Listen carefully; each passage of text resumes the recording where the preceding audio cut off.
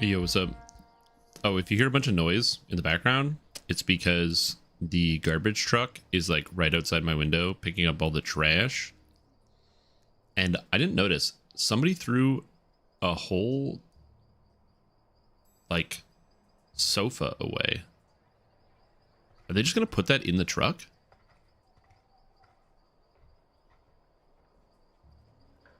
Can you just throw furniture in a garbage truck?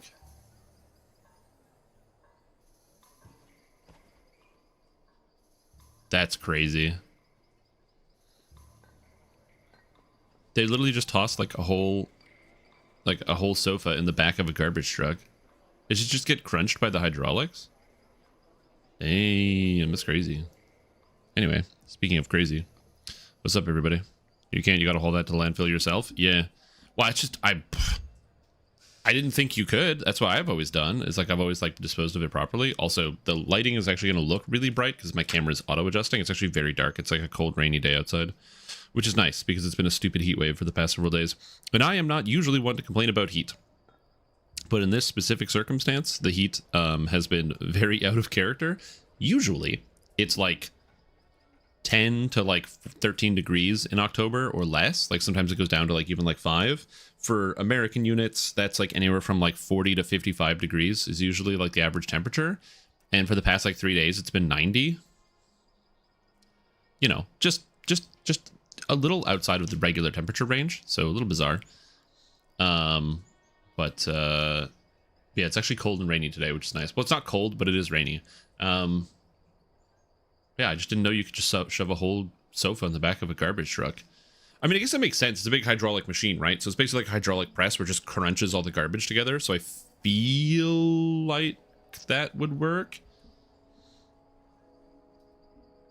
So there's that.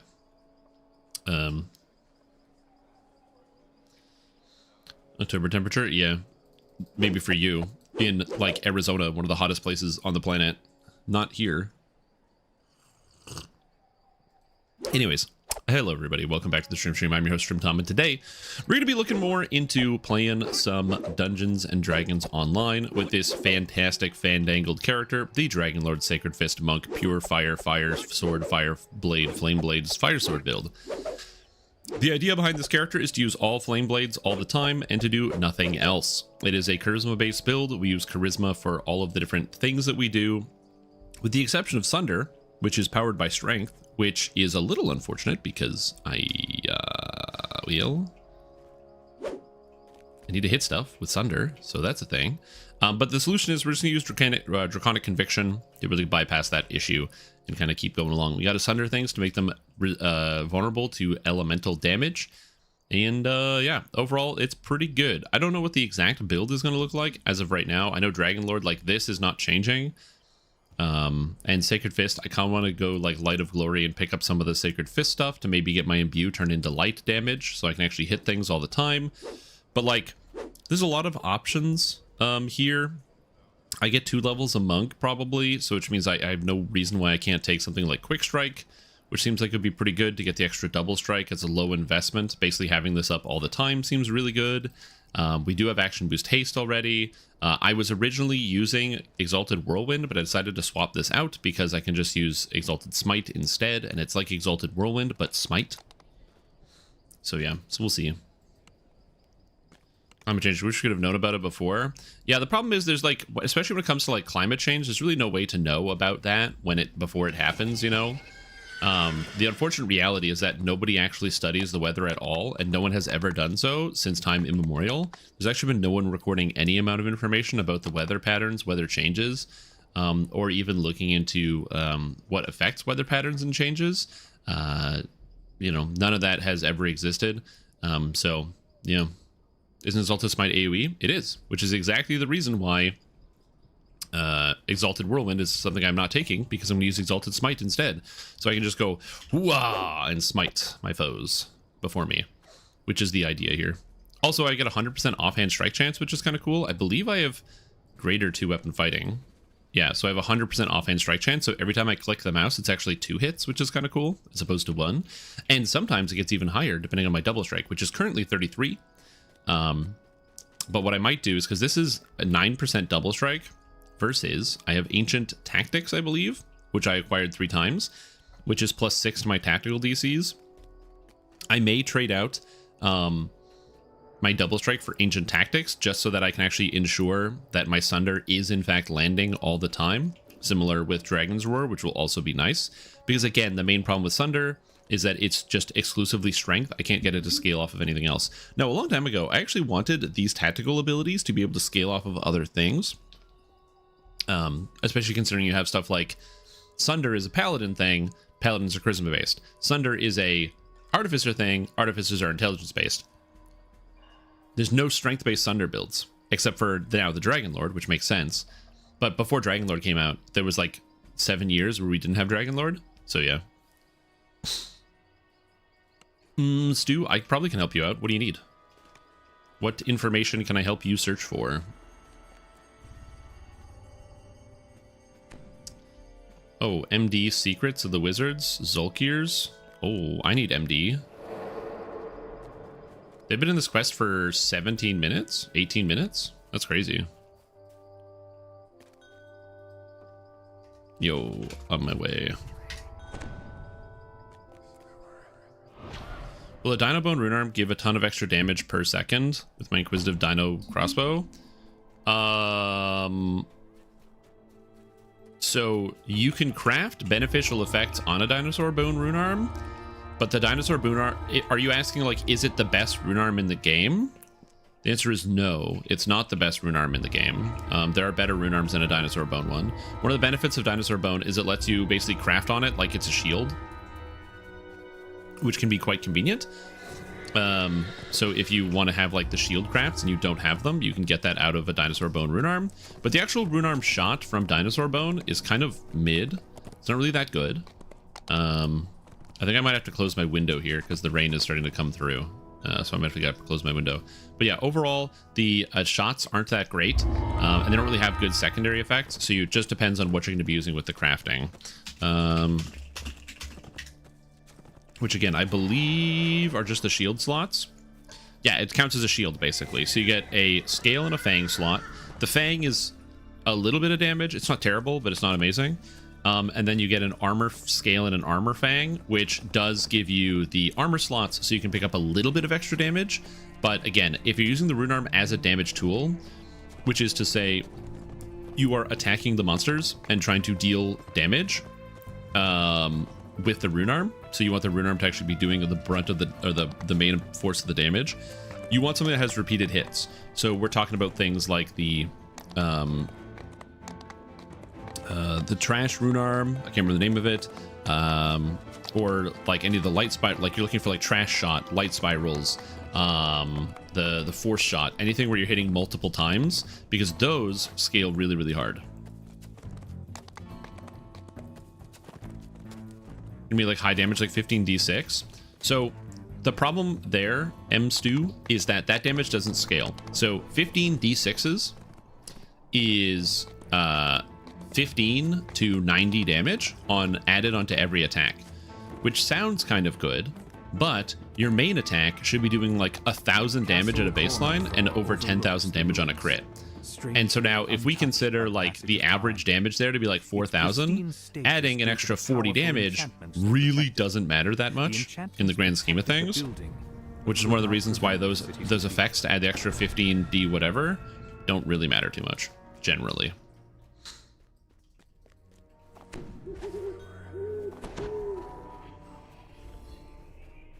This hall feels hollow and empty, despite all the trappings.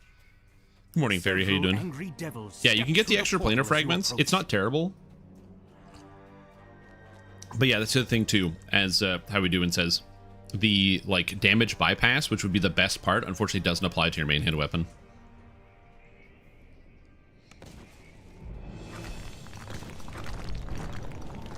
Also, I was made the leader of this group after joining it. Classic Stream Tom moment. What are we waiting for? Oh, this guy. That's what we're waiting for. The devil starts to fade the moment nice. it falls, showing that it was summoned here deliberately. Today because my stomach had a dispute at 3 a.m. Ooh, I hate that. Oh, what the heck? Did we talk to him? I tried to talk to him, but I think I got detoured. He'll prevent Like I the got Red bounced. Wizards from accessing the power of the Mythil, while you find So and defeat I've the thought about this. I don't know the solution to the problem of like making these things feel good, because the flat damage does feel surprisingly good during the leveling process. For example, like a Barovian weapon adding basically 9d6s to undead is actually pretty impactful, and does feel quite good. The problem is, you know, it's not that good for the level, for like any amount of the end game, and every single time a weapon is like, oh, it adds elemental damage, like who gives a shit? It doesn't scale. Now, if they could make those effects scale with like your melee power or your spell power, well, now we're talking. But the problem with like making everything just scale off of melee power, in my opinion, and why I don't think that would actually be good, is because then there's no thought process into the building. It's just get as much damage as you can added.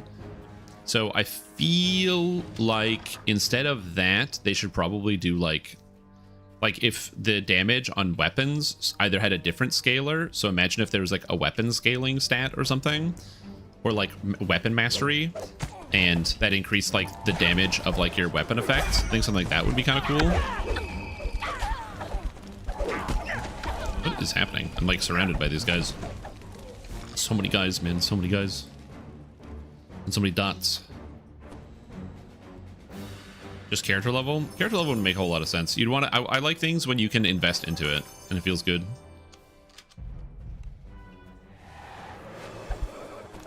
Hey, get these guys out of here.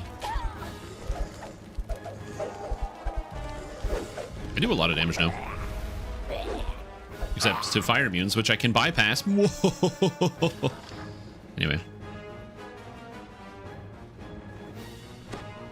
Big D2 patch today? Yeah, I can see that.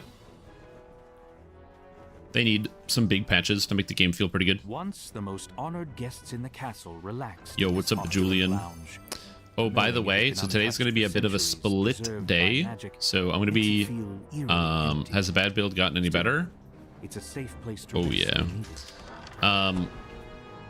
When I'm at some point later, I will be doing the sous vide.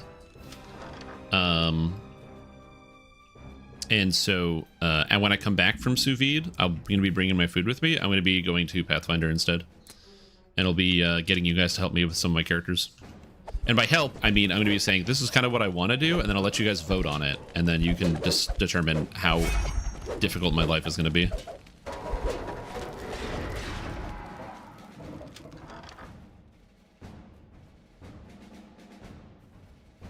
Also, question, is Steam down for anybody else? I can't access anything on Steam.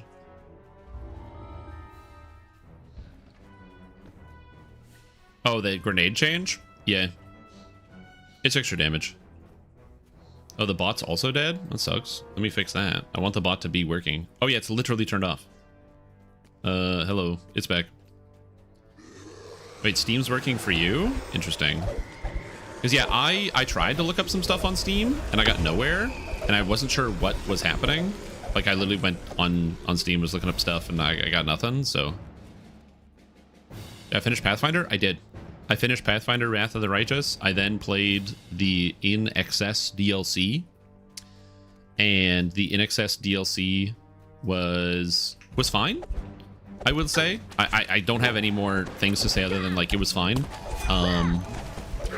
The story was okay, and the combat was kind of whatever. It was a lot of like rehash enemies. There's basically only like 3 new enemies that were there, and so overall it just wasn't as exciting as I really wanted it to be. The final boss fights were cool, and what was it, the Consuming Darkness or whatever it's called was like an insane fight. But I will say, you know what, no matter how hard the Consuming Darkness is, as it turns out, it doesn't matter how challenging it is, because you can just beat him up. Just last stand, baby. Last stand. What's that? There's an enemy monster in a pen and paper game that does 1,800 damage per round? Cool. Can't kill me for 3 turns, though. And then when he kills that character, he has to get through the next character for 3 more turns. And in 6 turns, I managed to take it down. So it wasn't too bad. there was a for those that don't know what I'm talking about, there's a pen, or not a pen and paper, there's a CRPG called Pathfinder, Wrath of the Righteous. I've been talking about it a lot. I'll be showing it off later today.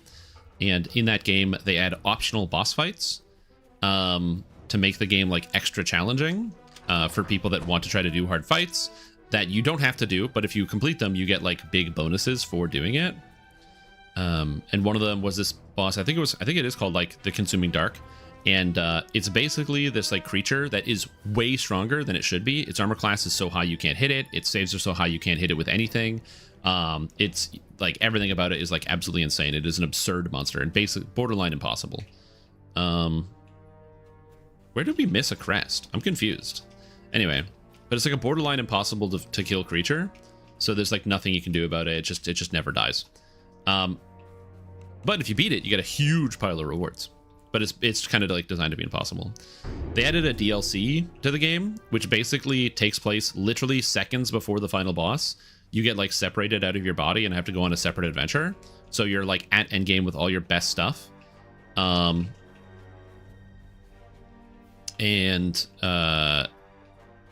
we got it. Cool.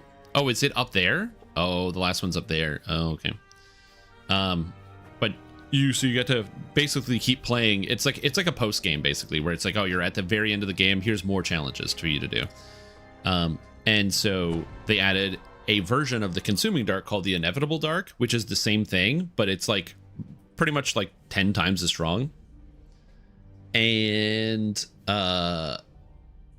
it's borderline impossible.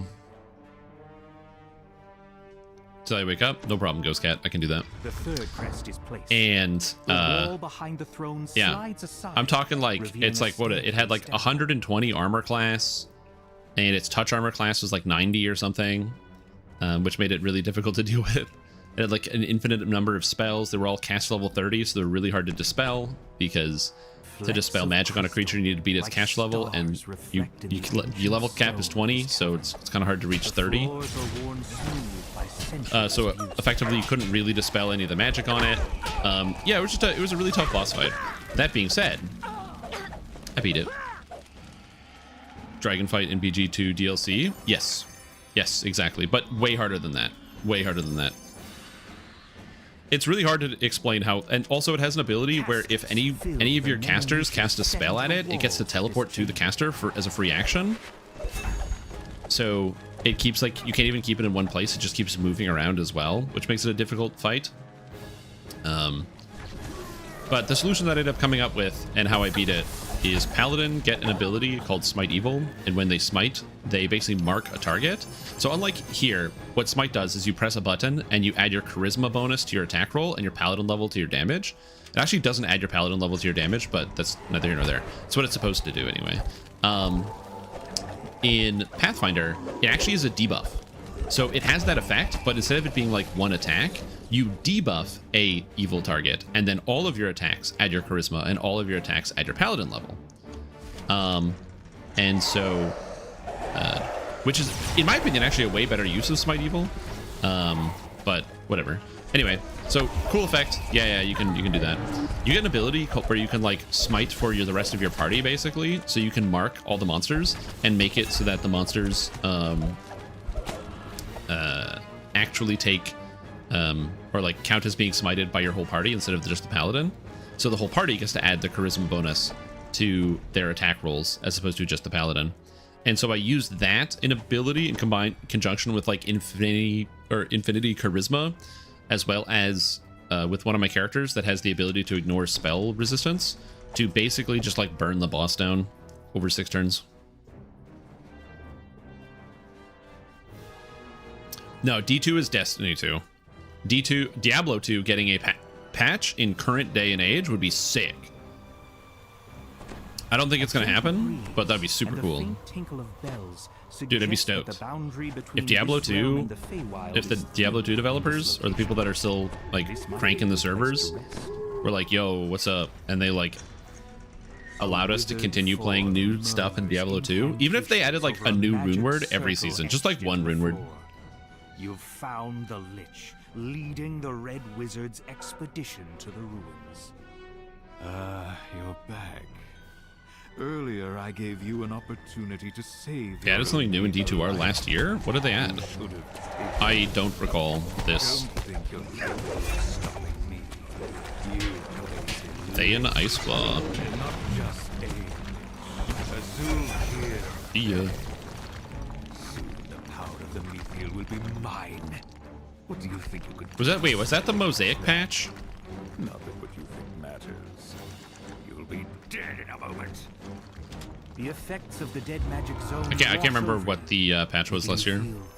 Disconnected from the world. It might have been the Mosaic patch. With a wave of the Lich's shriveled hand. Yeah, but I feel like Mosaic was the last thing that they added to the game. Undead appear. That being said, I like Mosaic. Cool effect. I still haven't played with it, but I've seen the screen clearing properties, which is fun. You only delay the inevitable. Destroying my physical form gains you nothing. My phylactery! So yeah. No! Last time I played Diablo 2 was this year, and I did Hydra Blizzard Sorceress, and it was quite fun. I enjoyed myself with that. I don't play as much Diablo 2 as I used to. Alright, well if it's I'm the one who's got this, we're on to House of Gems, and Myth Dranner. You are powerless. Why would you even come here if you... House of Gems. The voice stops suddenly as the Zulkir realizes what's going on.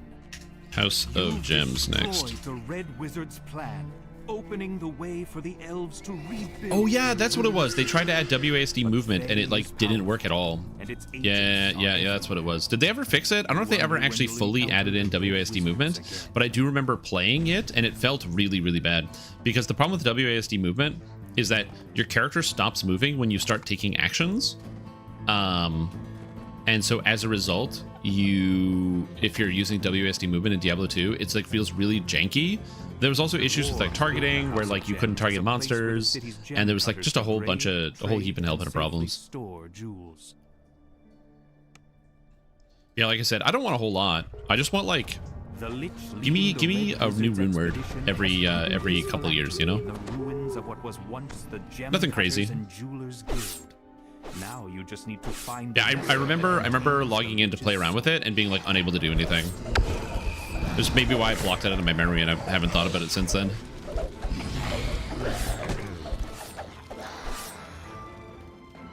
$900 games of the Bazaar. It's not a problem, dude. Bazaar's good.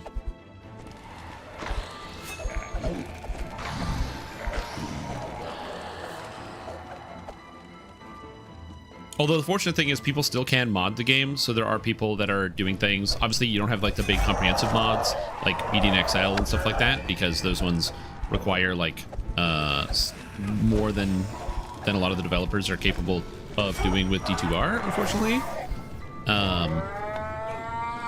But at least you still have some stuff. Damn, I was trying to hit multiple enemies with this, but I couldn't. Oh, fire immunes, fire immunes. Do I have to go in here? No, that's just the shrine. It is like... There's like a lot of rain outside. What the hell? A large stone pouring pipe dominates this vertical shaft, drawing water from deep underground. The water froth as a gigantic water weird rises. But yeah, there's still like a good amount of Diablo 2 mods. So if you're like missing on playing Diablo 2 and slightly different varieties, or you want like a patch, D2R has some good modders and people that are doing stuff. Even if it's just a lot of like the quality of life stuff, but yeah. Oh, is it dry there? I don't know where to do the underwater section, so I'm just gonna swim around because I almost always space out when other people do this. Yeah, it is like pouring rain right now. And several ancient mechanisms. No, I'm gonna be starting a Sork soon based on your beginner build, but I thought I might start with 3 points in Fade Arc and geared by Shadow Blades till Fireball. I think it's a good idea. Yeah, the Shadow Blades from Fade Arc Illusionist are really, really nice for the early game. I just don't recommend it because obviously you have to buy Fade Arc Illusionist, and if you don't own Fade Arc Illusionist, it's pretty rude for me to be like, this is a beginner build. You must buy Fade Arc. But yes, on top of that, as you level up for Fireball, when you're level 6, have Greater Color Spray as well. And then before you Fireball, you Greater Color Spray, which causes all the monsters to stop moving, but also take more damage because they're now considered helpless. So you do that, they're helpless, and then you Delayed Blast Fireball them. I'm in combat with something? With what? Fills the hall. The Feywild expansion is 99 points right now, yeah. There's a Yo, what's up? Then the floor gives out, Goodbye. plunging into the depths below. Well, yeah, but so you have to go do the quest. So some of you guys might not be aware of this. I actually released a YouTube video today that went over the different universal enhancement trees and went over their point costs. So how much you would have to pay money for them, as well as what the cost is to unlock them. The cost being what level do you have to get to be able to actually unlock some of these trees. Because I think that's important information, important details for some of the trees. For example, you might want to play Inquisitive, but you kind of have to wait till like level 18, 19 to unlock it because Sharn.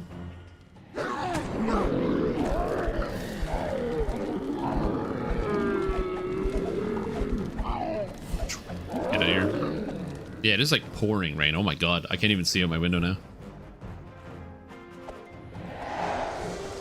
That and also a lot of them are earned on a per character basis. So like if you're somebody who reincarnates, then on your first life, you can buy all the expansions that are on sale right now and then go through and just unlock all of them on that one character and then just only play that one character. But for people like me who like to make alts and do weird stuff, that would never work. So I own them.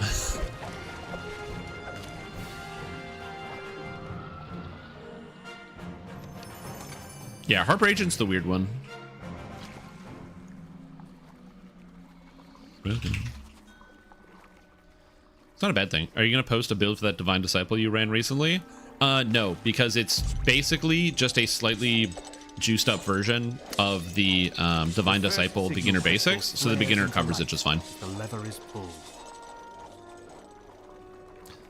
Like, just take the beginner Divine Disciple build and then add, you know, your tomes and points and stuff, and it's effectively the same thing.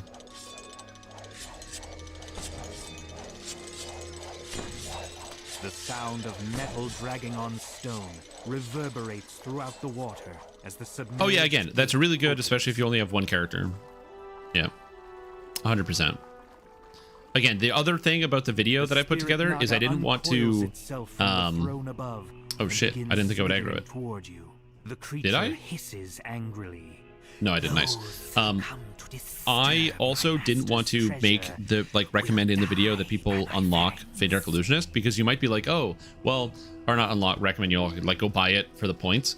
The reason is the sales are only going on until the end of October. So if I go out here and I go, hey, and I let people buy, right? I let people get that stuff, or tell people to buy that stuff on the cheap, and then they go to buy it in November after the videos come out, they might be pretty upset when they realize, oh shit, You'll have to find some you can't do that anymore. And so that's the reason why I don't include those in the videos, because it's not really fair with the longevity of what I want to do. Inside a delicate padded coffer. Now that you next is the you can put a stop to the red wizards. the Moander quest. Moander quest. Seeds of something. I think it's called Seeds of something. Isn't it called Seeds of something? I don't know. The dwarves built the Seeds of Destruction. a place where the city's gem cutters could Oh, there's also the House of Song, but whatever. Temple of Moander. Seeds of Decay. That's it. I still haven't learned the quest in Mithranor. I'm working on it. I think it's just a product of Mithranor being probably my least favorite, or my most disliked expansion, my least favorite expansion in this game. That's pretty much all it is.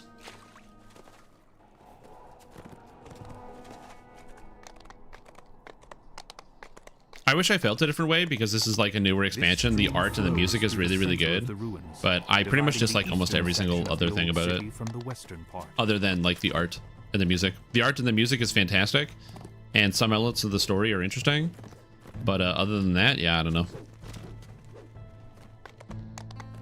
I unfortunately, like, unlike some people who are very big into Mithranor and the lore and the story and everything else. Yeah, Threats Old and New is good when it functions, like when you're actually able to do the raid. It's good stuff.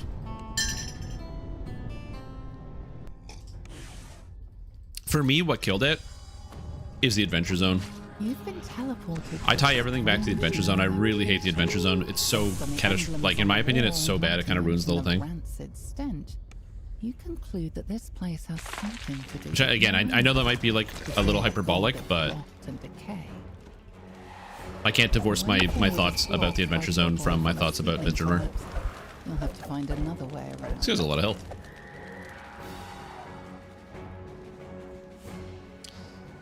This is a seed of Moanda, seething with vile energy. Eberron-centric expansion? Me too. I like Eberron stuff. I like a lot of the Eberron characters. That, and also, like, if you want Forgotten Realms, you can easily get Forgotten Realms whenever you want. Because every single video game is Forgotten Realms, and every single story is Forgotten Realms, and the movie was Forgotten Realms. So I'm like, yeah, give me more Eberron stuff. If I want Forgotten Realms, I go read one of the 50,000 Drizzt books, okay? I'll go watch the Dungeons and Dragons, the movie.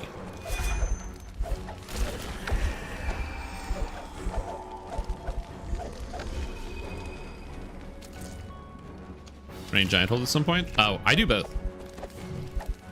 I'm one of those people. I do Mithril into Giant Hold, or Giant Hold into Mithril. So I do Giant Hold at like 14, then I do Mithril right after that. It's the best of both worlds.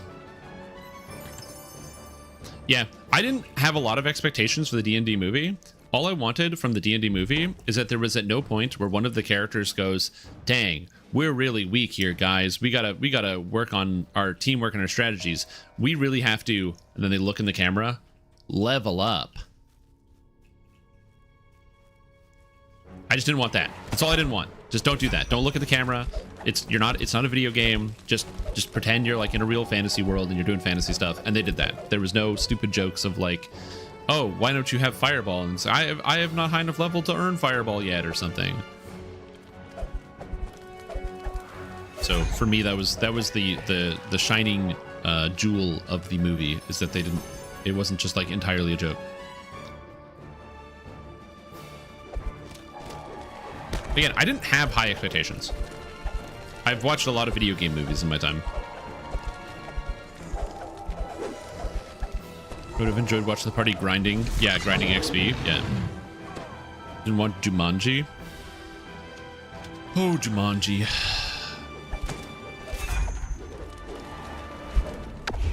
That too, also, imagine if at the end of the story, they like zoomed out and it was a bunch of like 11-year-olds playing Dungeons and Dragons sitting around a table being like, and that's my adventure. I also would have disliked it if they did that as well.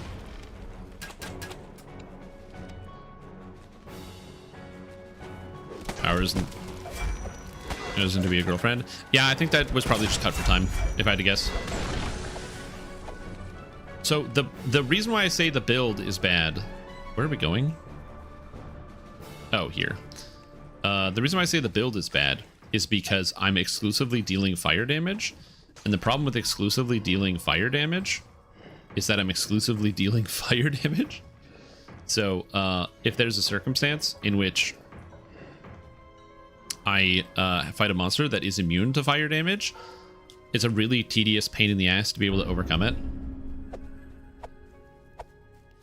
So that's the main issue. The damage isn't bad when I can deal damage to monsters. Also, Rap Fan, I'm level 15. You missed the first 14 levels. Dominates the chamber. Where this character was way worse.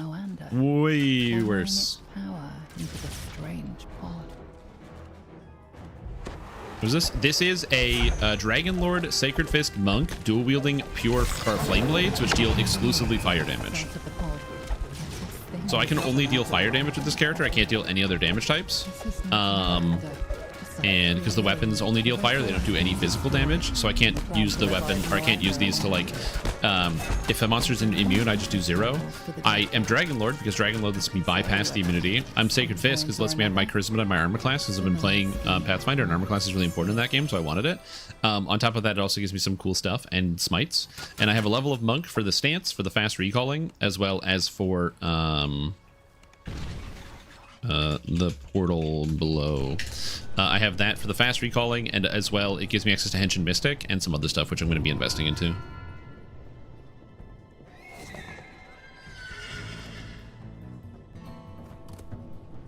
The truth, the entire party is dumb. Yeah. Yeah, there were good moments in the movie. I liked it. Honey-headed dino people? Yeah, I don't know about the Super Mario Bros. Movie.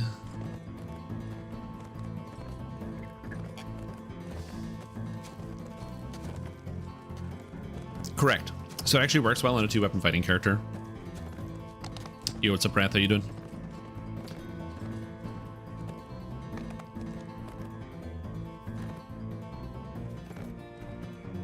There's also good moments, like the fact that the paladin was like lawful, so when he walks away, he like walks away in like a straight line and goes over the rock, which was very, very funny, because the guy was like such a stick in the mud that that's how they both made his character seem like in universe, which was kind of good. I really enjoyed that.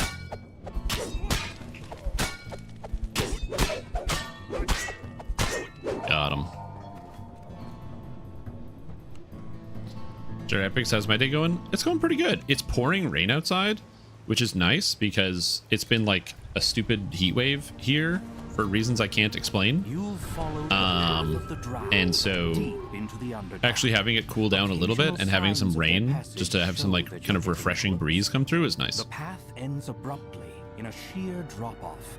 So overall, I'm doing pretty good. I have some coffee. I got the sous vide all set up, so I'm gonna have some sous vide pork chops later today, which is exciting.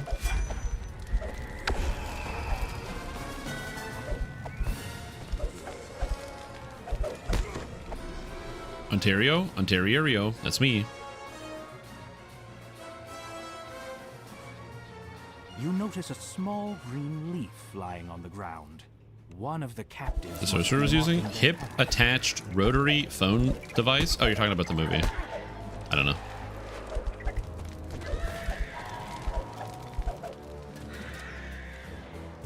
Loving it super easy. Yeah.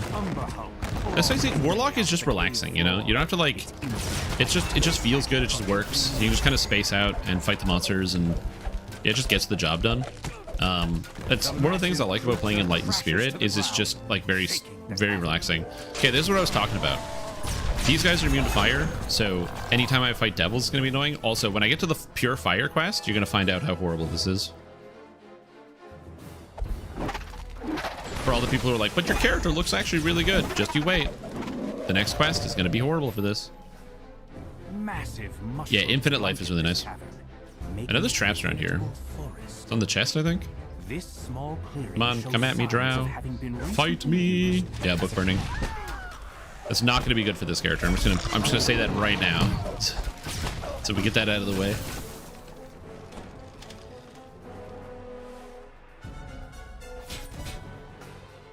Did I update this quest to Portal to Below? Nope.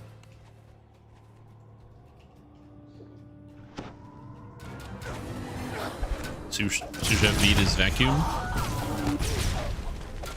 Under vacuum. That makes a lot of sense because it is vacuum cooking.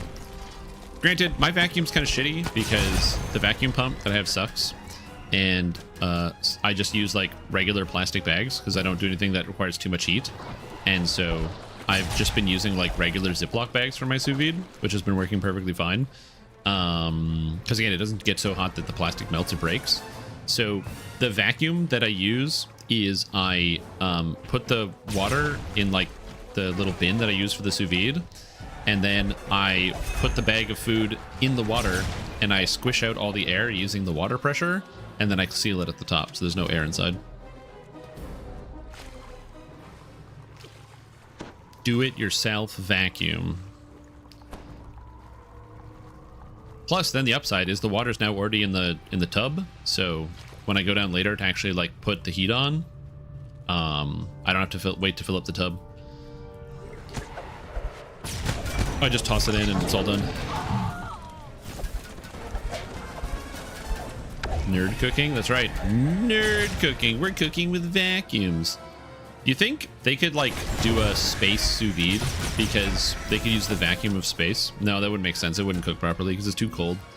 The lead drow or it gives would get you like escape. burnt from radiation. It seems some surface rabble has caught up to us. So if you have a past life of druid, you can take the feat called Harbinger of Nature's Wrath, and what that does is it allows you to use Flame Blade on any character. However, you can only use it 3 times per day. So if you like equip another weapon, let's say somebody dies and I have to raise them, I have to unsummon my Flame Blade to resurrect them. So that's just like one element of it. Oh, do I have to free the captives? Fury fills the drow I'm leader's freeing you, I'm free and you're free. For hurting my pet. Prepare to die. And also it takes a feat to do it, which is one of the reasons why Fighter is really nice here, and Monk. I get a lot of extra feats. Captives give quiet thanks as they're released. They I loot quickly this? Thank you. disappear into the mushroom stalks, heading back to the surface. You've dealt All with right, the book raiders and burning. freed the captives. Time to leave the Underdark and return to the ruins of Myth Draenor. Well, it wouldn't be like fried, right? Because it would just be like a lot of UV radiation. So it would be like, I don't think it's necessarily going to be like fried per se.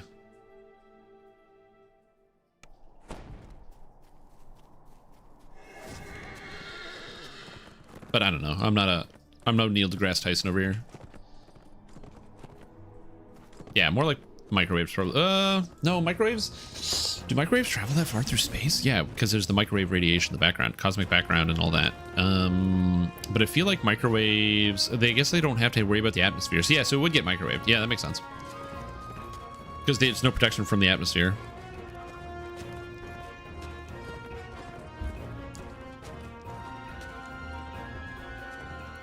Axe time? Oh yeah, there's the new patch. I forgot that's gonna come with the exotic mission. Yeah, sounds good. Dude, I've been having too much fun playing Pathfinder. Again, I did the NXS DLC, which was fun, and then I also did I started playing the roguelike mode, which is pretty interesting so far. Where I was like, I wasn't sure how hard it was gonna be, and it's like a roguelike, so where kind of think of it like Slay the Spire, where you have to like path your way to like between each like floor basically, and each floor increases in difficulty. And the first floor, I was like kind of worried it was going to be hard, but I did like the hardest rooms on the first floor, and I was like, oh, this actually doesn't feel too bad. All right, should be easy, no problem. And I get to the second floor, and I got like annihilated really fast. The smoke billowing from a gigantic tree nearby caught your eye. As it turns out, infinitely As you spawning fire approach, elementals are really hard to something deal else with. Captures your attention. A large, shining dragon who watches the blaze with grave concern. Yeah, man. My attention has been caught other places. This is the reason why I don't like playing CRPGs generally, is because they're too all-consuming. Now, this is the power of my character build. I gotta wait for Sunder to come back. Sunder, there we go. I got 2. Nice. Okay. Wait for it. Sunder. Almost there. Sunder. This guy? Okay, hold on. Hold. Sunder! So this is the issue with this character, by the way. If you're like, why is this character not good? That's the reason. Room is now open. Oh look, a sunderable monster.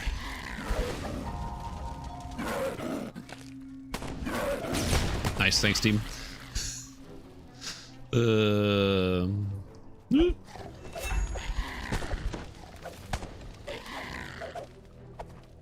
Waves of heat cascade over you as you choke on the smoke billowing from the Sunder.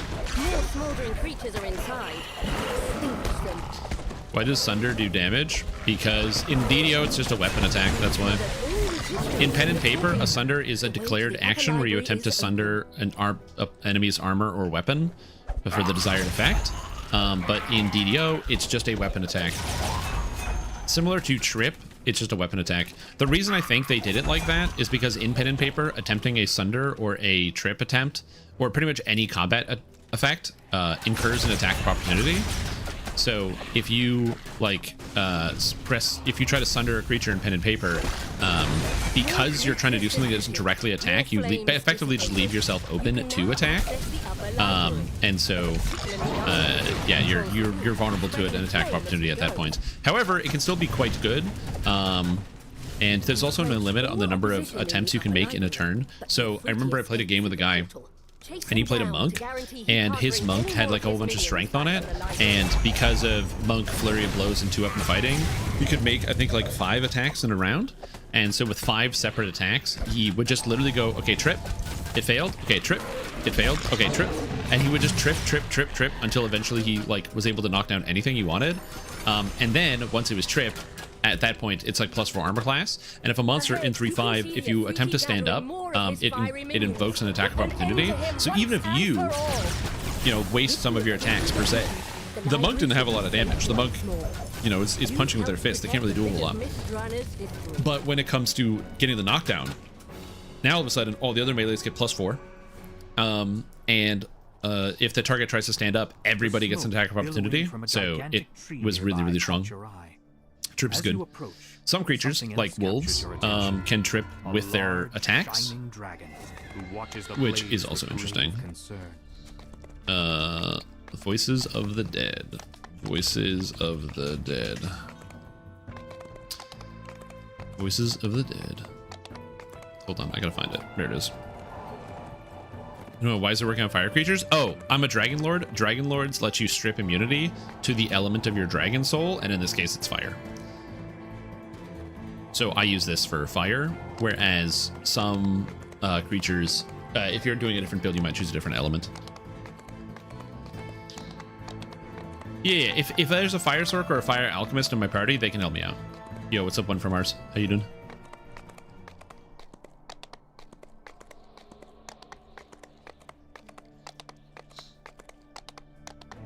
But yes, that is correct.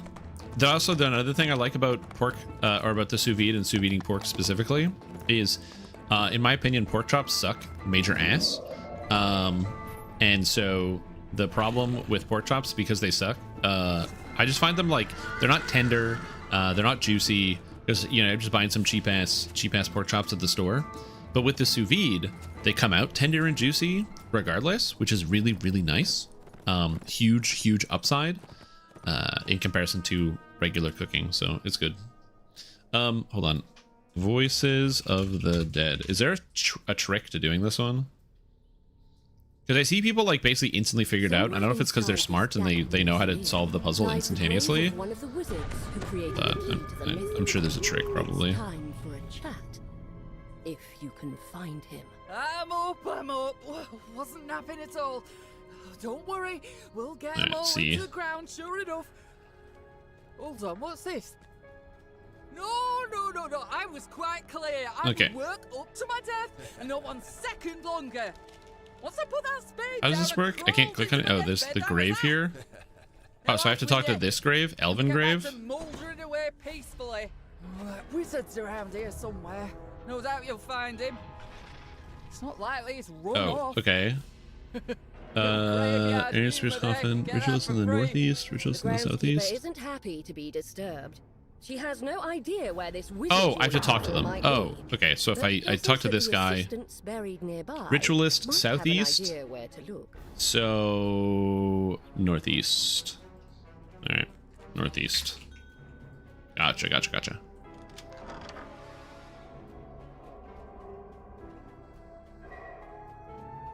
Wouldn't Blightcaster with Acid Blades be better? So the problem with Blightcaster is that the Acid Blades scale off of your Druid caster level. So if you decided to multi-class to get like immunity bypass, so let's say you did what I'm doing, you'd have to give up on caster level on your actual spell, which means your weapons would suck. Additionally, one of the problems with the blades from Blightcaster, northeast this way. One of the problems with the blades from Blightcaster is that the Blightcaster blades, unfortunately, also don't scale up to level 30. They do technically in the game code, but it's borderline impossible to get your maximum cash level up to level 30 for the spells. The dead are none too pleased. Which is unfortunate, because it would be cool if you could actually do that. So with the flame blades that I have here, I'm going to be able to get level 30 weapons doing endgame damage and actually take this character into real endgame stuff. But if you multi-class, you would probably be basically using the equivalent of a Barovian weapon all the way through the entire game. And there's no real way to fix that. You catch a glimpse of the word missile on this sarcophagus. This must be the correct wizard. You found the body of the wizard who helped. Where did my team the go? key to the Oh, whatever. missile. Now, to learn its secrets, the wizard tells you about a hidden cache. So that where would you will that find causes your problem. everything you need. Yeah, if there was a past life But he was Thornblade, that'd be sick. maddeningly vague about its location. You're about to give up in frustration. Yeah. When you spot something unusual indeed. Oh, using Wild Mage? I guess you could use Wild Mage. You would get the spell from Blightcaster. You'd take Wild Mage, and then you'd take Dragon Lord. But that caps your level, max cash level still at 20. It doesn't stop the epic problem. Unless... Do you get an extra cash level from Thornkin form? You see a figure in red, hard at work searching through. Because you can do it if you can get, if Thornkin form or one of the forms actually gives you +1 cash levels. This is an incantation.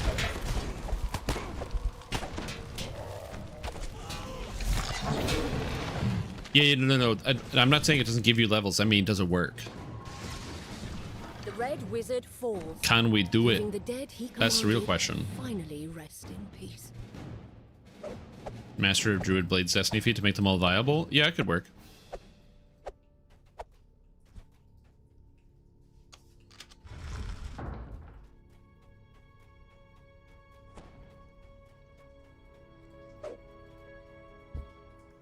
Again, I remember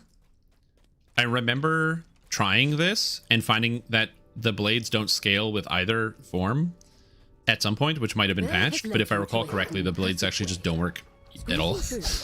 You notice a glint in the wall in front of you, and notice that someone has gotten here before you.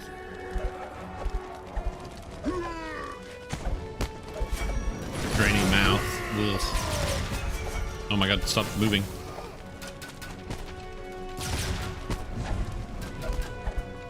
Okay, bye, Stu. See you later. Thank you for the cooking vocabulary lesson. The red wizard falls at last. The bear squeezes into the hidden passage and walks towards where you saw the glint. Eladrin might have helped you. I am an Eladrin. I'm just not an Eladrin Chaos Mitzer because I didn't want to deal with that. You find one of the bricks is loose. I went to Eladrin because Eladrin can get access to Undying Court, so I can actually make my scimitars be religious weapons, so I can get all the religious weapon scaling as well. A ring, Periapt of Charisma. The Cool. note seems to assume that the temple to Legolas Enareth must Whoops. be where you need to go next. Okay, and now the next one is Times Long Past. Times Long Past. Everyone's favorite quest.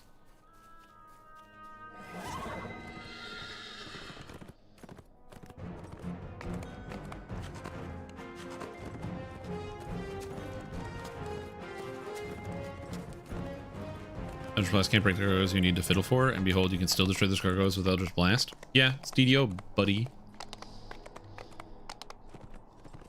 2 lives, and I haven't seen a proc at all. I don't think I've ever used a Meteoric Star Ruby.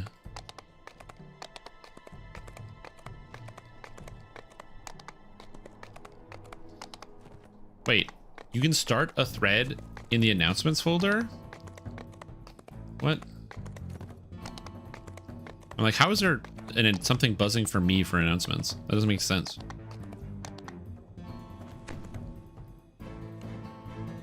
I'm just gonna run it. I'm not doing Titan today. Fiery build ideas? How about Cauldron of Flame plus Body of the Sun build? Strange note you found in the burial glen. So like, has led you here. what's the direct synergy here? What are we synergizing? What's the point? Resting place of Mithranna's elusive god of time.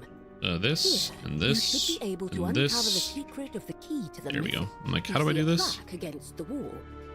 Reading it will be the first step on I was really your tempted to journey. stream last night Pick up actually, the box of but artifacts. I decided not to do it because I Certain knew that you some of you will guys need pride them on your later in your on your streaks. The plaque states that to receive the blessing of the time I mean, I god, guess you could do it you must stand because you would, before the if you have altar 3. and pray for assistance. Is it level 3 that you get? Feel a rush of power as you pray at the Cauldron? altar. A fissure I can forms check. in the air before you. No, it's through which you 6. catch a glimpse So you need of 6 something monks. So you don't get that fire should immunity not be bypass. possible. So you're an An all fire build with no fire immunity bypass? Untouched by ruin, stepping through the time rift, You find yourself in a pristine version of the temple. There's something about that I don't like. centuries ago, before the city fell.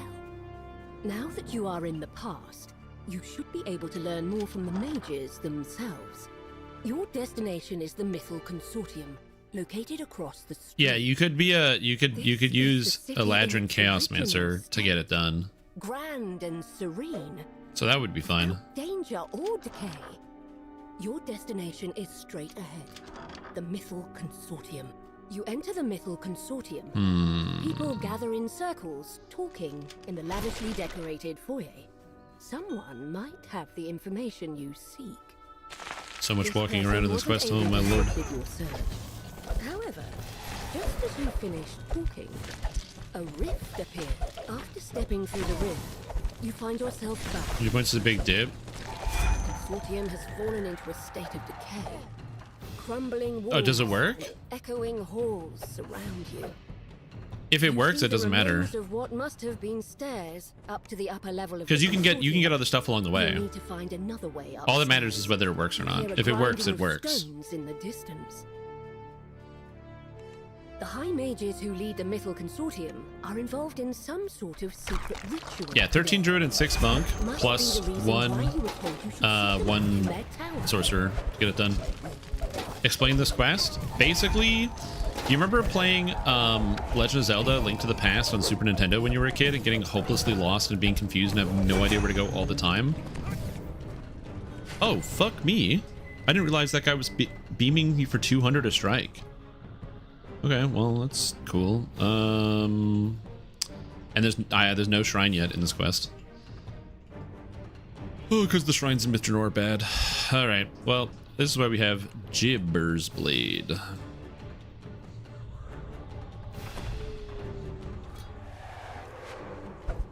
Alright, so we're gonna have to find a shrine before I die, This chamber. is the current goal here.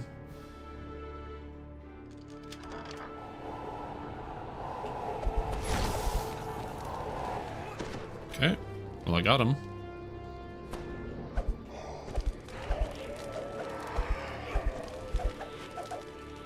Upon entering this room, you spy a monster. Okay, resting there should be a inside. shrine here, so I can just wait till I die. Okay, games my uncle worked at Nintendo. Oh yeah. I've seen that happen before. The creature falls to the ground, defeated. What about Thornkin? I don't care about Thornlord. Thornkin. We only want 3 levels. We're just unlocking the spell.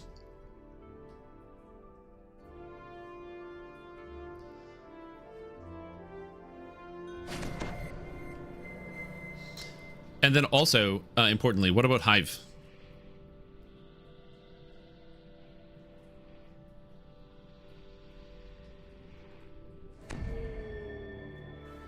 Yo, what's up, Durocan? How you doing? I have to shrine. I need to get my weapon summons back. How are you doing? Days of Old Lang Syne. Mm-hmm. True.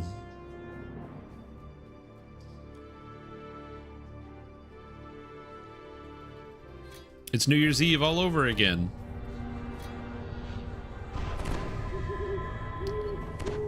Key.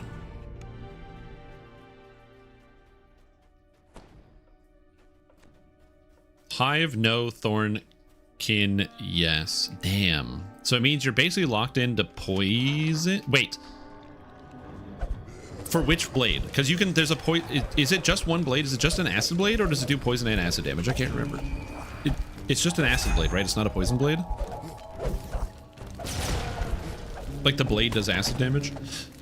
So the Thornkin bonuses the acid damage on the blade, if I recall correctly. Yeah.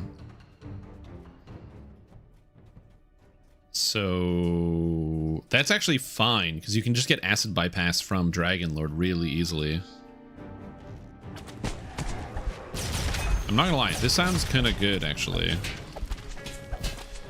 Honestly, that's a great follow-up to this character. That's a good idea. I really like that.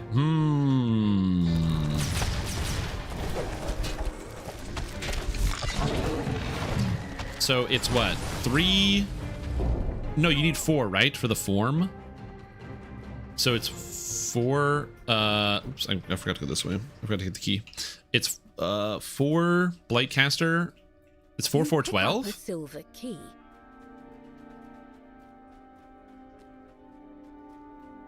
Yeah, 4412. Okay.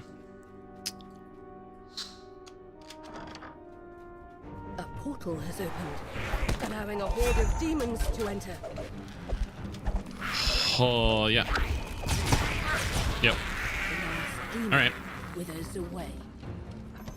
Is there a way to do melee Thornkin at all? The main problem is that Blightcaster is so good for spellcasting. It's really hard to justify going melee. Like when you decide to play melee cleric, it's okay. Cleric's kind of bad. So like, you don't make a lot of sacrifices playing melee cleric because what are you giving up on? Cleric spellcasting? Like who cares? But Blightcaster's a little different. Blightcaster's actually good.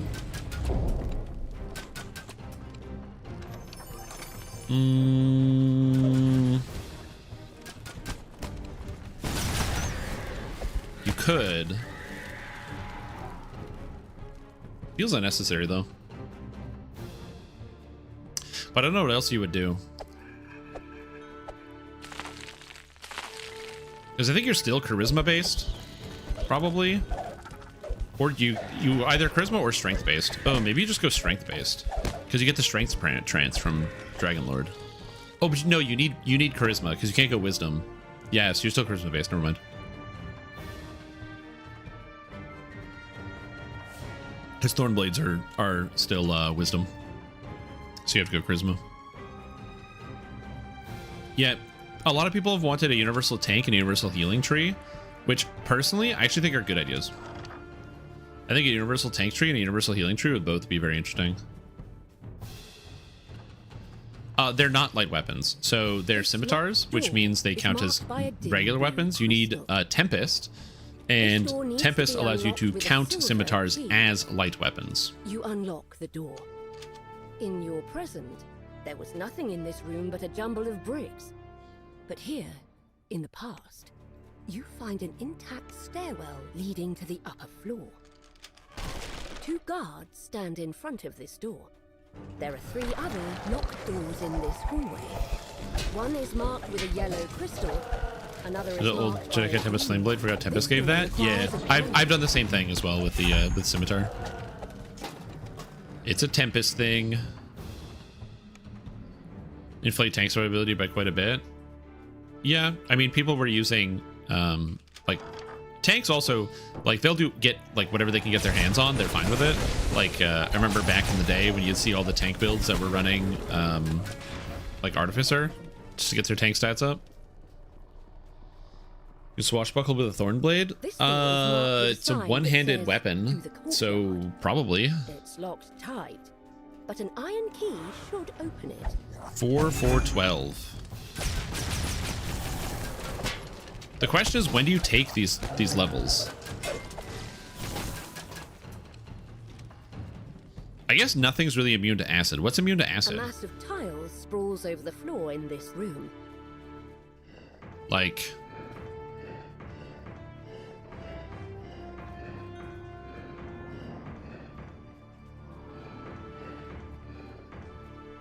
I can't go that way. Oops.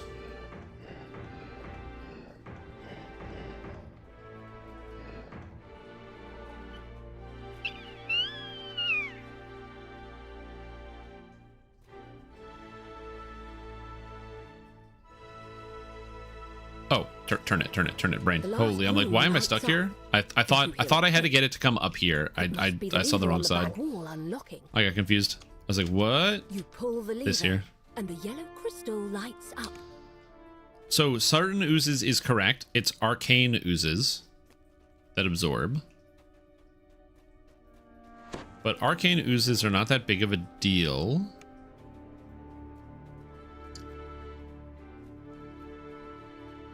But the thing is, I would get the immunity bypass at 12. So there's like nothing below 412. There's like some arcane oozes in Vaughn 2, which you can ignore entirely with jump.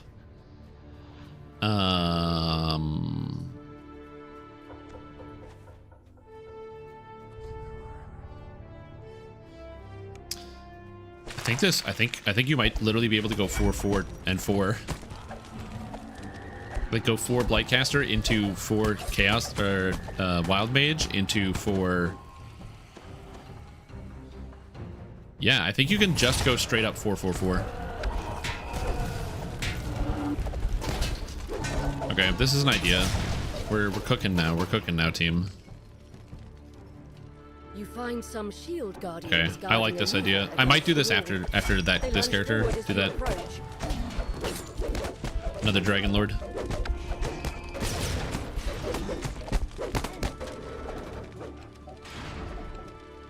Are them entirely by starting an iconic? No.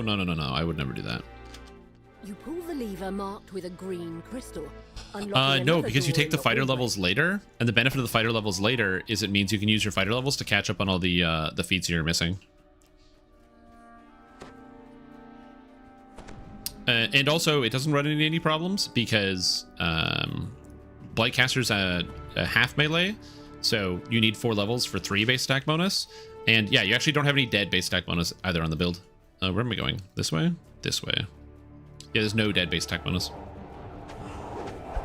Yeah, but there's only one Arcane Ooze before level 12, one set of Arcane Oozes that I can think of, and that's in on 2, and those ones you jump past. Can this build use Mirana of the Flames? You just have to use two-handed, but yeah, you would do a respec. Like I use Dex and 2-weapon fighting, but if you change all your feats, then yeah, you can use Mirana of the Flames. I don't know if Earth Savant affects it. That's a great question. Also a great question. I don't know.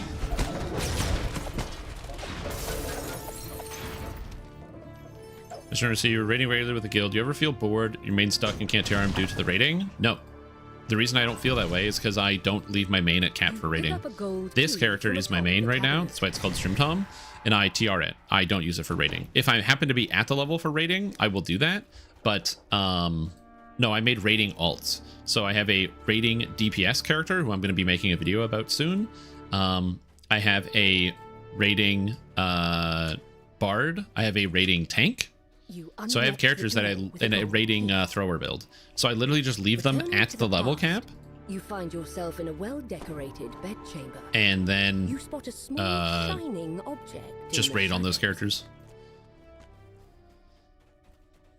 Not kidding, Vistani. Oh yeah, Vistani definitely is a tank tree. It's huge. The PRR, the MRR, the fear immunity, the negative absorption, the 10 PR and MRR from like the 5th core. How do you have your attack on? Is it set on auto, or do you press a key to target nearest NPC? Oh, so the way that I play this game is with my mouse. My left click is attack. So every time I click my mouse, come here mouse cable. Every time I click this mouse, I'm attacking. So that's how it works. Every time I click the mouse, I'm attacking. The right click for me is steering. So when I hold the right mouse button, I'm steering, and then I click the left one, I'm attacking. So that's how I attack most of the time.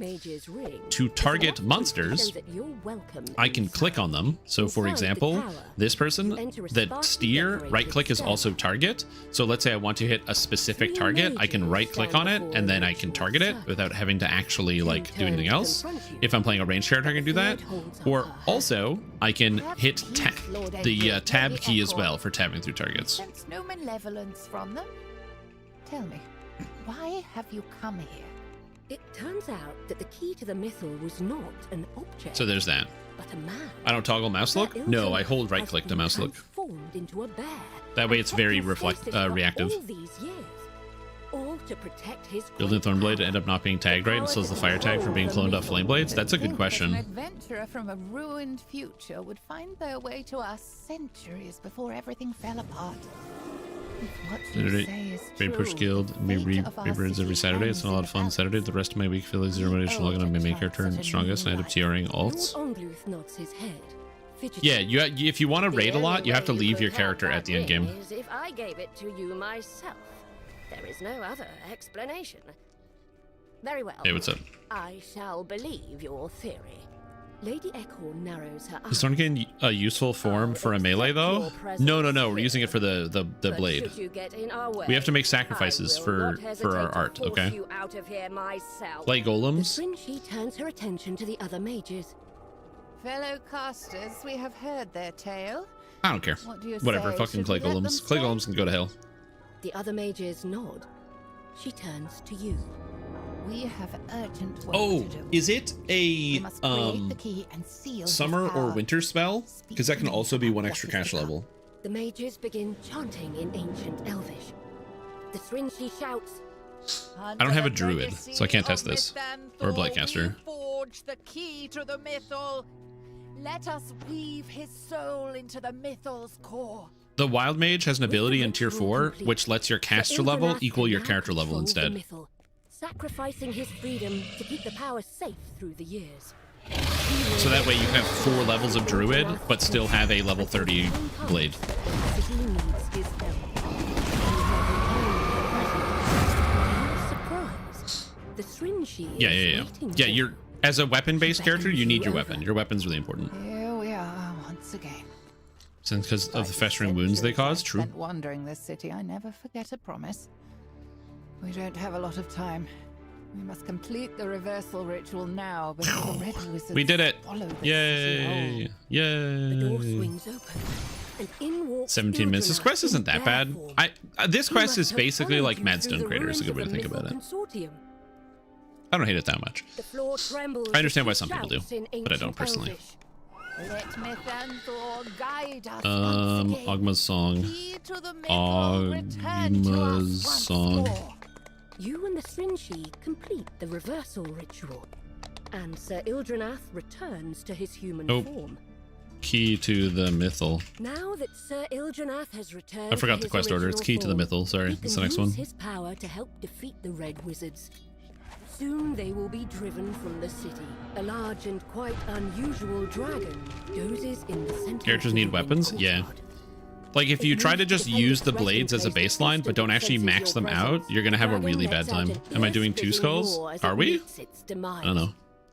You see that a time rift has opened behind it. yeah, A apparently we are. dimension I did not door has notice. appeared in the I thought it said courtyard. R1. When did I do Return to the R2? temple. Having Aw. completed your mission, you can go back to the present and onward Weird. to your goal of defeating the Red Wizards. I really don't remember doing R2. Step into the rift and return to the ruined present. Yet, a feeling of peace still radiates in the space. Oh as yeah, if Labalus friggin' armor himself bastards. Guess what? making you on a You're journey. completely vulnerable to fire. After your Whoa. adventure in the past, you have Very finally satisfying. obtained Very, the very knowledge satisfying. you sought. You have found the key to the mythal and gained his cooperation in the struggle to come. It's like Time to prepare for your final R2D2? confrontation with the R2D2. army of Red Wizards. Yeah, Star Wars robots. The only wisps of light trailing in from a few flanking windows. Invasion Crucible You come today. here looking for the entrance Oh, to the double Ildranath's fire? tomb, where the Mmm. key to the mythal For wait, what activity is it on? You find a small lever in the corner of the room. Pulling it reveals a stairwell hidden. The problem is the Halloween event is coming up, From the and in stairwell theory into they're gonna a have massive a new chamber. arcane embrace with better perks. Left undisturbed. I don't know as what the perks, but city yeah. crumbled around it. The tiles creak beneath your feet. Arms race, eh? Flumes around you in the cold, musty air. Further down the hall, you spot I'm doing a group healthcare of interface armors training right now, hoping to get a job in that area. slowly Ooh, awake. exciting. Presence. Dude, that means we can be buddies. We can both be unemployed looking for a job in healthcare. Dangerous spells in the Nice. room before you. Sick, man. Love it. When you find no sign of a stairwell, I applied for 2 jobs yesterday. Perhaps the entrance Who is knows? hidden Maybe I'll get one of them. somewhere.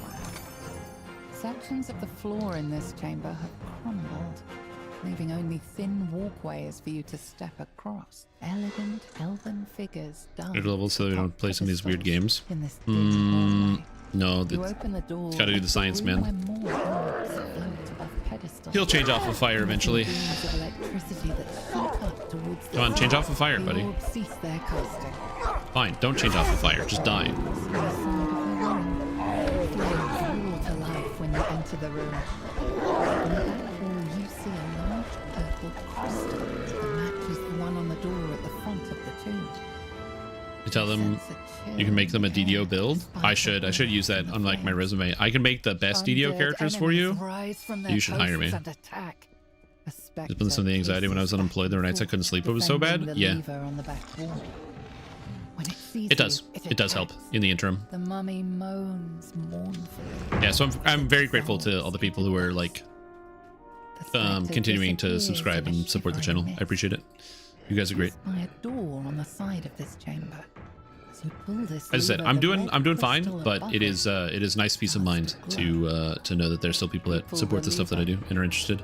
Admittedly, one of the reasons why I'm also still posting like a lot of YouTube videos about stuff. A massive tile Also, sprawls out. Jazrian, thank you so much for the sub, dude. Appreciate it. That's very kind of you. I hope you're doing well.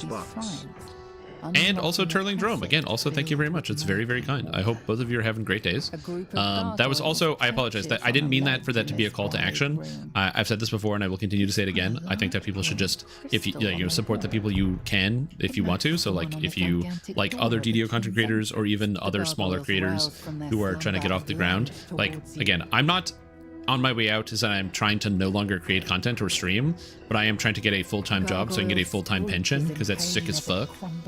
I'm like, I'm pension gaming, you know what I'm saying? I'm so stupid. Anyway, but yeah, we're pension gaming over here. Hold on. How do I do this section? What? What? Oh, you go here. You go here. Hold on. Hold. What? Hold on. How do I get this without... Oh, you have to go around this way. Crystal is embedded in the wall above this door. You have to do this. And a dimension door. It will return you to the entrance of the tomb once you have finished exploring this wing.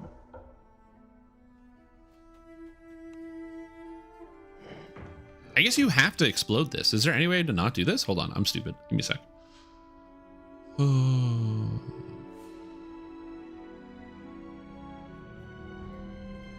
Oh, I am stupid. Hold on. This solves my problem because this goes this way and it goes that way. Okay, hold. We're good. I was like, what? How is this happening? Anyway, but yes, I am in no capacity quitting live streaming, but I did go to school for a year to learn new skills so I can get a job and then get one of those sick gamer pensions and also get gamer insurance, which is kind of sick. So those are currently my goals right now.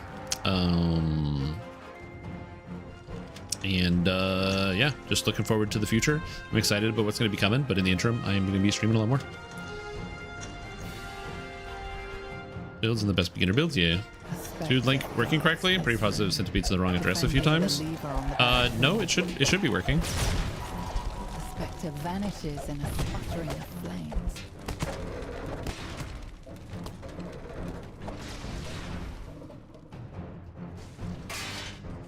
Anyway, but yes, so as I said, that is currently what's going on with me.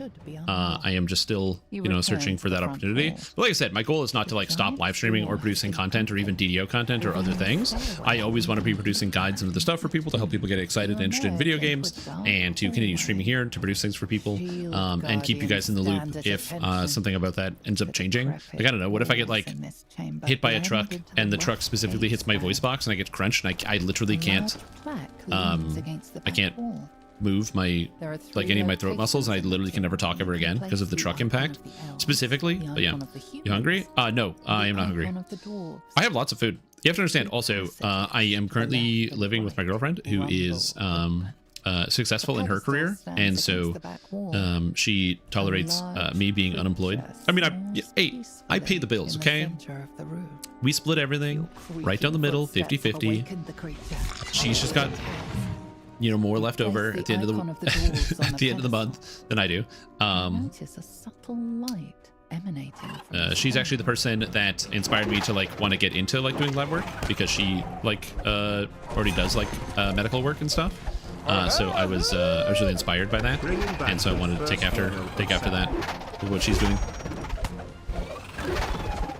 And that first logo, hell yeah, dude, you gotta keep it up. But no, I'm in a good place. Don't worry about that. Plus, also, I've got the sous vide downstairs. So I've got the sous vide prepped downstairs. And we were doing pork chops. It's gonna be good.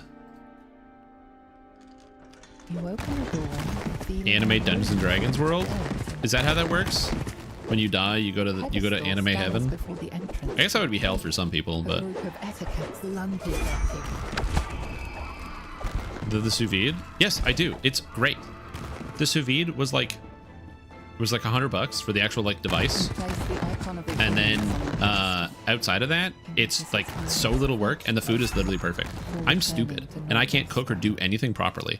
So having a device that literally all you do is take it and you just go cook, and it's the perfect temperature every time, and it is like, I'm never going to steakhouse ever again. Are you kidding?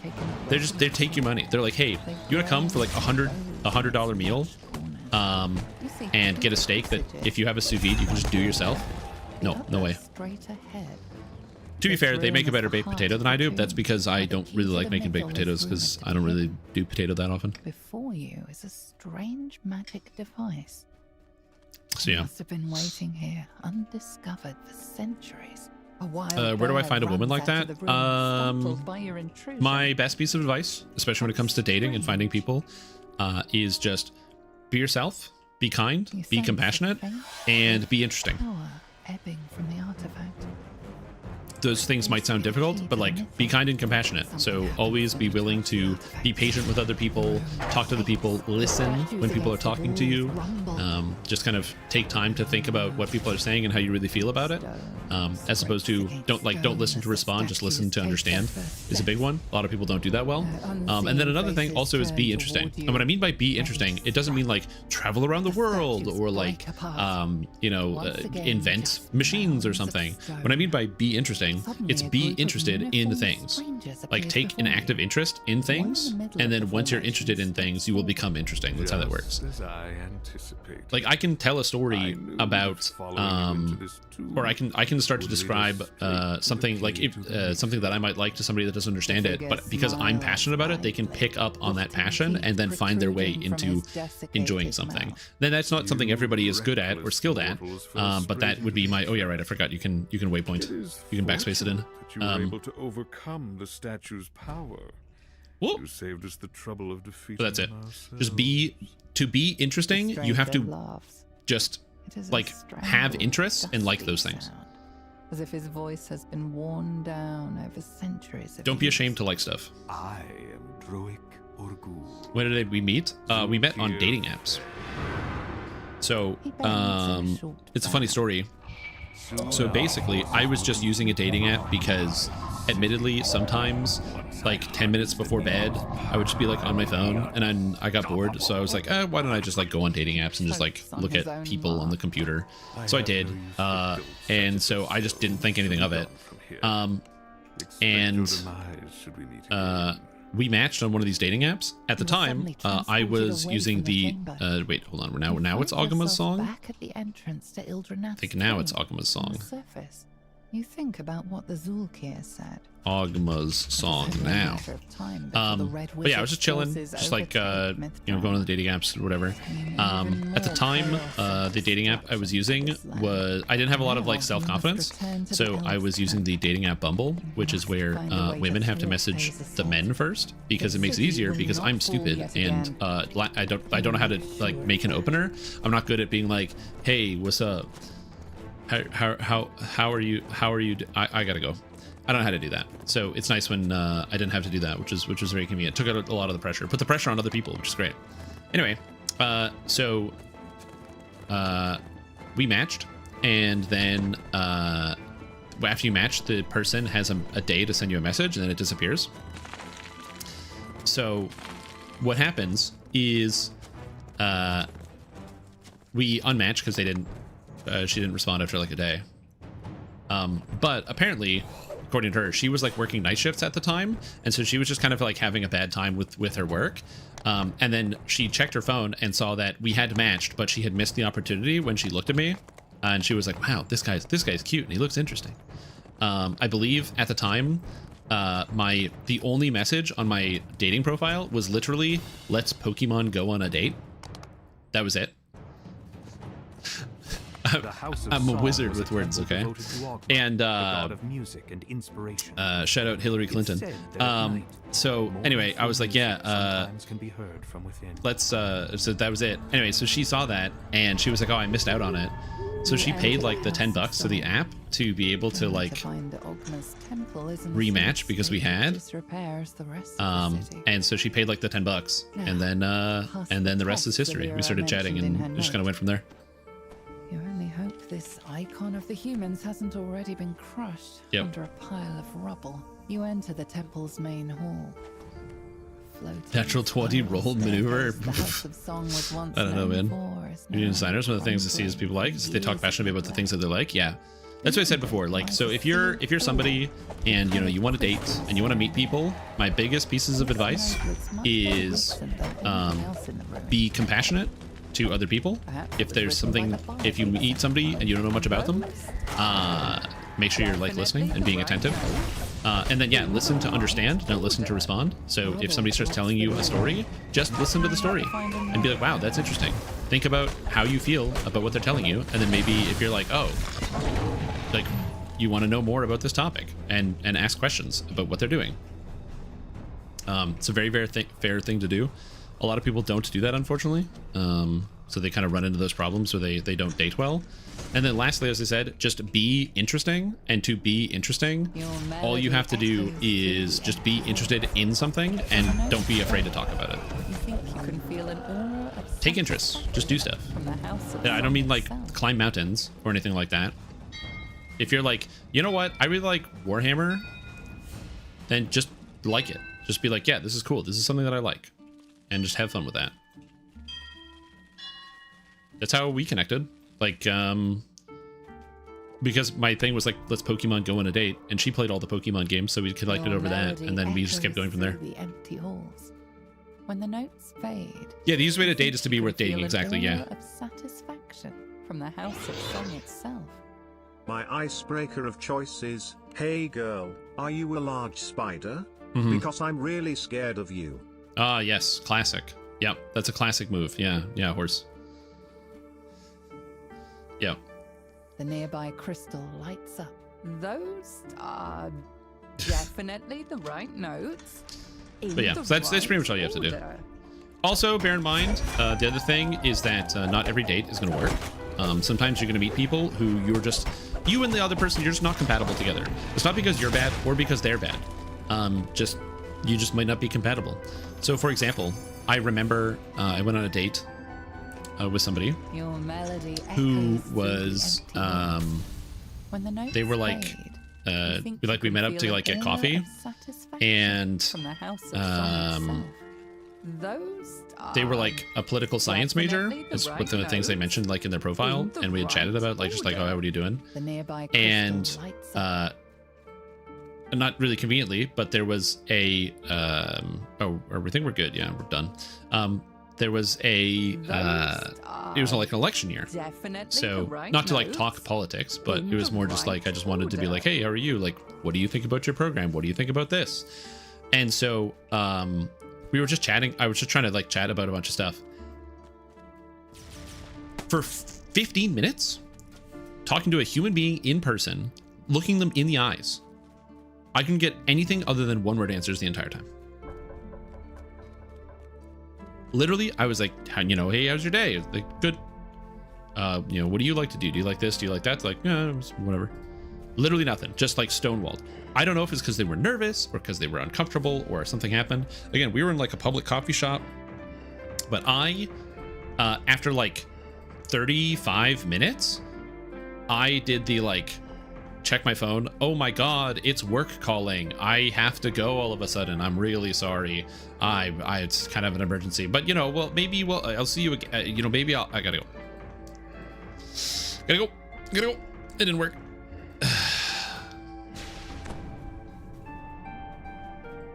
Sometimes it happens. The nearby crystal Sounds good. Yeah, exactly. Perfect example.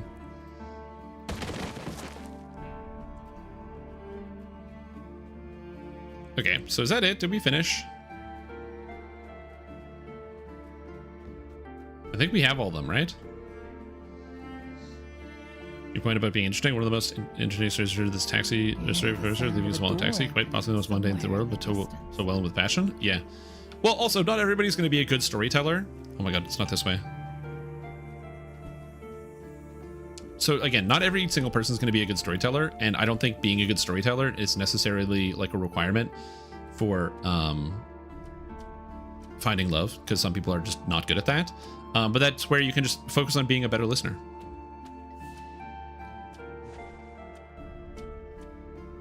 Just listen about things and think about things.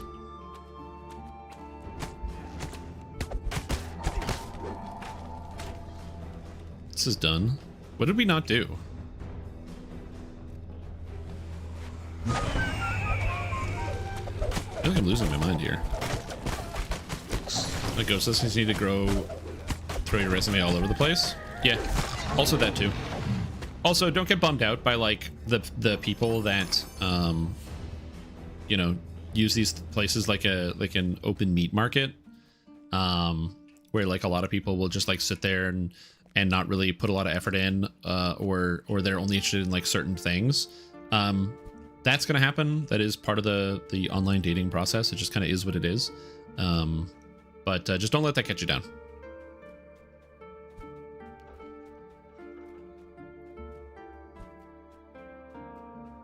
I'm so confused. What the fuck is happening? Yeah, there's only 3 crystals lit. Yeah.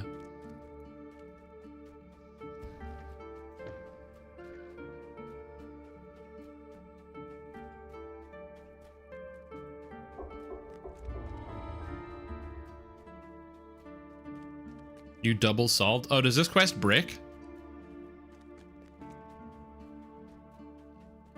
Hey, wait, if you solve 2 at the same time, it bricks?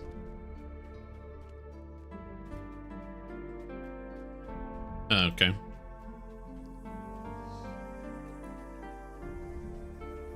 Quest bricked. Reset.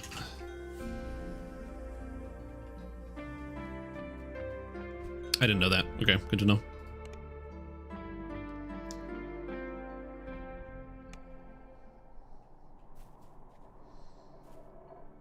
Hopefully they patch this one someday.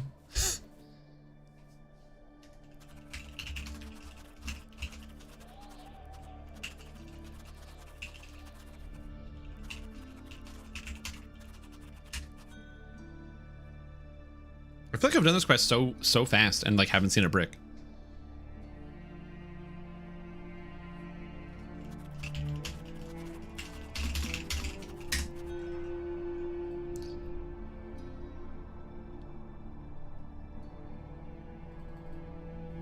Yeah.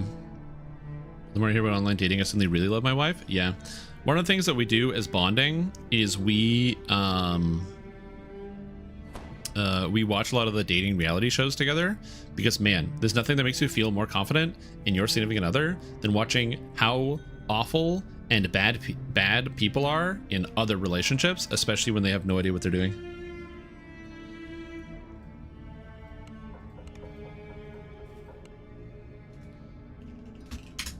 Before completing it, do the boss before solving the puzzles? I don't know.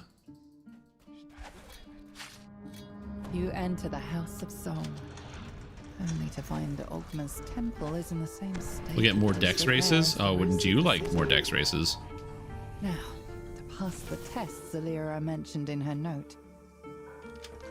It's like the lepers and cry for help is a good analogy, yeah. Already been crushed under a pile of rubble. You enter the temple's main hall. Floating spiral staircase, the House of Song was once known for. Unironically, people do want more elves, man. Years of neglect. Isn't it like there's like the new race that they're adding in WoW? They're like shapeshifters, and they can like turn into elves. Because people have wanted more elves. Anything else in the ruined temple? Perhaps it was written by the bard you were sent to find. Rubble People always want more blocks elves. the doorway. You will have to find another way around. Here's the thing, like I'm not out here telling you elves aren't important. Myth Draenor, by the way, Elf Kingdom, you know, elves are pretty relevant. John Irenicus, famous ex-elf.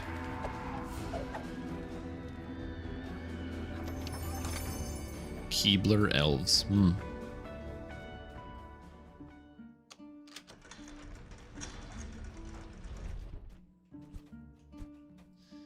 Elf completionist. We should get elf completionist. That's a good idea. Through the empty halls.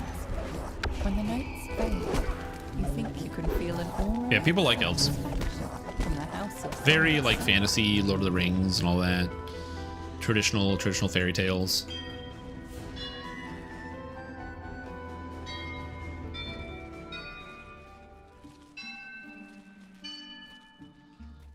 Do, do, do, do, do, do, do. Gives up being an elf. Well, he doesn't give up being an elf. He was stripped from his ability to be an elf. Basically, the goddess of elves was like, hey, bud, sorry, John.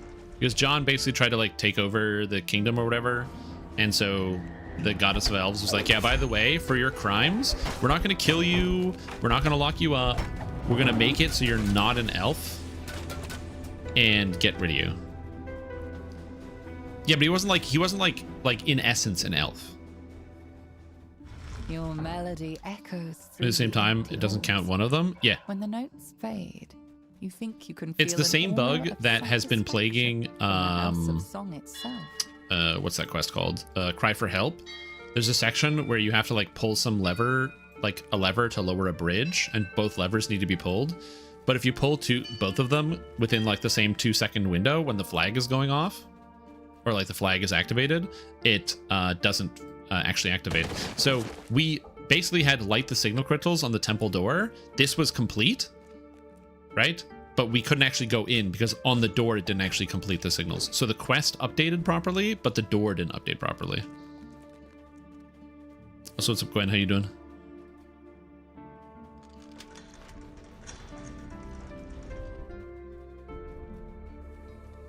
As we get their elfness canceled, gods. Again, he still looked like an elf, but it didn't count. And he was very upset about it.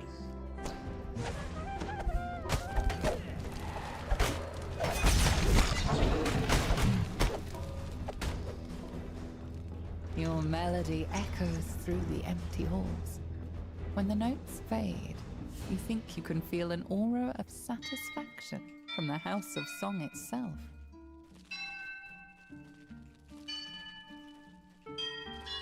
There we go. So now the sanctum is open. So we basically, those two things should happen at the same time, where the sanctum, you press the buttons and the sanctum opens, but we only got one and not the other because the door never actually opened. Jonolith Irenicus. True, that's him. The other members of my party left and never returned. I might have guessed. Oh, is he a mutifier? Sick. That's good.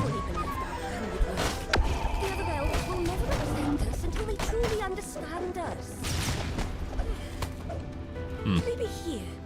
Well, unfortunately, I don't have to do anything because we have like artificers in party, but still. Write the story of my party and why we left the Underdark. Oh god. Again, the reason why I'm specifically referencing, oh god, lag. The reason why I'm specifically referencing Cry for Help, just because that bug has existed for a million billion years. It's been around since the Giant Hold days. Where if there's multiple things for a trigger and they happen at exactly the same time, the game does not like it. I feel like there's probably other quests where it happens, but in like a less destructive capacity. But in quests like this, it just prevents you from completing. A sphinx stands expectantly in the center of the chamber. So far, you have proven your wit. This build? You mean my fighter, Sacred Fist, monk, dual-wielding flame blades deal pure fire damage and using Dragonlord to bypass fire immunity, as well as getting Sacred Fist so I can count my scimitars as a religious weapon because the Eladrin race is, even though Eladrins are not elves, I am still capable of getting access to the Undying Court because they're still coded as elves behind the scenes when they're not supposed to be. And so because they are, I can take the Undying Court as a religion, and which allows me to get scimitars as a favored weapon. The bard waves to you, smiling sadly. Okay, so next for me is the speculum. What's the speculum? The safe hold. Find the mythal. You're capable adventurers. I'll remain here, at least until I finish my poem. If any of my party survived, tell them what I mean. Like, elves and Eladrin are related, but they are... The Eladrin are not members of the Undying Court, as per Eberron lore. But again, I think it's because they probably started with elf as a baseline, like imported the elf stuff and just forgot to purge it of the religion flag. And there's nothing anybody can do about it. What are my thoughts on the new coffer? This one? This coffer? Is this what you're talking about? This coffer? This one? You know, looks good. I have played 3 characters in a row wearing this outfit.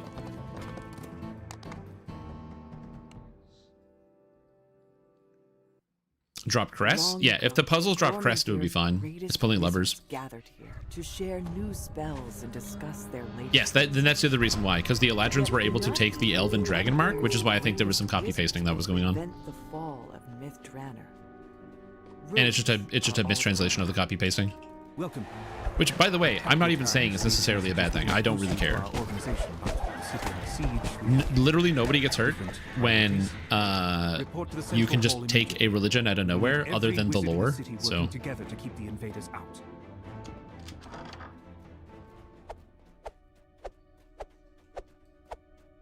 yeah, crap. Oh, I got 2. Nice. 2 strips. Oh, there's so many of these. This was once the library, yet the shelves lining the walls of this vast Okay. Strip you. I'm gonna have to wait a bit. It seems the books Whoosh. have been swallowed by the Okay. insatiable Almost there. Hold. Hold.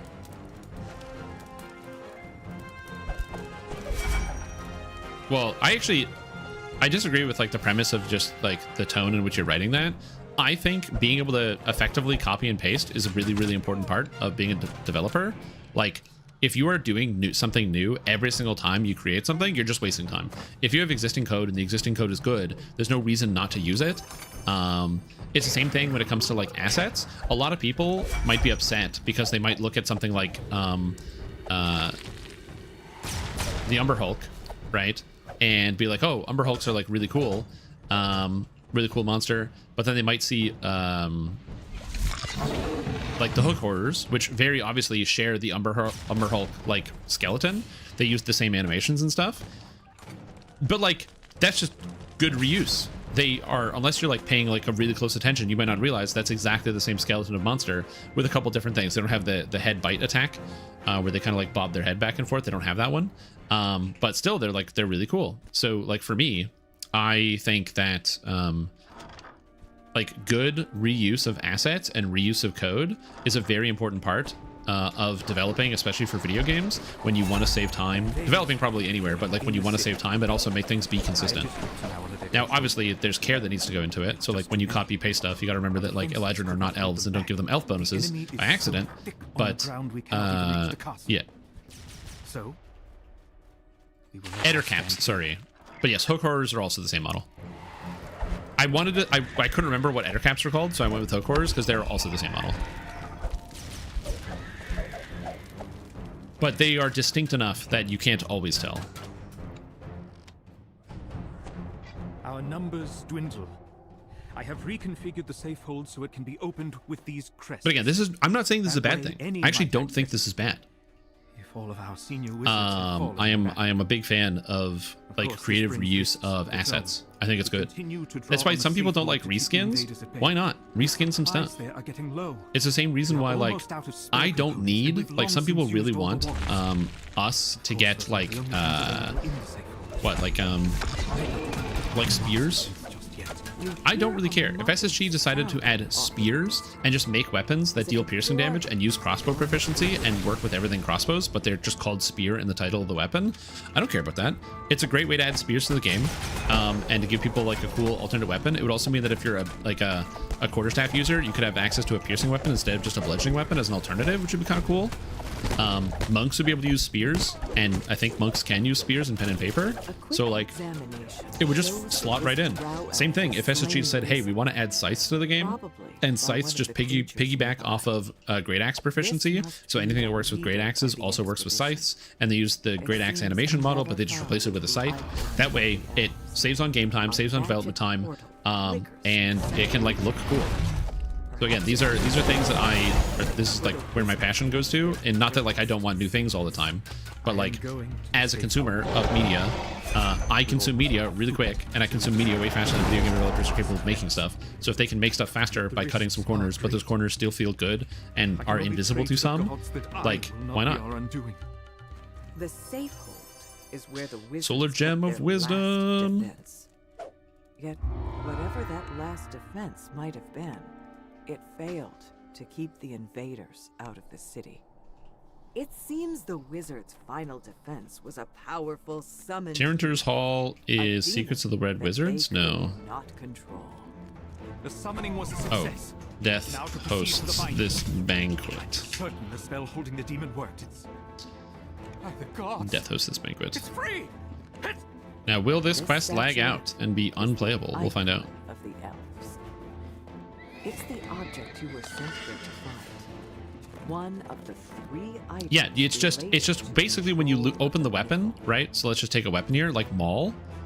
It says Maul two-handed, or like Maul two-handed, martial weapon proficiency. You can just go like, you know, Scythe two-handed, great axe weapon proficiency. So it is a great axe. It piggybacks off of great axe. It does everything great axe does. And then it's the Scythe stats of 2d4s on a 20 times 4. Once Tyranter's Hall was a place of merriment. Okay, this quest basically doesn't function, so I'm going to try to make sure we're culling stuff. But just be aware if you're like, oh man, Strim, your quest is lagging. This one always lags for the most part. It's because this room infinitely respawns undead. Like they never stop spawning the entire quest, which causes like problems for the game. It really doesn't like it when there's infinitely respawning monsters. And if it's not that, then I have literally no idea, because this quest, just regardless, just doesn't really work. And no, Sunder is not a frontal cone. It just sometimes hits multiple targets, and I've yet to actually figure out how to make it hit multiple targets.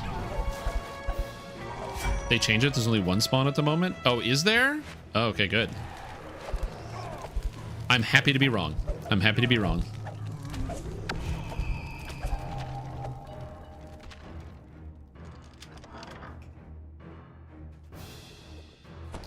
Yeah, when I was farming out this quest for the helmet for my paladin build, this was a nightmare to run.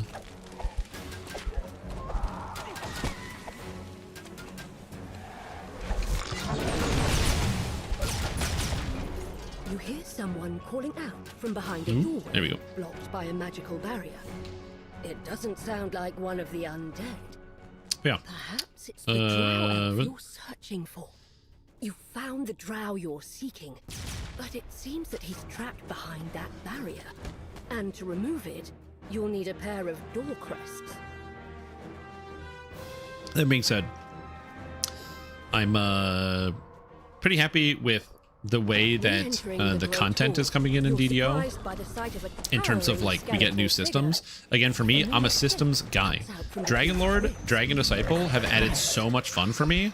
I'm excited for whenever we get either a new universal tree or a new archetype or a whole new class or whatever. There's always good stuff because it just gets added into the big like bin of Lego that we can play with to like rebuild and make new characters all the time. It just gets added into the pile.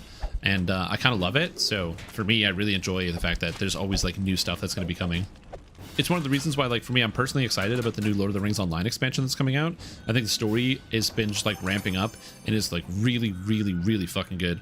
The story is good. The most recent raid was pretty good. The new content's probably going to be good. I'm excited about that. But as a diehard systems guy, it's really difficult for me to be as excited knowing that like the level cap is increasing, but we don't get any new spells, we don't get any new abilities, there's no new class, there's no new race, there's no changes to our characters at all. And I'm like, but systems. I'm a systems guy. Give me a system. So that's me in a nutshell. I like the systems. Wizard archetype should be interesting. So my personal opinion for a wizard archetype, this is me. This is entirely me. This is what I think they should do. SSG will come up with whatever they want, but this is my idea. I like the idea of a wizard who basically deciphered how to use divine magic via arcane means. So basically being able to channel the divine, but through like regular arcane magic. And so it's like basically an Archon wizard. So it's a wizard who can channel light spells basically. So you get a whole bunch of like radiant spells and light abilities, but it's all arcane and wizard. And so they would like get one of their, they would basically, you lose Pale Master, but you then gain like the Archon tree, or like, and it would give you like a whole huge focus on like light spells. They get to add light spells to wizard. And then also with the patch that adds light spells to wizard, right?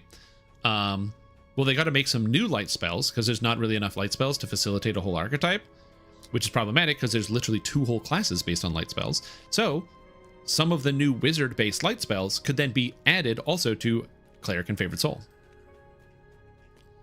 So then there's more light spells for the clerics, there's more light spells for the Favorite Souls, and it would also be like cool as shit. Have to basically, you know, have the wizards being like, oh, you prayed to get these spells? Yeah, I figured it out. I did the math. Fades away. Yet you're distracted by the sound of crackling bones. A new foe has arrived.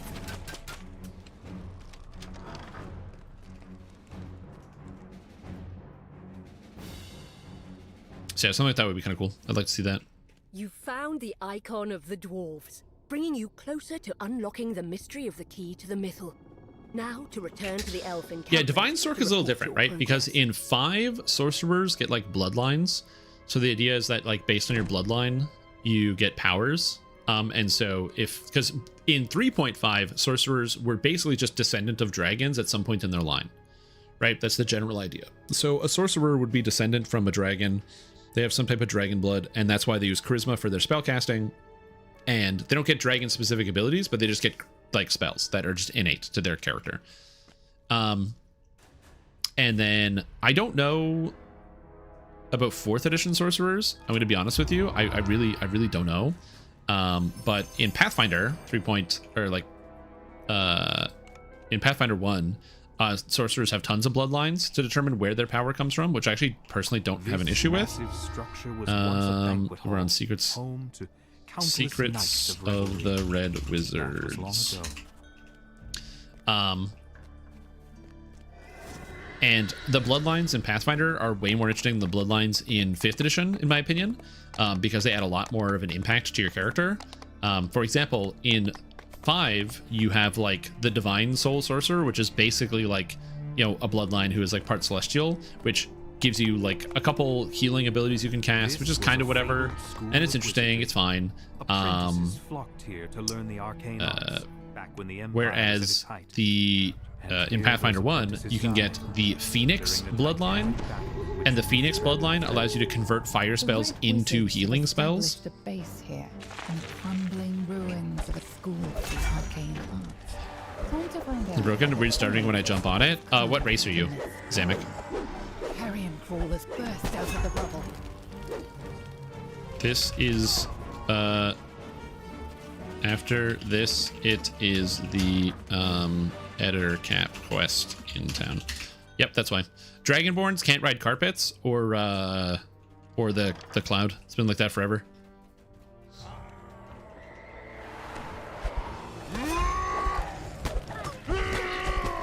If they just constantly stutter. Red wizards want to use the metal to channel the necromantic power of everyone who has ever died in this dragon. Yeah, sorry. A grim plan indeed. I hope SSG will fix it someday, considering like you got to subscribe to the game for a year to get access to the cloud, and you got to spend a lot of money to get the carpet, and the fact that they don't work on Dragonborn still is the kind of like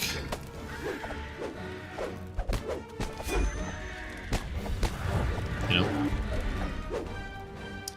but what are you gonna do? Again, when it comes to stuff where like something that's like fringe or free or weird doesn't work, it's like whatever. But you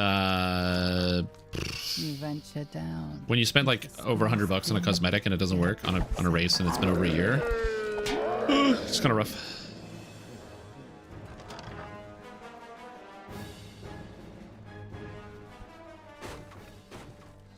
Yeah, usually use the dragon mount. Do I have good news for you? Oh, okay. Well, I'm excited. I would like to hear the good news. Yeah, exactly.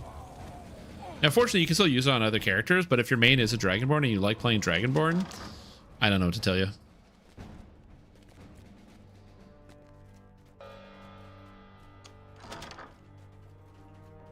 This is the artifact you last saw back. Apparently, this artifact, the Red Wizards are deep in conversation. It would seem that the Red Wizards have moved into the classroom of the school. Oh, healing? Oh, they're healing. I was like, what the heck? Am I healing? No, they're healing. I'm not healing. They're The time for healing. eavesdropping is over. You've been detected. Oh, someone's just fighting the boss. Sick.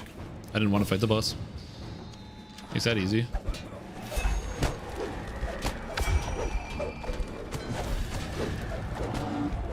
Ooh.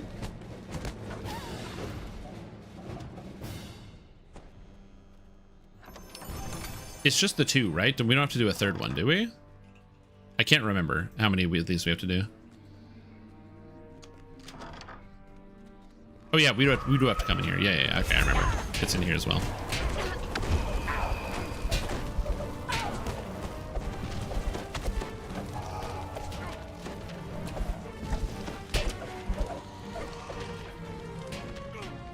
Still get stuck in the wall in the House of Gems. Yeah.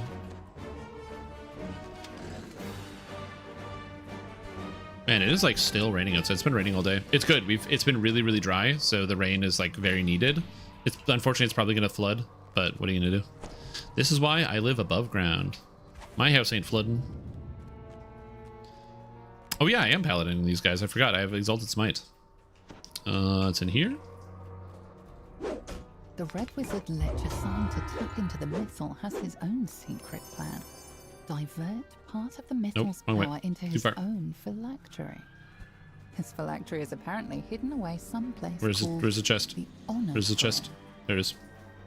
Aha.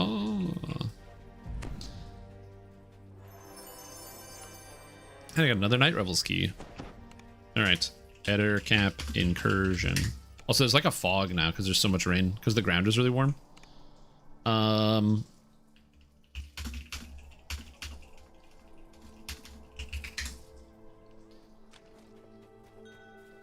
Look at that rain.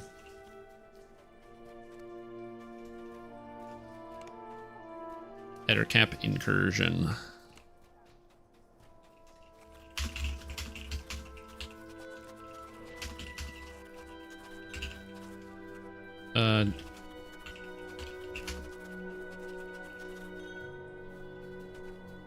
Oops, I got distracted. I'm sending messages. Whoop. Also, apparently I'm running this on Reaper 2. You were right. I didn't even notice. I have no idea when I started running stuff on Reaper 2. You've come to these woods to stop the Ettercaps. The spider-like creatures have been capturing elves, traveling to the ruins of Mythdrana. Get out of here, Ettercaps. Get cooked. The Like, freed elf 9 incarnations? No, it's all good. It's all good. We'll take a look in a second here. seems that the Ettercaps take their captives to a great cave, somewhere deeper in the forest. Oh, for like specifically what works? Yeah, because this is interesting. I think I like the idea of having like a really powerful weapon here as a tool. So we'll see. Because doing Flame Blade into Druid Thornblade is really interesting. So this build is going to get a video, by the way, because I think this is cool, although not very powerful. And then that way you can also make the Thornblade video by comparison, which again, cool, not necessarily powerful. Do I have to go this way? I have to go this way.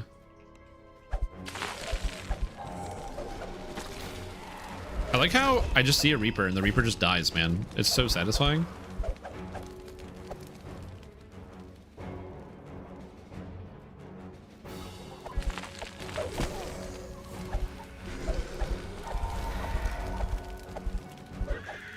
Oh god, I can't hit this. It's got too much dodge. He's too tanky. Oh god, he's so tanky.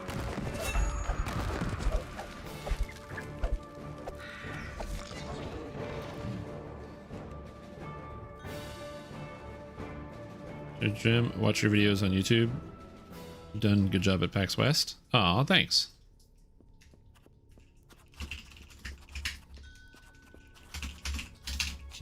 keep doing a good job. I don't know if I'll have another opportunity to do like PAX West again, or like another PAX event for DDO. I think it'd be kind of cool, like to be on stage for something like that. The only thing I would want if I was to do another event like that is more prep time.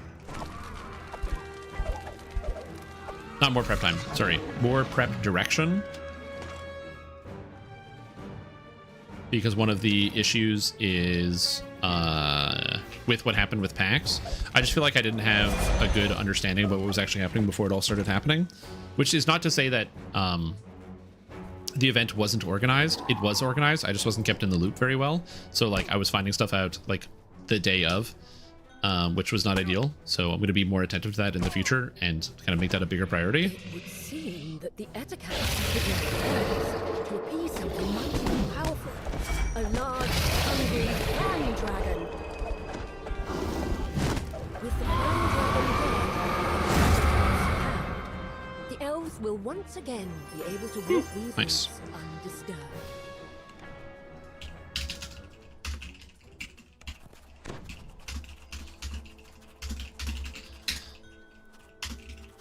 Okay, I'll be right back. I have to go throw the meat in the water. I will return. Meat has to go in the water.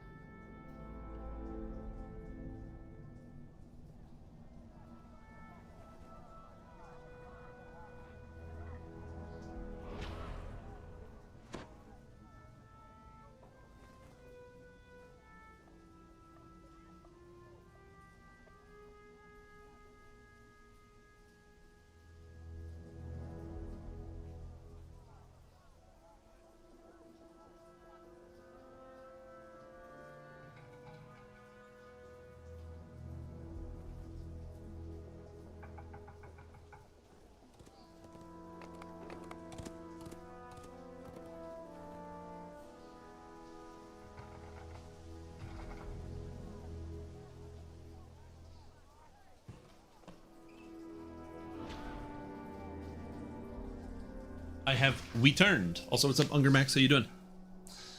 My girlfriend is making cookies for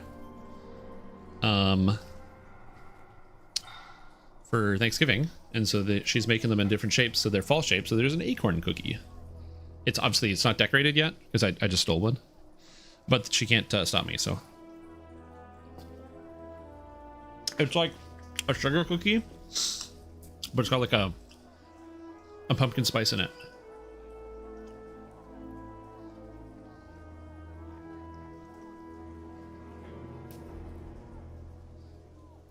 Okay. Thornkin, yes. Ursula, no. Elder of Winter, yes. Boldness.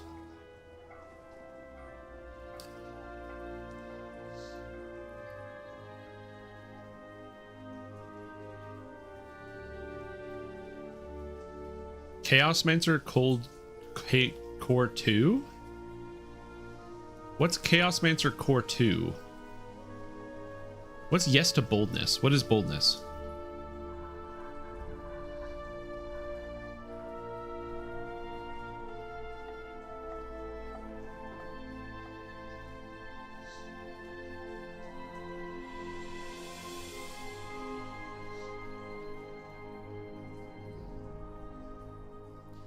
Oh, it counts as a chaos spell? Wait, it counts as a chaos spell?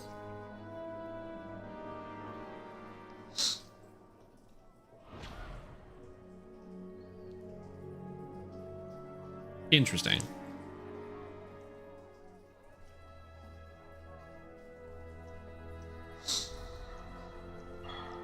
So in theory, with 4 Druid, you get 3 from Chaosmancer.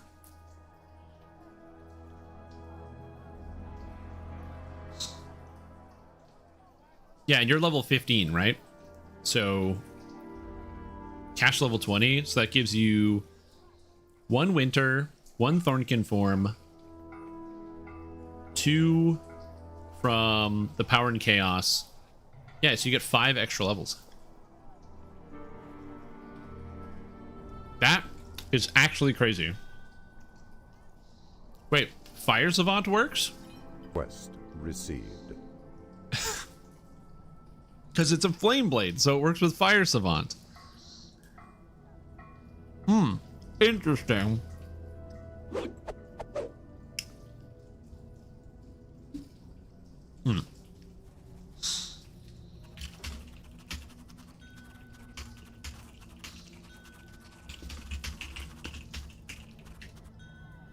Amazing.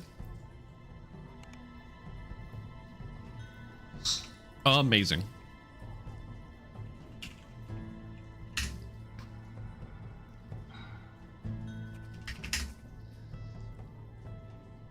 Well, I don't know if I learned anything today, but that is really cool.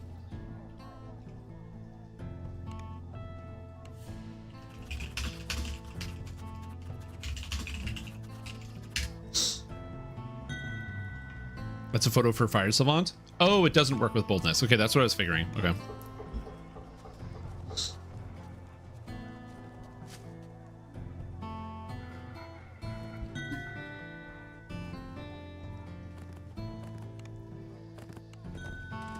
All right.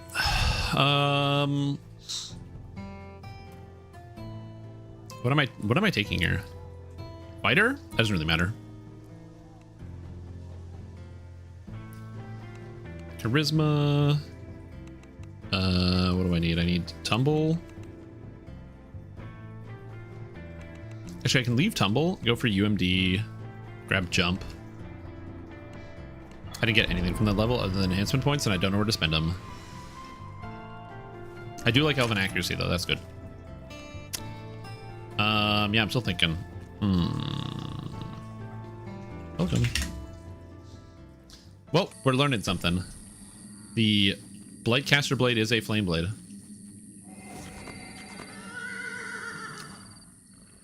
The Silver Flame are looking into cult activity in the area. Your help would be greatly appreciated.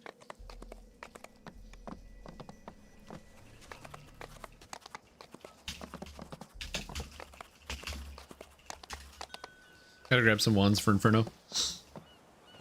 Before I forget. Can I teleport there? Yeah, I can. Good old teleporting Dragon Lord Sacred Fist guy.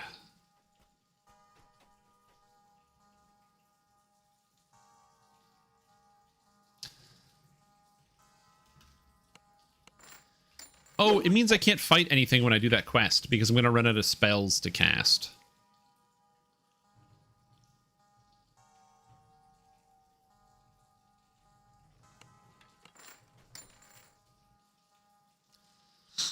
It used to trigger Empyrean magic? Yeah, a lot of things trigger Empyrean magic back in the day when they weren't supposed to.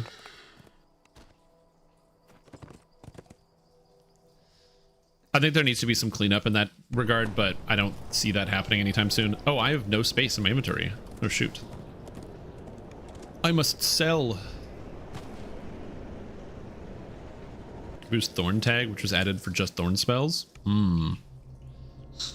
No, I haven't. I've just been farming keys. All keys, all the time.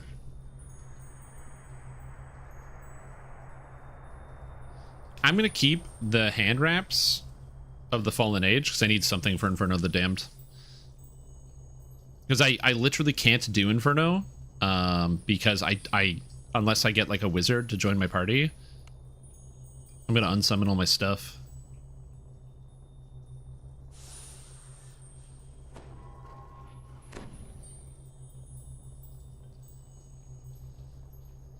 Sight of the Sleepwalkers, sick. I gotta bank some items as well.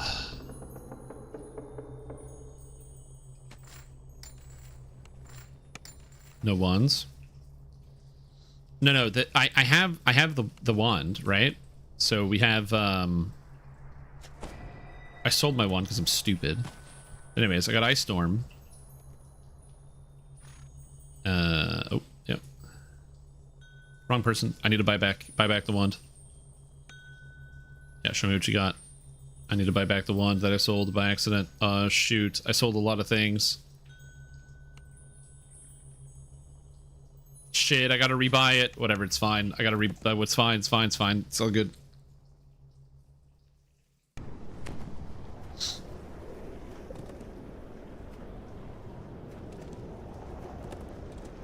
Spell this since it doesn't happen again. Oh, that's all good. Like, I appreciate you taking the time to Photoshop all those pictures so you can really pull the wool over my eyes. I'm very grateful for that. Yo, what's up, Midnight Fox? Go for Secret in Pathfinder. You should look at my Discord too. It takes a bit of work to go through the ending to flag for the game. So I did look up what the requirements were for the secret ending after completing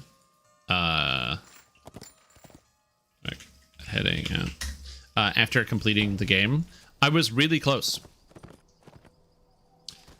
The only thing I didn't do to unlock the secret ending is I didn't shoot any of the demon lords with a midnight bolt. But I did everything else. I literally just didn't have an archer in my party, so it never even came up.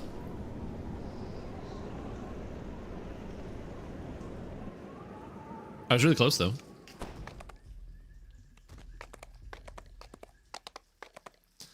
But I did pretty much everything else. So, like I said, I don't know if I'm going to do... The thing is, there's so many different endings, so I don't know if I'm going to do the secret ending. We'll see. Because I don't know what mythic path I'm going to be taking on my next playthrough. I haven't decided yet. I'm going to have you guys help me vote on that one.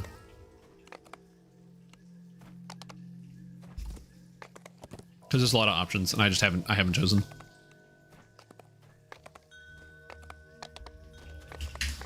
Also, it is super ultra pouring rain outside. I don't know if you can hear it, but it's really loud.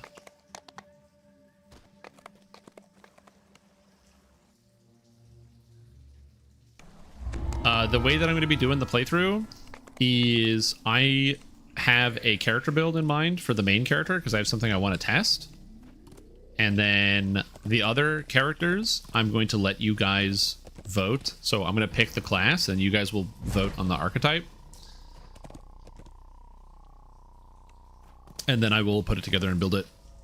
So that way it's like, there's a community aspect to it and you can make it harder for me.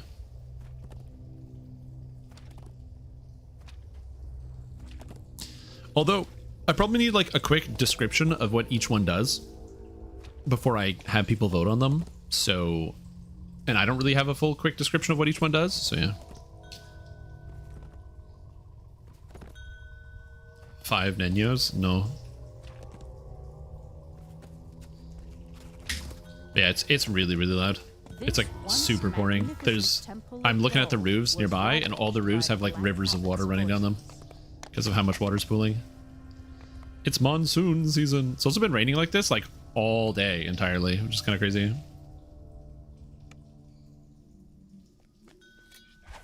The interior of the temple has suffered just as greatly. Oh yeah, so several of the shadows in here are immune to fire for reasons. The catacombs are forgot about that. By 2 intricately locked boxes. Yeah. The main character idea I wanted to go with is there's an item in the game that you can get like midway through that lets you use intelligence to hit and damage. And the best part is it's a heavy pick. So I'm like, what if I make like a heavy pick build?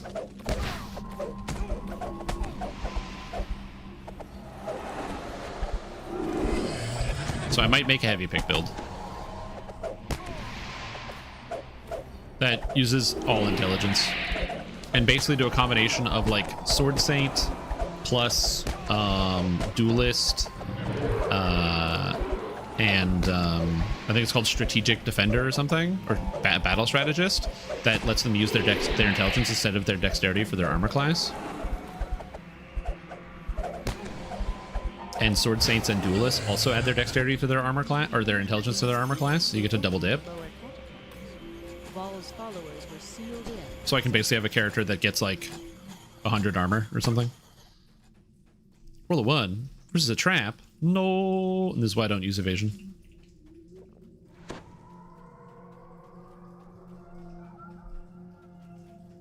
The seal shudders and opens the depth. A voice echoes in your mind. See, like, even if there's golems and stuff here, I would have immunity bypass by level 12. So 12 Guardian launches its deadly assault. The world explodes with a shower of ethereal wisps. The catacombs are open, lost in prayer. yeah, we'll see. Should be a fun time. I'm gonna do it for me. Something I want to do. So we'll see how it goes. Thank you for investigating all that, Nero. Appreciate it. I have some stupid ideas in my head now of stuff I want to try and experiment with. So we'll definitely be looking around at some of those options in coming days. Because that's really cool. The scaling of the druid weapons to make them actually function. And also all the cash levels you can pick up. The other downside is then you have to deal with surges. But you're a melee, so in theory you cast like buff spells and you don't really have to deal with surges outside of that. Oh, I don't have a way to deal damage to the shadows. Yo, what's up, King? Super Smex, how you doing? How's it going? I'm slowly working my way through all these fire immune shadows of Vol. Get them. Chaos Mancer Iconic TR? Yeah, it's not a bad option.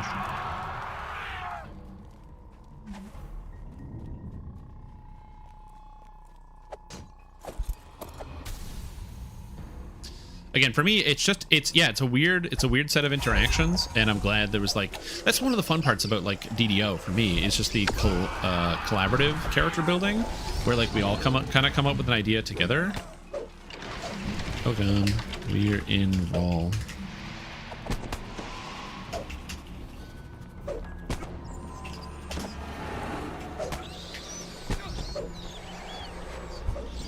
Get out of here. It's where everybody goes, hey, what if we made a bad idea? Yeah. I mean, he's got fire, which is good. I always take Ice Storm when I'm leveling on a sorcerer or wizard, just because that way you can deal with the Inferno of the Damned.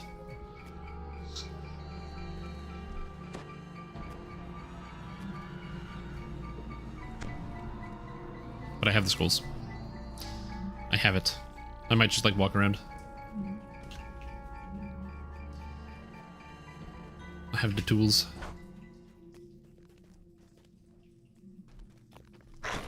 Okay, great. Good.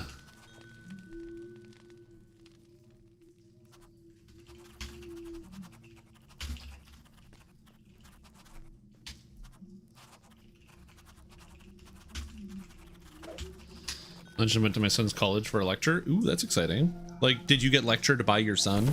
Is it like finally turning it around on you where it's like, no, Dad, you're gonna learn this now. You're not gonna lecture me, I'm gonna lecture you.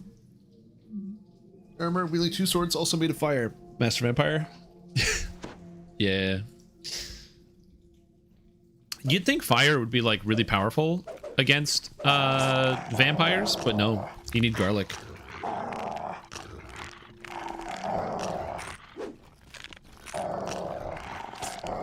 Give him a couple decades. Give him a couple decades. Oh, whoops. That's not what we do here. Look, you burn undead. I don't know what else you're supposed to do to him, but you burn. As the last of the Armor falls, the High Priest congratulates you. He will stand with you against the Abbot. Right wing, no thanks. I don't need any of the pieces of the sigil. I am been collecting them for too long. I wonder if anybody does need them. I should probably just ask. Anyone need sigil pieces? I never do it.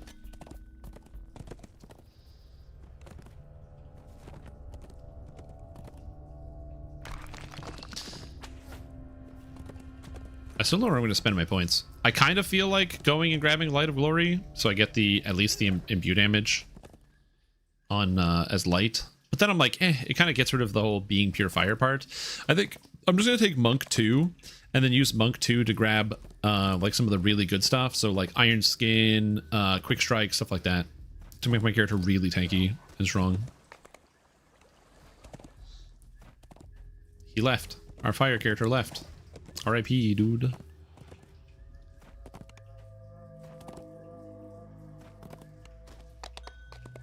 Inferno.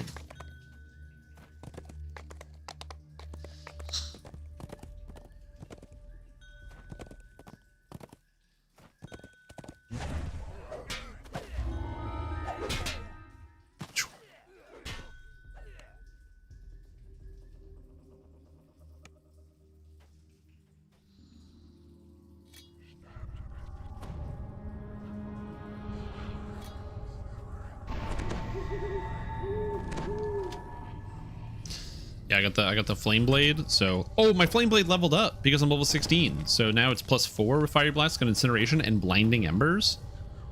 So, you know, it's not bad. Voice echoes through the stones. Seek the black. I forgot that because I leveled up to 16, it actually gets more powerful. I'll every once in a while I'll randomly hit for 500, which is kind of cool. I say once in a while because I'm not necessarily going to hit for 500. Intense heat radiates from this focus of dark magic. We gotta come back. It's fine. Flames of damnation engulf this room. But yes, it looks like for the most part I'm probably just going to be walking around with people. So we'll see. Crossbow also drops from arms race engrams. Yes, every event drops the crossbow. So arms race will drop the crossbow.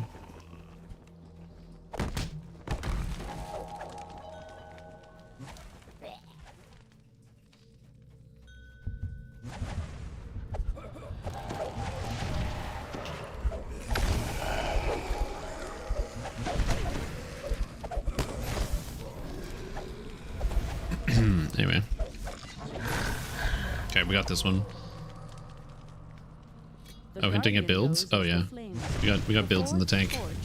How do I kill this? Flame blade? Flame blade. Alright. I mean that does work, but I can't do that again, so. I guess I need, where's my hand wraps that I kept? There we go. They're chaotic hand wraps, even better. So I guess that's what we use for the most part in this quest.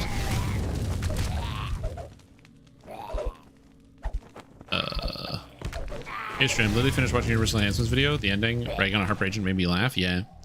That's why it just kind of cuts out, because I actually was ranting for way longer than that. But I figured I would cut it off because nobody was going to learn anything other than how angry I am.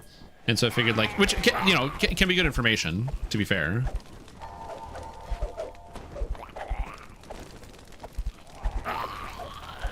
Okay, good. Killing all the monsters.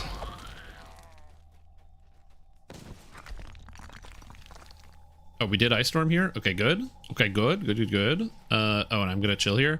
Cooking something yummy. I do have some pork chops in the sous vide at the moment.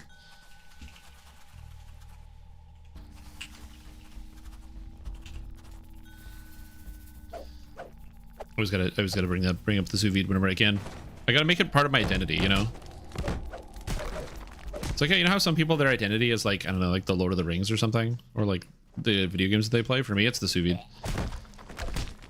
It's who I am.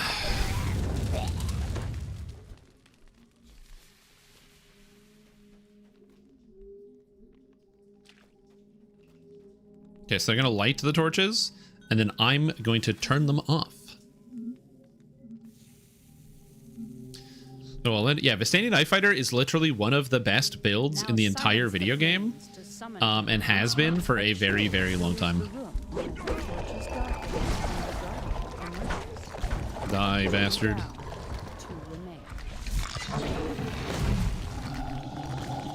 And you can play Vistani on literally anything. You can play Vistani Monk. You can play Vistani anything you want. It's just the best. And I get conflicted about that. I think, in my personal opinion, the only problem Vistani Night Fighter has is that the capstone doesn't say daggers in it. If they just add the word daggers to the capstone, I think it's so much better. I just don't, in terms of like balance and game design, I do not know why the capstone of the dagger tree does not use the word dagger. I don't know. I don't get it. We got to 20 with the beginner build Destinies just be better now given the original video and build both show different picks. Yes, the new one's better. Yeah. The new one's definitely better. Quick cutter, man. Look, I like playing wacky stuff as much as the next guy, which is why I do it as often as I can. But like quick cutter, dude. You can't I can't give you anything that's gonna be better than quick cutter. It is what it is. He will arise when the torches are done. The cinder spawns. Also, I'm aware that some of you might be like, oh, aren't you like quitting by using like hand wraps and not actually going pure fire damage? Again, the main issue here is just that I'm limited on what I can cast. While the flames burn blue, the guardians will not return. The final undead guardians. Now we can cast Flame Blades for the final guy, because I can bypass his immunity to fire. Find me. Sinis bursts into the room and Eat fire damage, dickhead. Or I guess not, because he's just running away and not actually fighting, but whatever. The cinder spawn is a worthy opponent. Sweet. And agrees to aid you against In general, range quick cutter. Yeah, I don't know about that. Nobody actually needs any of these. So next is Flesh Makers Laboratory.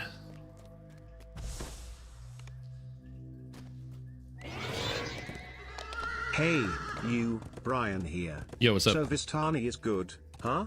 Okay, then name 100 Vista new builds. Okay. Vistani Apothecary, Vistani Bombardier, Vistani Biochemist, Vistani Arcano Technician, Vistani Battle Engineer, Vistani Renegade Mastermaker, Vistani Frenzy Berserker, Vistani Occult Slayer, Vistani Ravager, Vistani Swashbuckler, Vistani Spellsinger, Vistani Stormsinger, Vistani Warchanter, Vistani Dark Apostate, Vistani Divine Disciple, Vistani Radiant Servant, Vistani Warpriest, Vistani Blightcaster, Vistani Nature's Warrior, Vistani Nature's Protector or Bear, Vistani Elemental Druid, Season's Herald. We have Vistani Dragonlord, Vistani Kensai, Vistani Vanguard, Vistani Dragonlord Ravager, Vistani Salvor Defender. Need I go on? Trim, you probably would ask already, did you forget to show hand wrap crafting in your video? Oh, that's what it was. I meant to make a an addendum. I did forget entirely. I mentioned it in the video, then I forgot to make it. So I do have to record a segment and then post it for both the Dark Hunter and the Druid. I don't think I did it for either, of how to do it. So I'm gonna post it in a YouTube comment and pin it. I forgot about that. You're correct.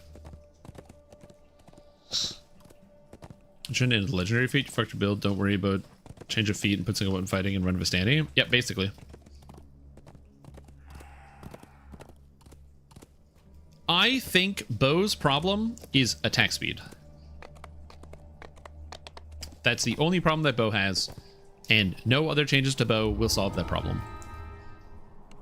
The damage that Bo does is fine when you can single target pile into a monster. The problem is Bo just feels worse than everything else for leveling because it just attacks the slowest out of all the ranged weapons. And there's no real solution to that problem other than getting attack speed. And understandably, SSG doesn't want to just like start slamming attack speed into everything because they went the opposite direction and started pulling attack speed back. I'm sure there's other ways to solve the problem, but like adding an extra crit multi at legendary doesn't super matter too much. Like, here's the thing. Bows aren't so bad that you can't run a bow build. A properly built bow build is still going to be critting over 100k. It's still going to be powerful. Is it shuriken? No, but it's still really good. So you can still play bow at endgame right now. People choosing not to do it because it's behind in DPS doesn't mean it's not a viable pick. Again, especially considering, dude, the number of R1 raids I have done over the past like 2 weeks with the sketchiest fucking shit with just people playing whatever. DDO is not so hard that bow is so bad that you can't play bow.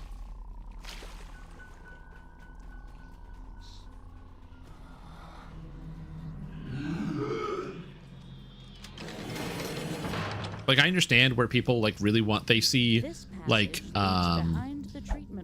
it's like the envy where they're like, well, you know, Inquisitive has been the best build for so long and Thrower's been the best build for so long, so they should nerf those and make bow the best build. And it's like, I just, for me, the micro balance there, if they decide to like just buff up bows a little bit or nerf something else, I don't super care. But like as of right now, there's a lot of really viable bow builds both for leveling and for endgame, so I don't think it matters that much.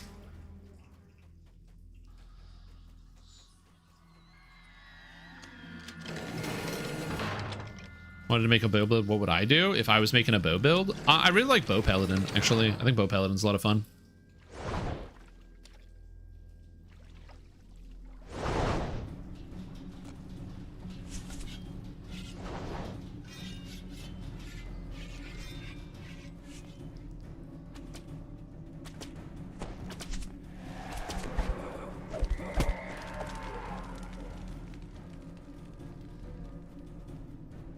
Again, I'm not saying that I don't think bows should ever get a buff.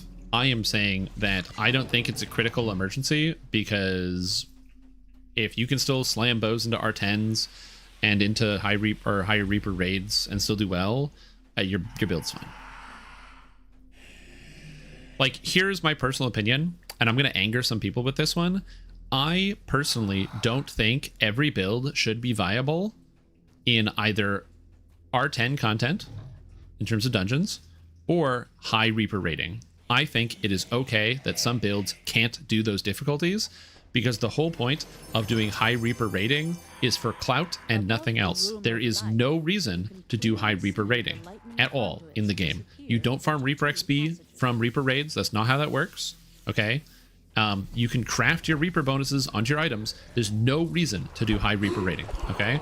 Other than it's challenging, and me as a consumer of the content want to play it, and I want to do well. I want to try to push it. I want to go as hard as I can. So if somebody says, oh, well, bow doesn't do enough damage to be used for R10 rating for whatever it is, I don't care, because I think that it's such a small subset of the game and a small subset. So, like, if bow works everywhere else, and in one area you have to go shuriken for completing this raid. Also, by the way, for people that do high-end raiding anyway, all of them already know this, but in case you didn't, people change builds depending on the raid. So, as an example, if you're doing, like, a really high-level raid, like too hot to handle or something, you have to run a specific character build to be able to bypass certain specific mechanics, because in a lot of cases it's like, especially something like too hot to handle, there's a lot of incoming fire damage and everyone needs to figure out how they're supposed to mitigate that. So a lot of people do some weird multi-class and get access to extra defensive bonuses and defensive layers. Like, people make, especially tanks, you pretty much need a different tank for each raid. You can't just use a one tank fits all sort of strategy. So, like, again, for me, I think that if your build can play well in R10s and like quests, and that is what bows can do currently right now, and maybe they're not the best for like the highest end of rating, I honestly think that is fine. I don't think it needs any adjustments. That being said, I understand why somebody might want that, but if you want that, just go play a shuriken build. It's the better thing. Like, if you want to always chase whatever's doing the highest amount of damage, then just go chase the thing that's doing the highest amount of damage. Not to say SSG shouldn't change things or balance things, but I think that the balance should be on the game that the 99.9% of people play, which is the 1 to 32 elite to Reaper 1 leveling path, and it's pretty good for that.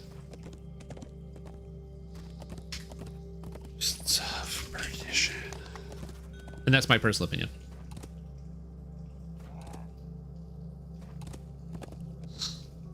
But yeah, we can disagree on a lot of things, but that's my personal opinion.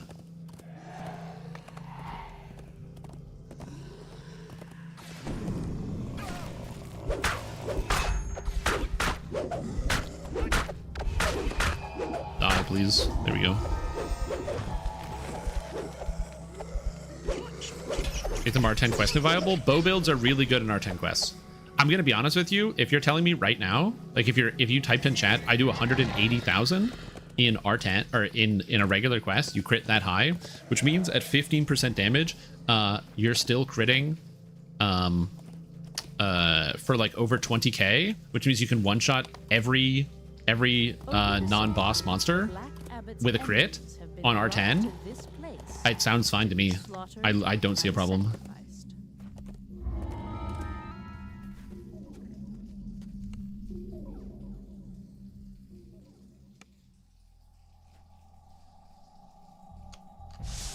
The tunnels run deep beneath the tree of woe. Yeah, but that's every build in the entire game. Every build has sucky non-crits. That's the reason why Quick Cutter is so good, because it increases, one of the many reasons, because it gives you +3 threat range on all your attacks. It's also one of the reasons why Shuriken is so good, because they attack so quickly, you can fish for crits way faster. Again, it just comes to down to an attack speed problem. And also a problem with critical damage scaling, because it's a multiplier. It kind of goes a little wacky in DDO.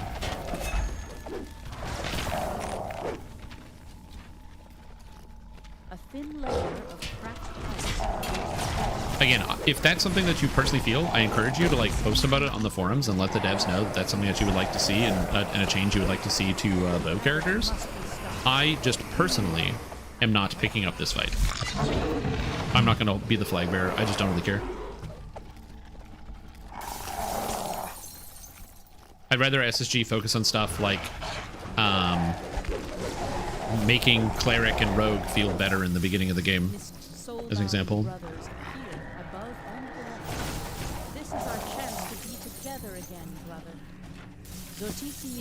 Just making threads in the forums right as we speak, trying to defend R1 raid being used in elite without 12 people in Discord call, going bullshit.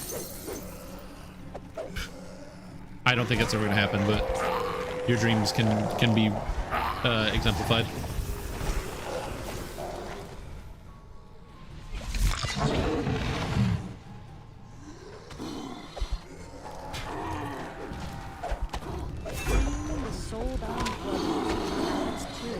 Like, especially considering where bows used to be. Like, bows used to be one of the worst levelers in the game, right next to Shuriken. And now, thanks to the AoE attacks you can get really early game, either from Scattershot, or, what's the other one? Arcane Explosion? No, that's not it. Elemental Explosion? Elemental thing? Anyway, this AoE Smites. There's so many AoE attacks. Elemental Inferno, that's it. There's so many good AoE attacks now that bow actually just feels good to level with. And it's like unbelievable how different it is. So you can actually get there.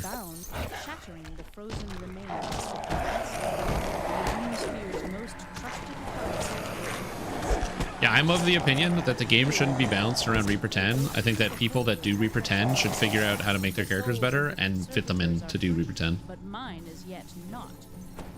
That's my opinion. Crumbles under your feet as the traitorous Doomsphere attacks. The frozen floor shatters as the battle rages on. Cracks and breaks once again. We're good. It's mostly because, like, again, I think Reaper still has several flaws. One of the biggest flaws about Reaper, in my opinion, is this fucking thing. I think that the Reaper enhancements were like a colossal mistake, and you can't really fix it now. But I think that giving people stats for playing in Reaper mode kind of defeats the purpose of Reaper mode. Like, man, going into R10s at the end game and having like an extra 600 to 700 hit points is such a big deal. It's so massive. It's really, really impactful.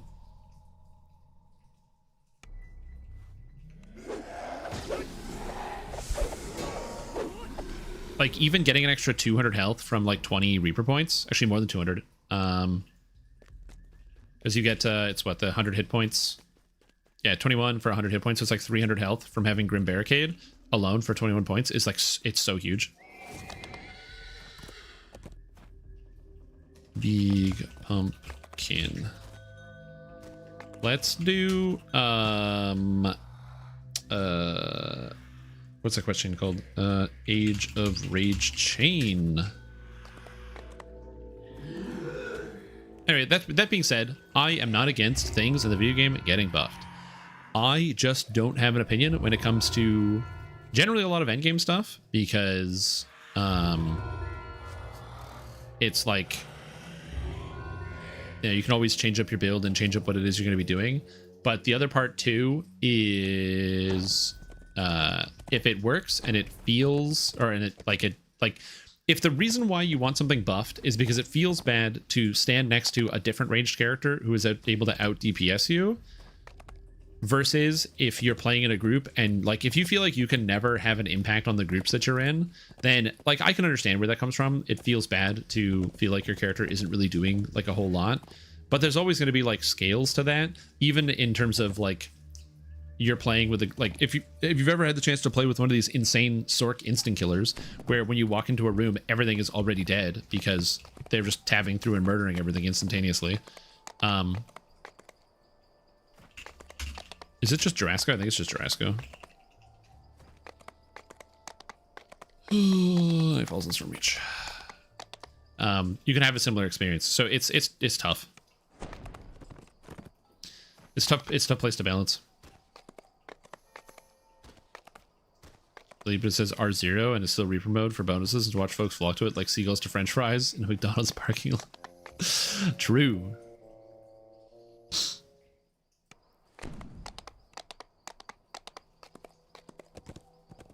Yeah, we need Reaper 11. Reaper 11 is everything kills you in one hit, and every monster has 10 times the HP. You only do like 1% damage.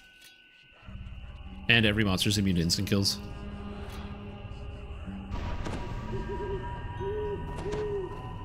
You arrive outside the night market just as darkness falls. You should discuss your mission with your companion from the 12. You've been told the Disciples of Rage are planning some kind of attack on the city. The guards or the local shopkeepers may be able to tell you where to find them. The manager of the night like, I'm having fun with this character, but I have to admit that sometimes I will join a group and, like, for example, when doing Myth Janor, where I had 3 artificers in my party who were all running the repeating crossbows, and, like, yeah, the door would open and they would one-shot everything in the room. It's fine. I just walk around. Best part of the day, don't you think? Some people rush home afraid of the dark. Ones have been abandoned. It's actually somewhat like they're getting 3 more this year with the Fae event. I agree. I think we'll probably get more of those. I think the extreme challenge dungeons were like a really cool idea and like really good design. The only issue they ran into is they didn't give them a proper reason to actually run the extreme challenge dungeons. The items from extreme challenge dungeons need to be way better, or they need to give like a repeatable currency that you get from it that's actually valuable. The cards were a big reason to run those dungeons, but not making the card quantity scale into Reaper was a bit of a misstep. But then on top of that, the fact that the cards also, they were just like, oh, by the way, do you want to get the cards? Cool. Just run sagas. It's actually infinitely faster and you get other stuff and it's not hard. Which is, again, a bit of a misstep. So, I think if they add more extreme challenge dungeons, if they give them, like, a reason for endgame players to want to run them on high difficulty, I think that'd be kind of cool. But, they didn't really do that, unfortunately.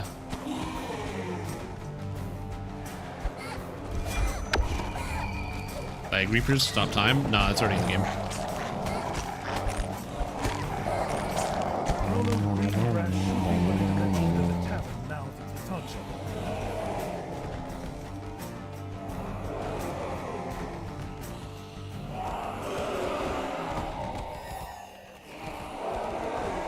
Jon Snow from the BBC? I don't think it's Jon Snow, but yeah. Rollo agrees to let you into the tavern. Well, again, we also haven't gotten a change to Reaper mode. We got Vengeance and Doom Reapers like 7 years ago. No, less than 7 years ago. I think it was like 2019. Yeah, 2019. So 6 years ago, we got Vengeances, Dooms, and Despairs, and we got nothing since then. And I think Despair Reapers are like peak, like what you can do with design. Like that's just like you can obviously do things around that, but I think it's like a shining star of like what you can do with DDO monster design. So yeah.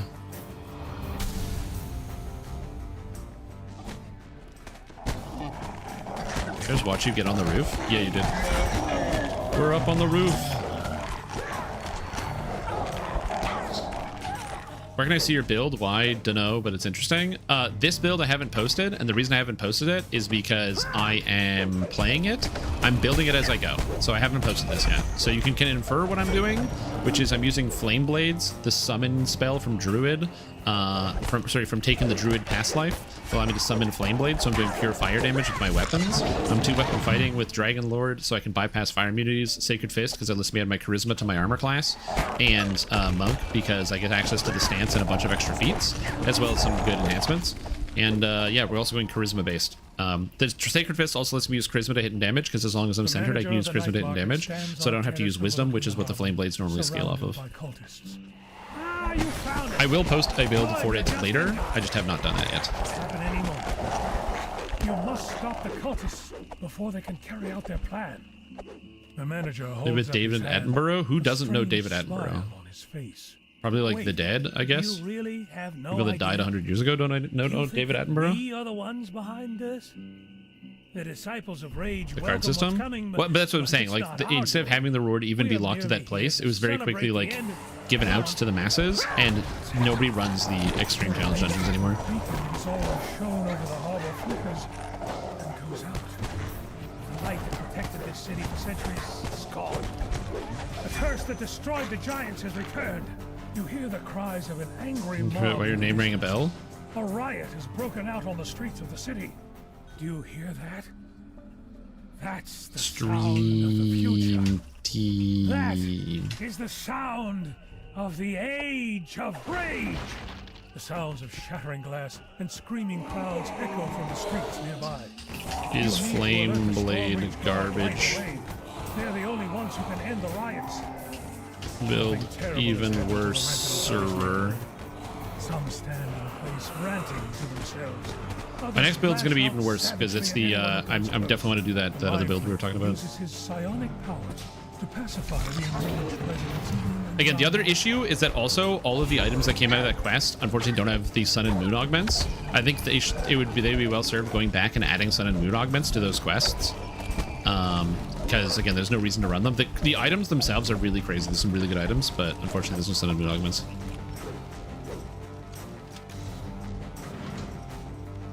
Yeah, they can add more Reapers too. Well, there's rings and trinkets. And some other stuff. Oh, did I not talk to him twice? I thought I did. Oh.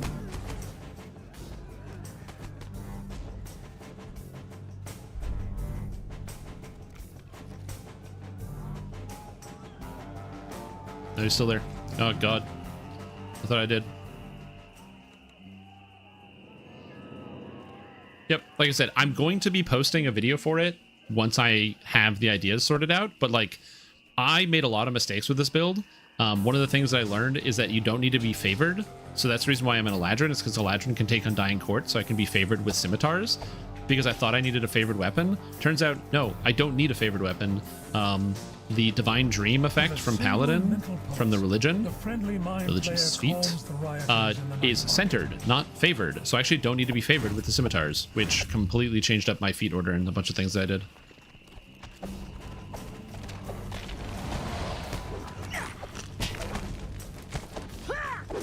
The guard on duty seems to be suffering from the same madness that affected the people in the night market. Quick! Ring the bell to summon the guards inside. Oops, whoops, whoops, whoops, whoops. The doors fly open and guards rush out.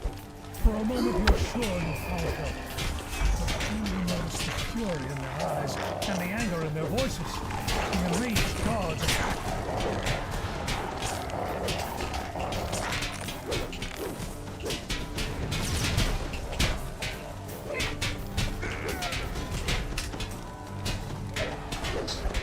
Sorry, I'm responding.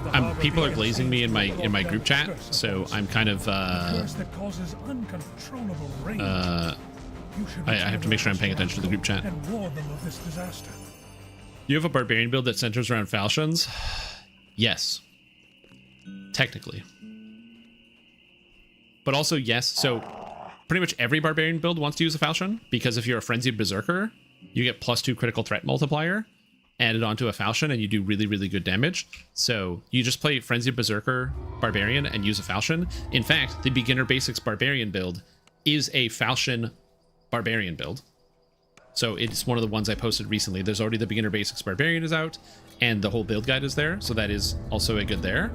However, many years ago, one of the oldest builds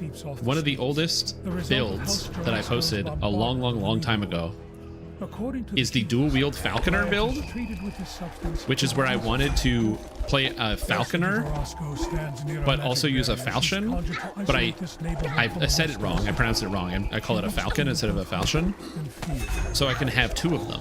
I'm dual wielding. I have a falcon, the bird, and my falcon, the sword. And that character did in fact use Barbarian. And before you ask, is that a good build? No. Very old, not good. But it was for the memes. The last of the cursed rioters in the courtyard have been pacified. Yet you can hear more shouts coming from the enemy.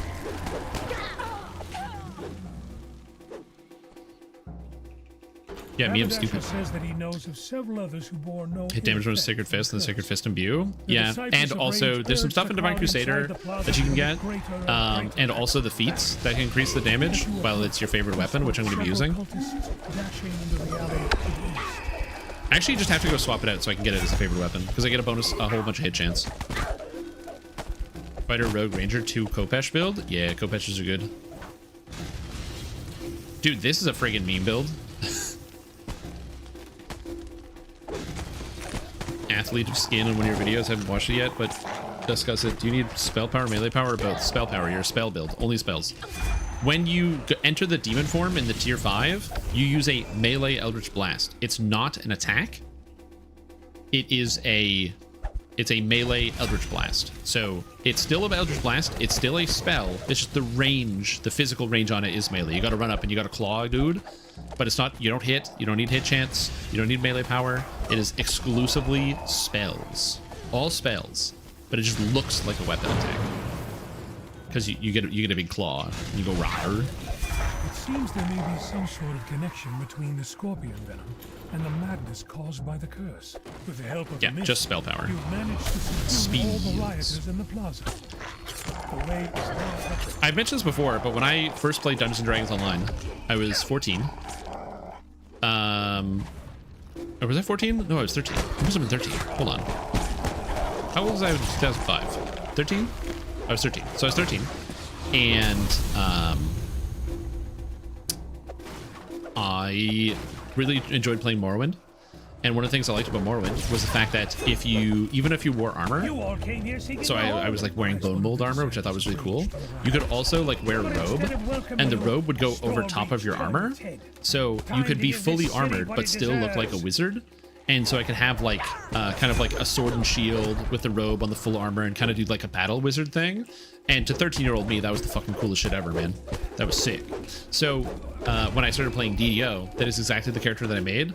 And so in the beta of Dungeons & Dragons Online, I had a human 2 fighter, 2 wizard who used a bastard sword in one hand, a shield in the other. This was before glancing blows, okay? It was just there was no such thing as strike through or glancing blows or AoE damage. It was just because it did a D10 base damage. So heavy shield in the other. And you better believe I did not have the foresight. Like I cast mage armor to give myself armor instead of actually wearing armor. I wore the robe. But you better believe I did not have the foresight to actually use or to take my shield off to buff. No. I left that shield on. Instead of like taking the shield off and then buffing without arcane spell failure, no, I kept the shield on when I would buff, and I would just cast spells 2 or 3 times. It's only 15%, not a big deal.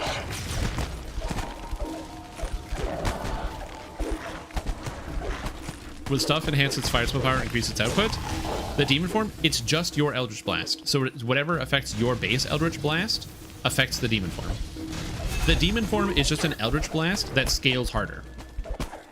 So your base Eldritch Blast, assuming you're a Fiend Pact, is going to be either Force Spell Power, if it's the base, or light spell power if you use Utter Dark Pact, or to change it to evil damage. And then the fire damage of your Eldritch Blast, your pack damage, will scale off of fire spell power. And the claw attack just has a higher scaling. So Eldritch Blast, I believe, uses 150% or 130% spell power for like the cone, as an example. Let's say you use cone, it's 130%. The Acolyte of the Skin, Fiendish Symbiosis, is 200%. So it just, if you have 500 spell power, it pretends you have 1,000. That's all it does. And this is the coolest thing ever. 30 stream, it's pretty damn cool. Yeah, totally, dude. At some point, what I would love to do is do a like a little kid me build. So basically make a build, but like play it based on what kid me would have done and the decisions kid me would have taken. Because I remember a long time ago, I watched a Mr. Llama video. He's a Diablo 2 content creator, and he did the like playing Diablo 2 as a kid playthrough, where he played Diablo 2, but like he had to play it as though he was like 11 and how he remembered playing it for the first time. And so stuff like whenever he leveled up, instead of like in modern Diablo where you like put most of your stats into vitality, you have some strength or dex for weapon requirements, but it's mostly vitality. Back in the day, you know, when I was a kid, and also like him, I got to keep all my stats even. I need all the stats. So all the stats have to be the same all the time. Of course, I did that. Absolutely, 100%. What if I need strength and dex and vitality and energy? I need all of that. Duh. And then he had like for items, he always has to equip the thing with the biggest armor or the biggest number on it. So like, no matter what the armor piece does, if it has a bigger defense number, you got to put it on. It's the biggest number. It's got more defense. It's going to keep you more protected. And like just watching him do that was very funny because one, I remember having those exact thoughts being like a much dumber kid than I am now. Like I'm still a pretty dumb kid, but like back in, oh yeah, I did stuff like that. Oh, this sword, it's bigger, so it has a bigger damage number, so obviously it does more damage. What's attack speed? I don't know. Who cares?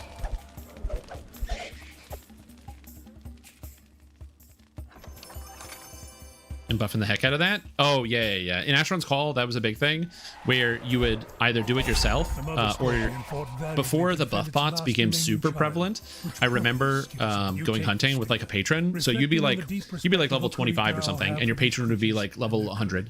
And so you would go hunting with them, where they would like follow you and cast buffs on you, but then you would open up a trade window and you would put in like your robe and your weapons in the trade window, and they would buff the items in the trade window, and then you would or you would give it to them, they would buff it and then give it back to you, and then you would put on like the robe and have it all the damage enchantments. Good times, man. Good times.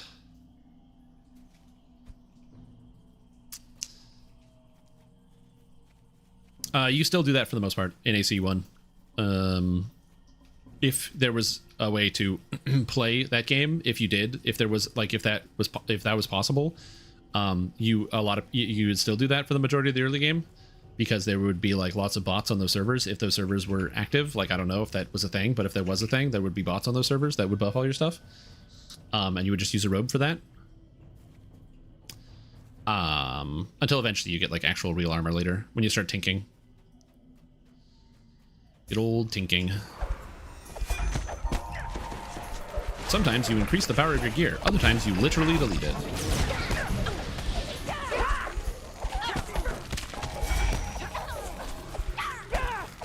Dude, nothing like good fetish spawn hunting session or bowl? Yeah, doing some Nepith bowl. Yeah. Good old Nepith bowl. Oh, we're gonna do that again someday. I'm very excited about this.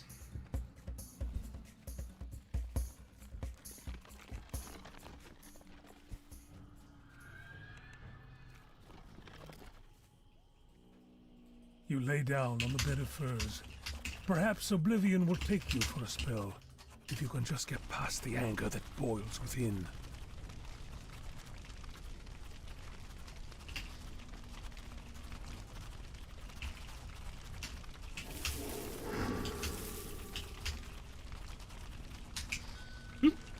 Alright. Amber Death a good friend game, would you say? Yeah, of course. Yeah, it was.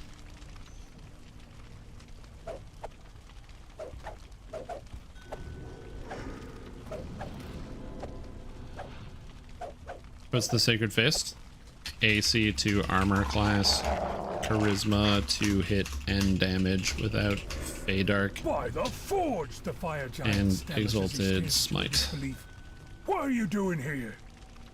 Boom! Screw you, fire immune bastard! Guess what? I don't care. I don't care that you're immune to fire. You're dead anyway, sucker. Get out of here. Oh, what's this guy immune to fire? Not today. Ho ho ho! These guys are immune to fire. I can't do anything about that. But these guys are not. Sorry, I got distracted.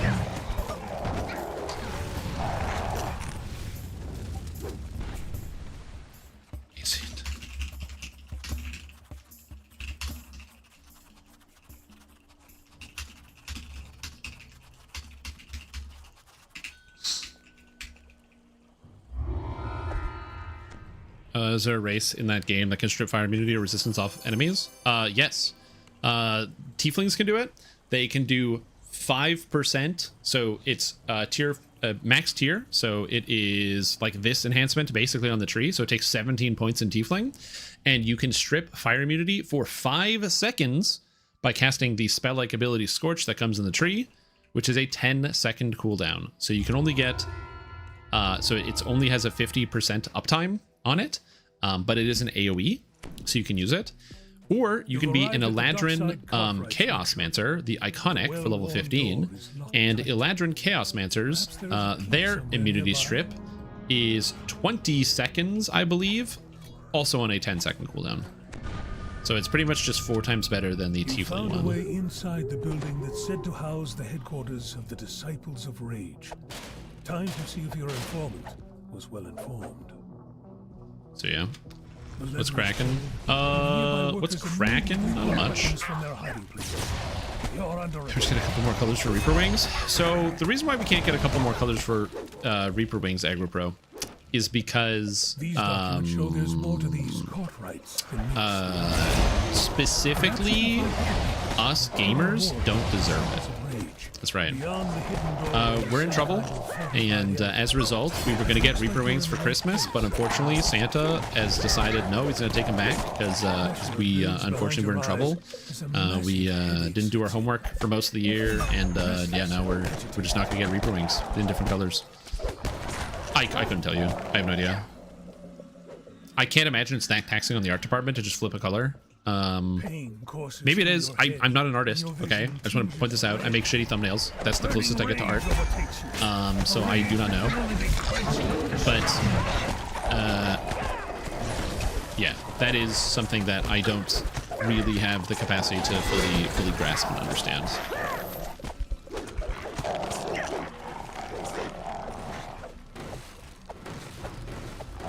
I've said it before, and I will say it again, SSG is really bad at selling cosmetics. They sell the supporter packs, which sell pretty well, I would say. I see a lot of people wearing the supporter packs for the most part, so they do a good job of selling those. But, like, they could easily just slap some wings in the DDO store at a different color, or the footprints. They could have made, like, a rainbow footprint pack where there's, like, the different footprints. You could, like, a green one and a red one and a blue one, and you could just buy them out of the store for, like, 2,000 points each or something. And they would have made bank. And why haven't they done it? I don't know.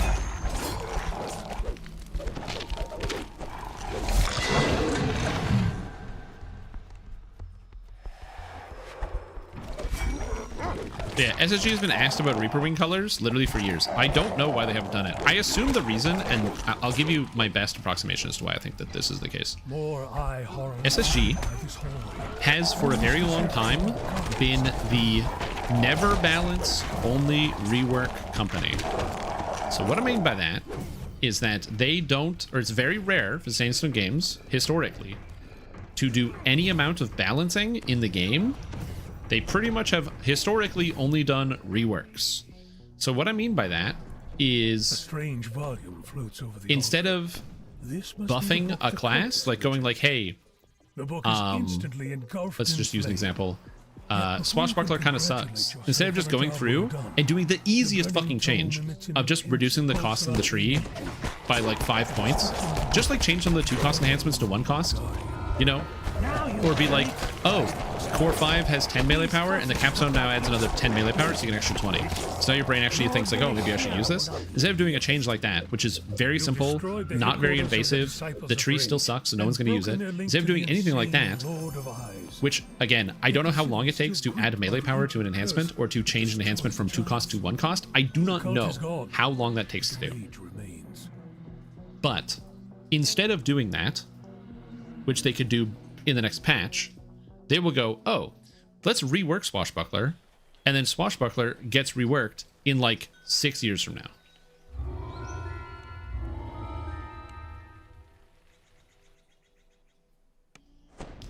So SSG has been saying for years that they want to do a Reaper revamp, but they wanted to change the system. They initially wanted to change Reaper points into a leadership system. So the party leader, or whoever has the most Reaper points, is the Reaper leader, and everyone will count as having a percentage of that person's Reaper points. So then, like, they get like, so if your friend joins you, they don't have 800 less health than you. They can have a percentage of that.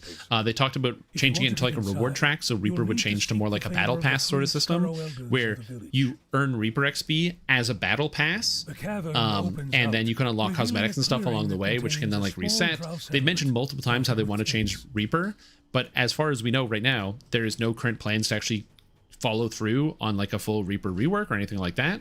And as a result of there being currently no plans to follow through and do a full Reaper rework, just because that shit's expensive and time consuming, we just don't get any changes in the interim, because the wings would come with the rework, and the rework hasn't happened, so therefore the wings aren't happening.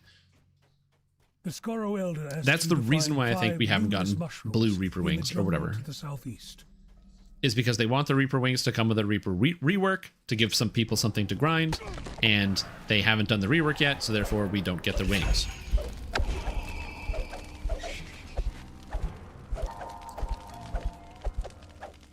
That's my personal opinion as to why I think that we haven't gotten colored Reaper wings.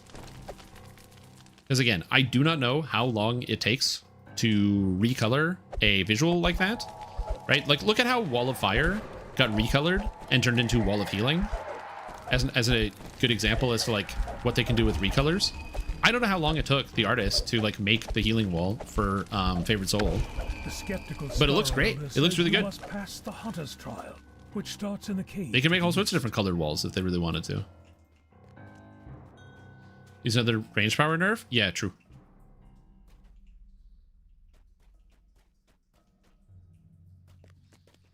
Am streaming. Yes.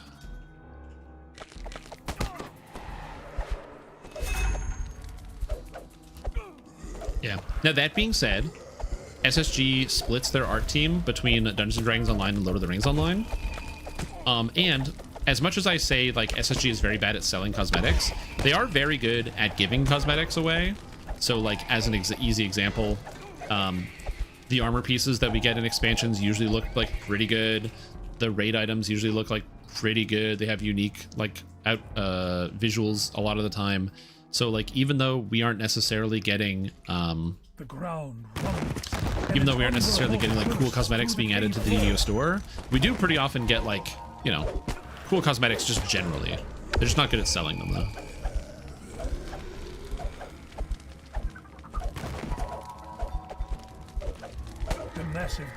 Yes, as in I am streaming, so I am talking less in in-game chat because it's hard to manage 3 chats.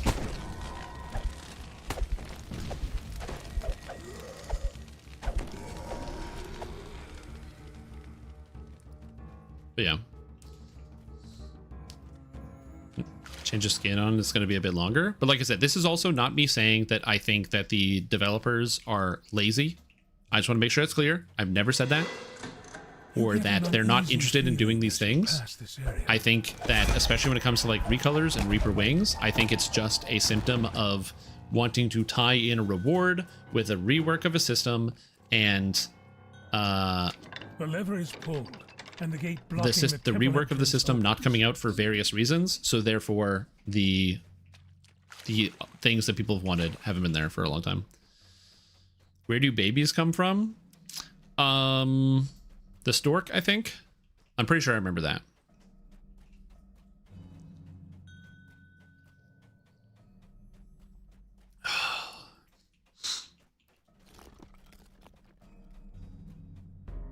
to find Umber Sulks. Coming from the chamber ahead.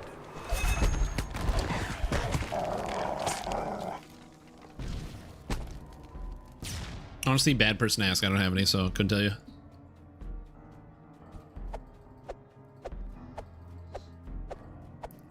It will come from the DDO store in the next expansion. Well, again, I just don't think so, because they just don't do that. SSG just doesn't put stuff in the DDO store. Like, I'm not one to do like the, like, you have to understand, EA, or sorry, not EA, DDO is not like not EA, what's it called, Ubisoft or something, where they're going to literally sell you every single element of something, like in the store, especially like cosmetics wise. They'll sell you a lot of things, but like you can earn everything in game, right? So like you can play the game and just unlock the enhancement trees. I talked about that in my video, but which ones I think are totally fair to unlock versus ones that I think are maybe a little bit better as a direct purchase. But like you can just earn all those things. SSG subsidizes a lot of their earnings that way, which they probably regret a lot, because it probably does eat into a lot of it. As an example, I am ultra like I could be an ultra whale, but I'm not a whale because I just play the game too much, and everything I want to buy to the DDO store I can always buy with my DDO points that I earn from playing the game. You have earned the favor of the First Elder. So like, again, I understand where people come from, but like, again, we're not talking about Ubisoft here, we're talking about DDO. And when it comes to the amount that DDO actually charges people for things, for the most part, expansion features notwithstanding, because a lot of it's subsidized by the DDO store, it's pretty inexpensive when you compare it to other video games in a similar genre of the things that you have to buy. Now, does that mean that I don't think they can clean up monetization? 100% they can, but like, it's not nearly as bad. It's not as bad as it could be.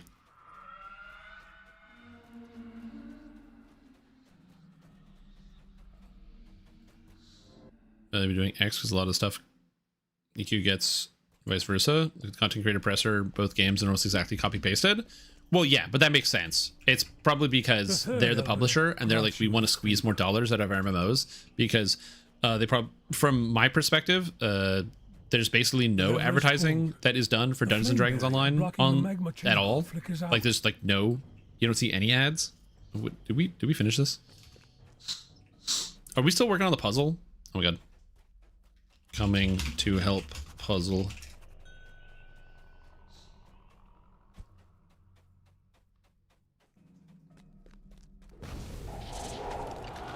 Oh my god, are we just ripping the puzzle? Okay. Okay. I'm coming to fix it.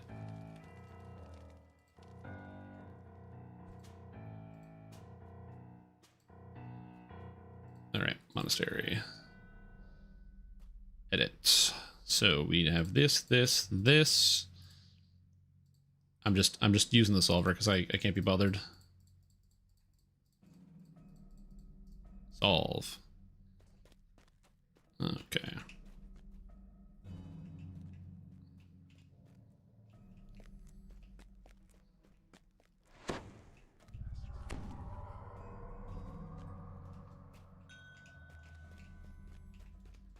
As the last piece clicks into place, the barrier blocking the tunnel fades.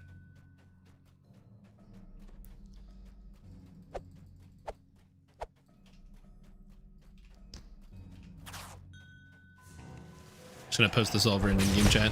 I don't want anyone to think that I could actually solve that puzzle on my own. Facebook apparently? Yeah. I can see that. Bought Presage back this week with new SMG2, and I gotta say one of the coolest missions I played in D2. Yeah, the I don't mind Presage. Now that Presage doesn't have the timer that it had before, where you're not like sprinting to the finish line. They literally added 5 minutes to the Presage timer, so it's so much. It's not like easy or relaxed, but it's just, it was like a real blitz to make it to the end before you wiped, and now it's not too bad. I do want to get that SMG Seraphine Haze. It's so good. I really want Seraphine Haze. The problem with Seraphine Haze, though, is that a lot of people are looking at the Crystalline Corpse Bloom perk, and I think that perk is complete dog water. I think it's garbage. I think it's ass. I think it's species. You've earned the I think everything about the it's bad. village elders and convinced the guard to open the way to The only thing that's good about it is it's pretty good if you're playing on like casual mode.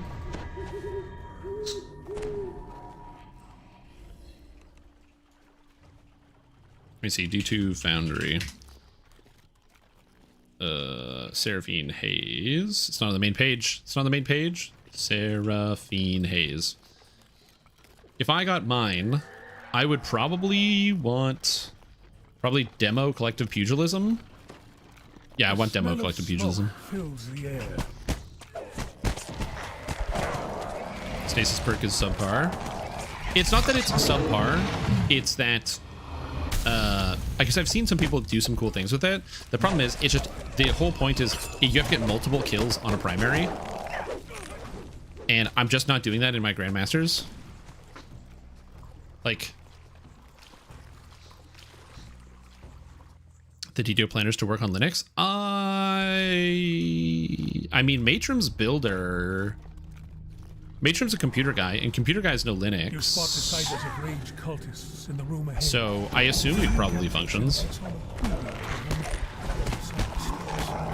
Not saying that Matrim made it for Linux. I'm not trying to imply that. I just don't know much about computers or Linux, and people that do computer programming always tell me Linux is better than everything else in the entire universe, and nothing is better than Linux. So I just assume that you can do it. From your attacks. The eye of rage gurgles one last time and crashes to the floor. You are now free to claim your prize, a treatment for the madness of crowds that afflicts Stormreach. You have retrieved the vial of the Vulkur's gift venom for House Jurasco. It seems that chaos magic is fickle. The Beholder's shield begins to think Daybreak fade. doesn't prioritize cash shop items?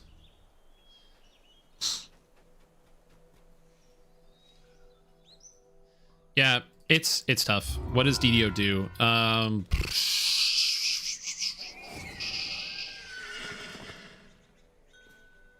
Couldn't tell you. Again, in my personal opinion, I think that just DDO does a lot of their monetization totally wrong. I am not a e-commerce person, but I have done some. I used to work in sales, and I know how to sell some stuff, and a little bit of marketing.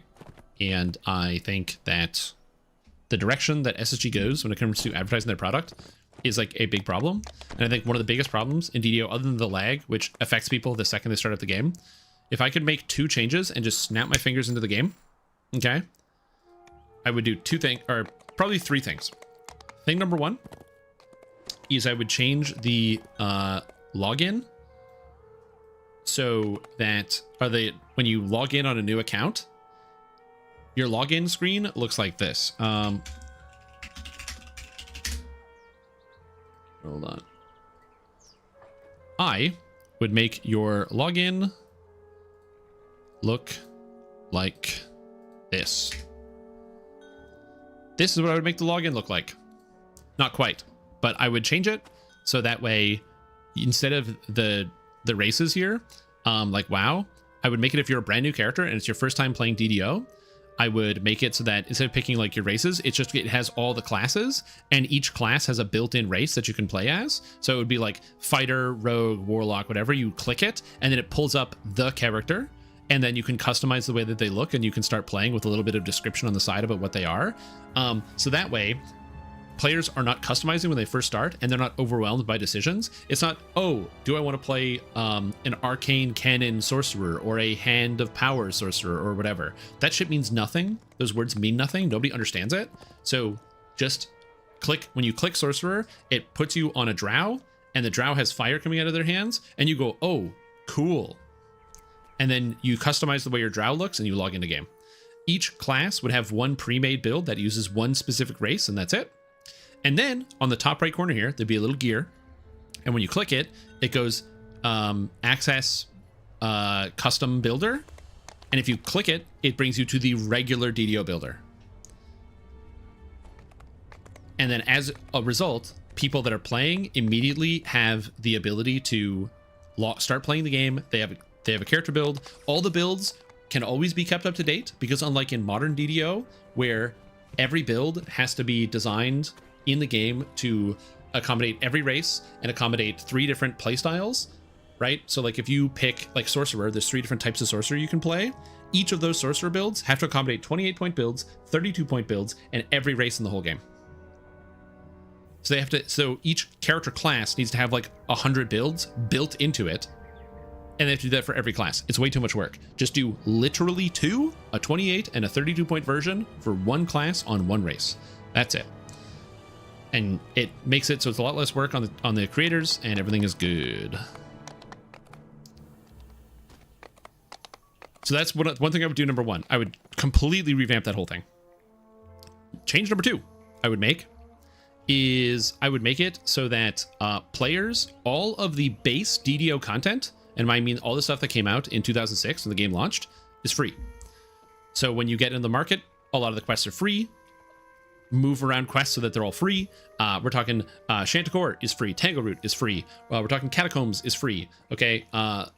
Sorrow Dusk is free. Threnal is free. All these quests are free. And the reason why they're free is and as opposed to like and another way to do it, the reason why they're all free is because you want to delay people hitting into walls where they feel like they can't play anymore until like level 8 to 10.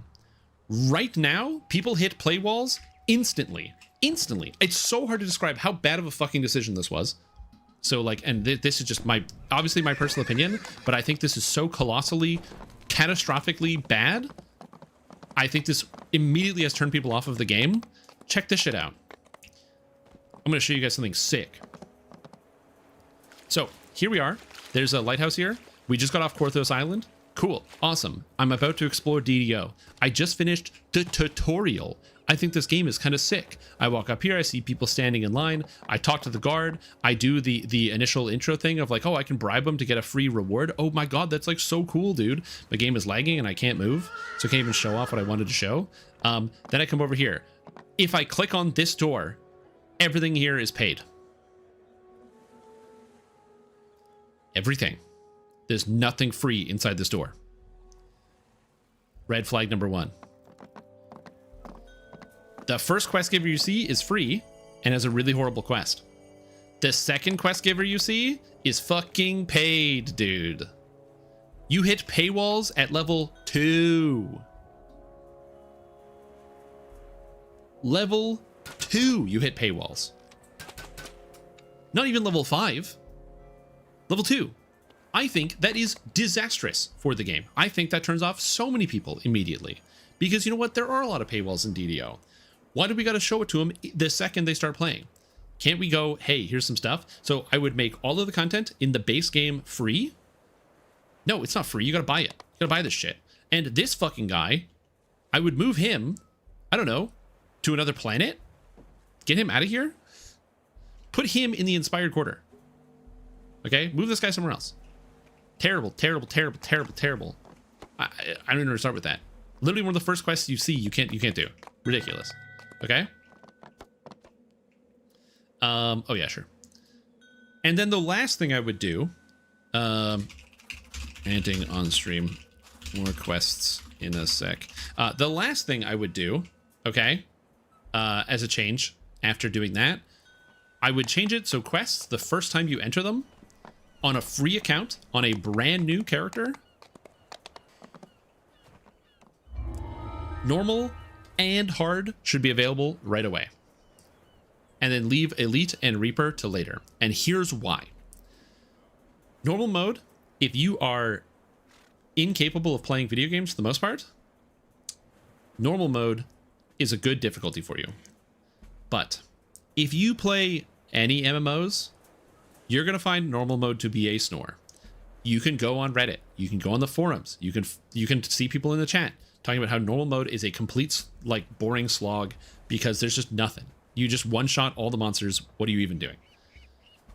By having normal and hard available for free, it does 2 things. Number 1, it means that people who want to play like elite difficulty and learn more only have to do a quest twice, which makes the experience a lot more enjoyable for that player. And 2, it's the psychological element of, oh, if I'm playing the game and I'm actually good, dude, I could play hard mode on my first time playing through the game. I'm going to beat the game on hard. How cool is that? It's the psychological element. Somebody goes, oh, I'm playing on normal, but if I go up to hard and I can actually beat it, that's kind of cool. Oh, and I get better treasure when I play on hard. Now they feel rewarded, and now they might want to try playing on elite difficulty. And people that don't want to do it can stick with normal. Those 3 changes are changes I would make to the game in an attempt to make the game a little bit better. Okay, doing some taking 17 and doing some 15s, specifically what's the sleeping quest? Not a Sharn Welcome, the fish one. Lost at Sea plus Cogs 15s.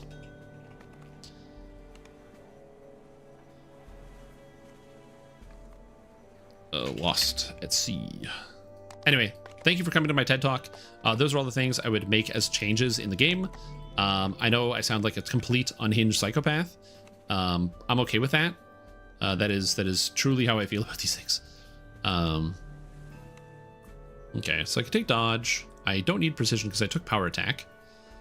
I don't need stunning fist because I can't use it. Stricken expertise, whirling steel strike is garbage. Sword splashers I can't use. I guess I take deflect arrows because deflect arrows is pretty good.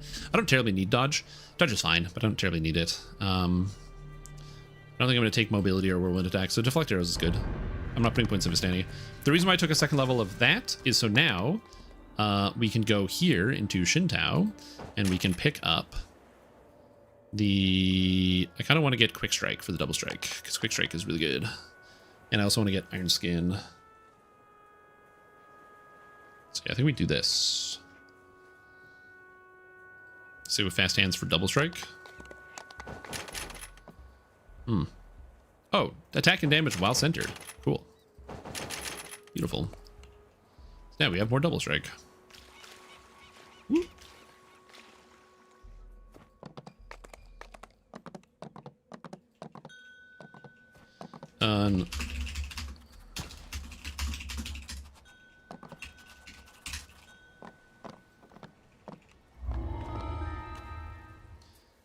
So yes. Also, I'm gonna use fire swords underwater. Encased in a magical bubble of air. A war forge waves you over. No doubt she's one of the crew. Push first light just can't open elite since it pushes you towards VIP. Oh yeah, 100%. I'm not saying I don't understand why SSG wants people to do like normal hard elite because you can buy your way through it. I totally get it. I think the juice isn't worth the squeeze. I think the 4 people that you convert into doing like buying a VIP sub to get access to elite difficulty, or however many people it is not worth the number of people you lose because they get critically bored of the game on normal. That's my argument, personally.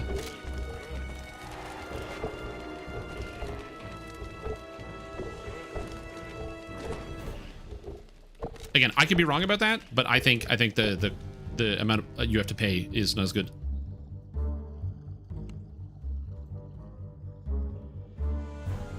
Because you pay for it in other ways. Oh god, I was spacing out, I went the wrong way. So I aggroed this whole pack of monsters.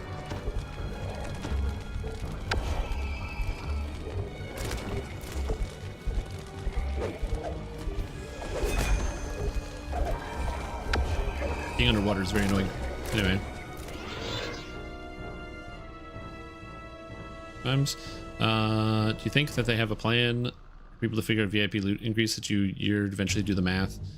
Find that they've been lying for 20 years. The problem is it's a statistical anomaly. It's basically impossible to test. So we just have to take SSG at their word that it actually is in fact working, and you actually do get a 1%. But the problem is the number of times where loot bonuses actually don't do what they say they do, or there's been a bug where it's like, oh, it actually this bonus isn't working, and blah blah blah. We have to like test it to figure it out. We can't test it to know. So let's say we get to like it's been like 8 years, and you get an extra 8%. Then maybe you can do some testing and try to figure out, and then just go, oh, it actually hasn't been working for the past 8 years, but like, what do you do at that point? I don't know. Also, Sigleaf, thank you so much for like a whole bunch of bits. That's very kind of you. I really appreciate the support. I hope you're doing very well. That's a lot.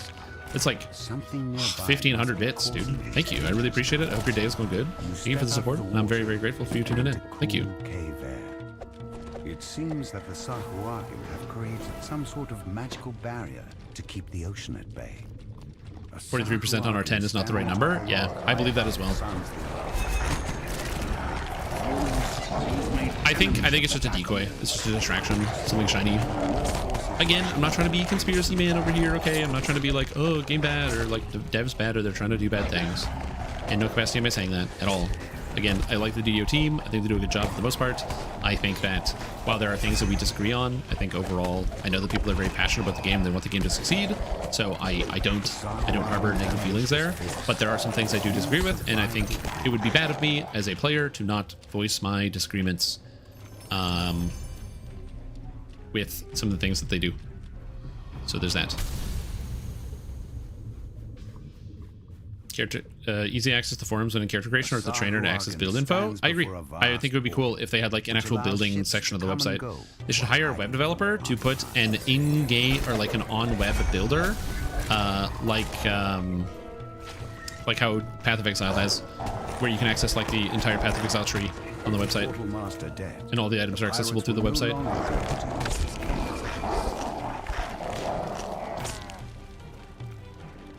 Because your build guide, so thank you. Oh, I'm happy to help, Sigleaf. I hope that you've been enjoying the build guides. I hope your day's been going good. I hope you've been excited to play DDO. And yeah, I'm just happy to be a part of your DDO journey. I've had a lot of people telling me that they've come back thanks to some of the begin guides, especially the beginner stuff. And I just feel really grateful that I get to represent the DDO community in that way. With the pirates out of the way, you can finally take a look at Vaughn's cargo. All right, smash and burn next. Mysterious shipment at long last. Smash and burn, baby, smash and burn. Very valuable to have drawn such attention, whatever it is. Times 1% per skull? That doesn't sound wrong.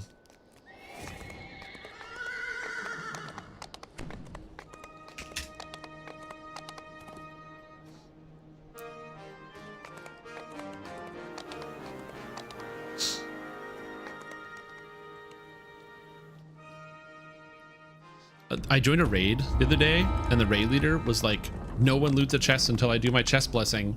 And I couldn't believe people still do that in current time. Anytime, Durin. I'm glad to help. Again, as I said before, I enjoy being able to help people in the DDO community, help people learn some stuff, help people get some information and to play their game better. Because that's what we're all here for. We're all here to just play DDO and have some fun. So if I can help people have fun, I will continue to do it. This door's hinges are coated in rock. Prying it open could create enough noise to alert anyone guarding this place. Maybe there is a way to get inside. Also, if you're wondering what I'm doing right here, so what I'm doing is I am pulling all the ads out to the start. And the reason why you do that is because then all the ranged group up here.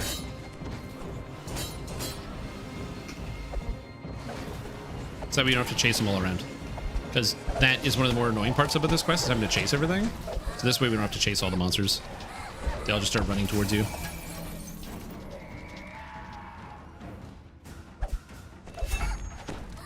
Quick strike.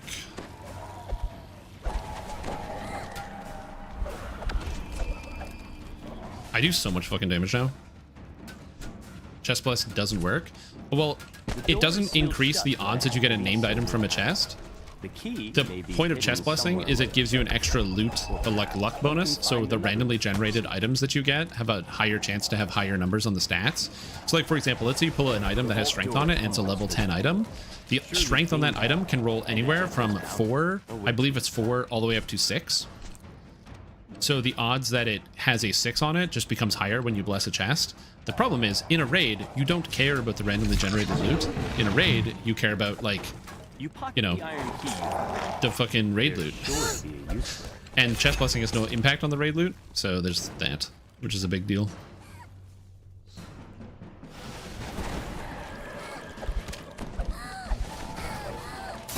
Don't worry, Bobby. The only thing we use you for is a basis for understanding the desert weather. Someone got the key. You'll need a key. More or less worthless then? That is correct. There's no reason to use randomly generated loot other than the loot that you can get out of the event going on right now. So the Halloween event, for some reason, you can increase the quest level all the way up to 39, which means you can actually get currently level 39 or even higher loot. And at that point, you can get items with stats way higher. You can get like items with plus 16 to strength and things like that for really, really min-maxing. So people are farming those out right now. But again, that is only specifically for certain things that you can do. The Boromar are gone for good, but there are still forge wraiths to slay. The air grows warm around you as you enter this room. Yeah, exactly. If there was a reason to use randomly generated loot, then chest busting would have a place in DDO, but they have very firmly gone away from that and put it, like the pressure on loot entirely on named items. And so as a result, you just don't really see a lot of loot coming up, or named loot being useful, or not, sorry, not named. So chest blessing is kind of unimportant. I don't have a real problem with that, to be honest with you. I do think it would be kind of cool if randomly generated items could actually drop one, like at item level higher. So what I mean by that is, like, let's say you pick up, I don't know, I'm trying to think of a good example. Let's say you get, I'm thinking of an item that is at the end game that has lots of stats. I don't know, Dino Bone, right? Dino Bone can, at level 31, can get plus 15 to a stat. So if you have a Dino Bone artifact and you put a stat in it, you get plus 15 to let's say your main stat, as an example. But imagine if randomly generated gear could just find plus 16. You know what I mean? So then, as a result, your randomly generated gear can always roll higher than the named loot, and as a result, the named loot is almost always better, but you might find something interesting.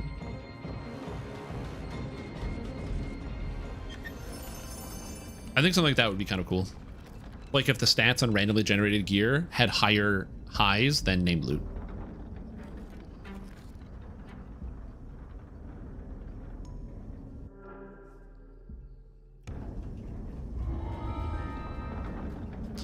Thralls of the Fungus Among Us. Add Sun and Moon augment slots? Honestly, why not? That'd be kind of cool.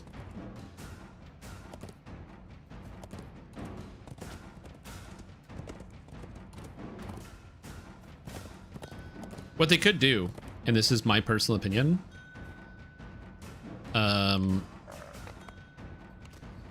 welcome. We're on Thralls now. One of the things they could do is, let's say like the Fae event is coming out, which they've been talking about. During that event, they could make it so that randomly generated loot during the event drops with Sun and Moon augments as a tester to see if that is actually a good idea worth investigating into and worth investing in. And in the event that it works, they can go, okay, that's going to be a baseline mechanic. And in the case that it doesn't work, you just have these weird legacy items floating around.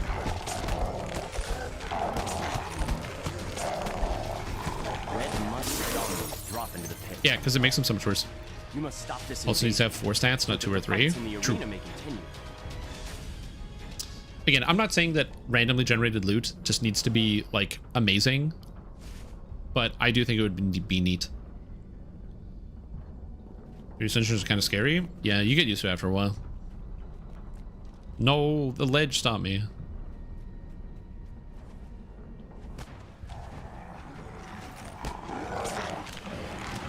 Fire damage! I'm all fire, baby! Muffled moans draw your attention to the south. Perhaps this is the source of the zombie invasion. Yeah, the fire damage feels so good. In quests where there's no fire immune monsters, my god, is the fire damage good.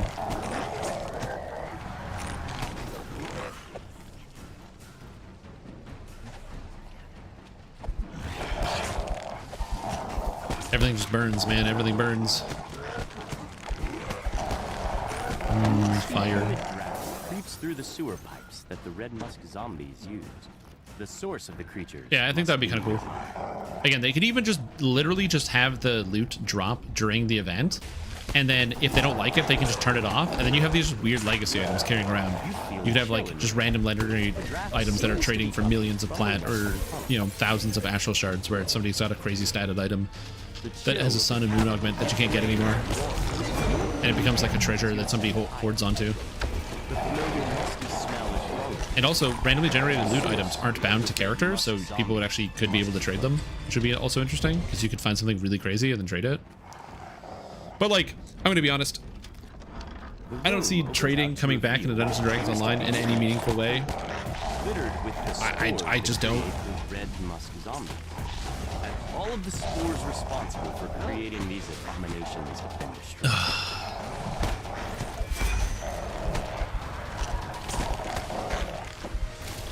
Oh, he just takes full damage from fire? What an idiot. What an idiot. Should have had fire resistance. What a moron. What a friggin' dummy.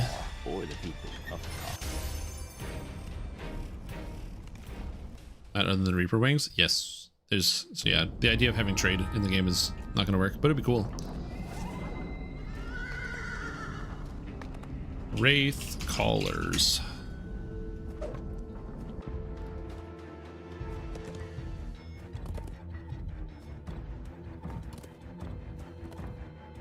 Too zoomed in.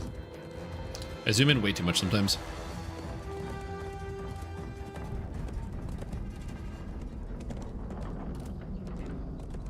Oh, Deoxys is back on October 7th? That's today. What the fuck? Oh, Deoxys is back this week? Stupid defense Deoxys. If you play Pokemon Go and you want to do defense Deoxys, regular Deoxys is pretty easy to do. Attack Deoxys you can literally solo if you have good dark types. But Deoxys defense, you need like 10 people to do it. It just doesn't fucking die. It's not a good Pokemon, but it just doesn't die. Like, it's not going to kill you. It's not going to knock out your team. It's not going to do anything like that. Like, yeah, if you've got, you know, 3 Dawnwings Necrozmas and a Mega Gengar and, like, you know, a Shadow Tyranitar, then yeah, you can do some stuff. But red crystals deep into the ruins. It takes a while. The path opens up into a larger chamber, and the sound of voices. I remember the first time I went to do it, it was just like in the park, and so I get to the park and there's like 4 other people there already doing it, and they were like, "Hey, can you help us?" And I was like, "Sure," and they didn't even get like halfway because of how friggin' tanky the stupid Pokemon is.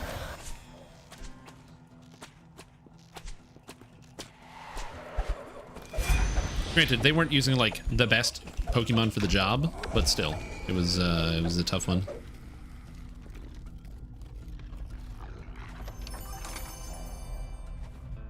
Purchase items with plat. Yeah, it'd be kind of cool if every faction had like cool things you could buy with your platinum. Sort of like how there was the potions. You guys remember actually drinking the silver flame potions back in the day that gave you -10 to all stats and slowed your movement speed? You pull the lever, and the mechanism. Could you imagine if they just made those potions not do that anymore, so they just healed you? Oh my god, that'd be so sick. I'd be farming out silver flame rep every life. They have like a limit. There's a limit on how many you can. They have like a big cooldown. They have a whole bunch of stuff, and they had to put this other restriction on them. And I used to drink those regularly. Worshippers kneel before a makeshift altar. In their prayers, the cultists offer their service to the avenging Forge and implore the creature. Dude, they were so good. That was like the only way for me to heal on my stupid ass ranger in 2016. Untroubled by her imminent death. My spirit will only make our master stronger. And burn some blood. I agree. He cannot be evaded. But here's the thing. I advocated for this a long time ago. Will be his. Let me check my YouTube video. As the Forge Wraith falls, shocked voices cry out throughout the cavern. Stream Tom. The cult is destroyed, and the city is now safe from their Let's go here. Videos. Change. I think is the video that I want. The biggest problems in 5 problems the DDO devs need to fix. The biggest problems in DDO 4 years ago. Platinum and its cap. They have done nothing with platinum in the past 4 years. I don't think I'm the only person posting about this. Maybe I should make a list of things that I should make a new video of 5 problems DDO devs need to fix. The problem is, did they fix any of them? Performance and lag? No. Platinum? No. DDO doesn't have good solo challenge? No. Named items, clutter, and storage. It's even worse with rare items. I don't even know where to go with that. Some honorable mentions, I don't remember what that is, and monetization. When people think that SSG listens to me, bro. Ain't nobody watched that before. Make it a short? Well, if I make it a short, then it'll travel. Because my YouTube videos will only get, like, they max out around, like, 20,000 views over time. But YouTube shorts, they travel. They get a lot more views.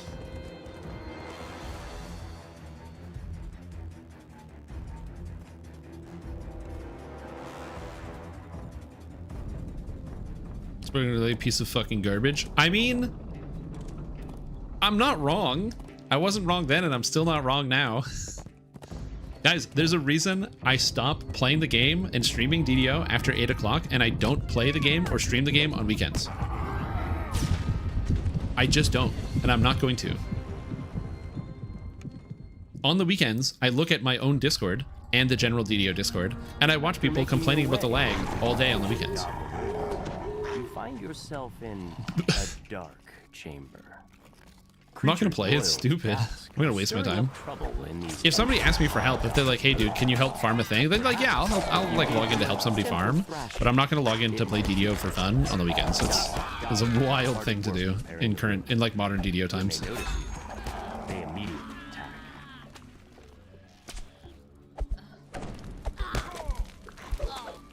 A specific plat amount, your hard lock your account and the bazaar is capped to millions, most sells for double that. Yeah.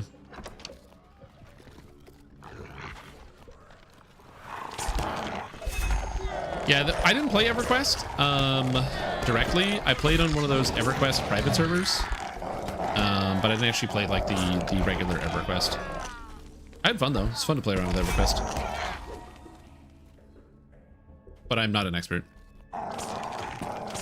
I missed EverQuest when it was obviously big, popular in its heyday in the 1990s. So going back to it was just definitely very interesting.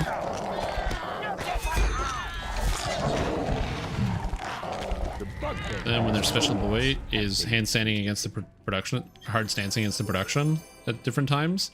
Again, people think like guys, I'm not God. I can't force people to do things. I don't work for Samsung Games. I'm just a person who plays the game.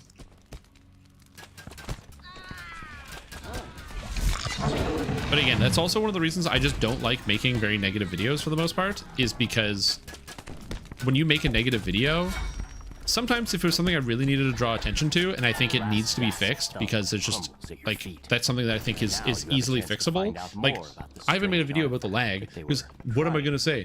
Guys, the lag is bad. Yeah, I know, you know, the devs know, everybody knows it's a huge problem. They gotta fix the lag, okay? Major issues, DEFCON 7, all right? Here's the problem. No video I can make is going to give any information. But when I did make my video about the Chilla Ravenloft, and I said the XP is like garbage, poo-poo pee-pee, awful XP, like I don't know what they were thinking. Me and everybody else were complaining about it, but it's possible that some of my complaining might have actually influenced the devs to like update the experience on the quest because of how horrible it was. Because that's something that, again, can't take more than like 2 hours to like go through and change the XP numbers on the quest. Maybe do a little bit of math, talk about it, figure out what the best answer is. So like I'm okay with making a video like that, or like talking about like broad strokes, like here's a change I think the game should make over the next like 6 years or something. But yeah. The ornate artifact shatters, the portal dissipates, and the remaining demons are thrown back into the depths of Kyber. On forwards the ladders because the dev had a terrible experience. True. But wait, another streams out of the portal in its place. Yeah, the ladder of shame.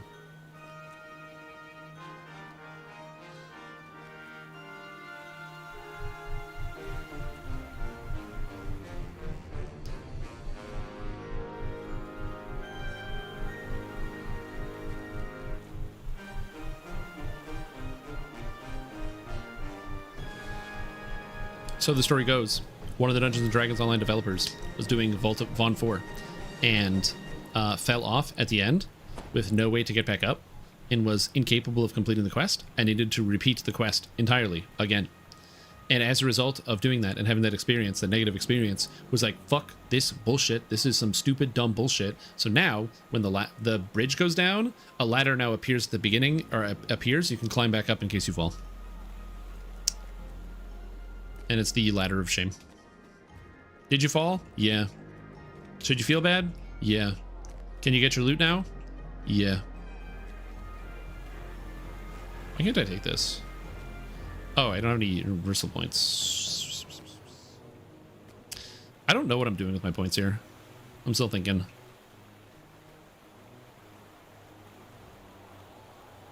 Is I'm in track line into 4 zones and say good luck. Yeah.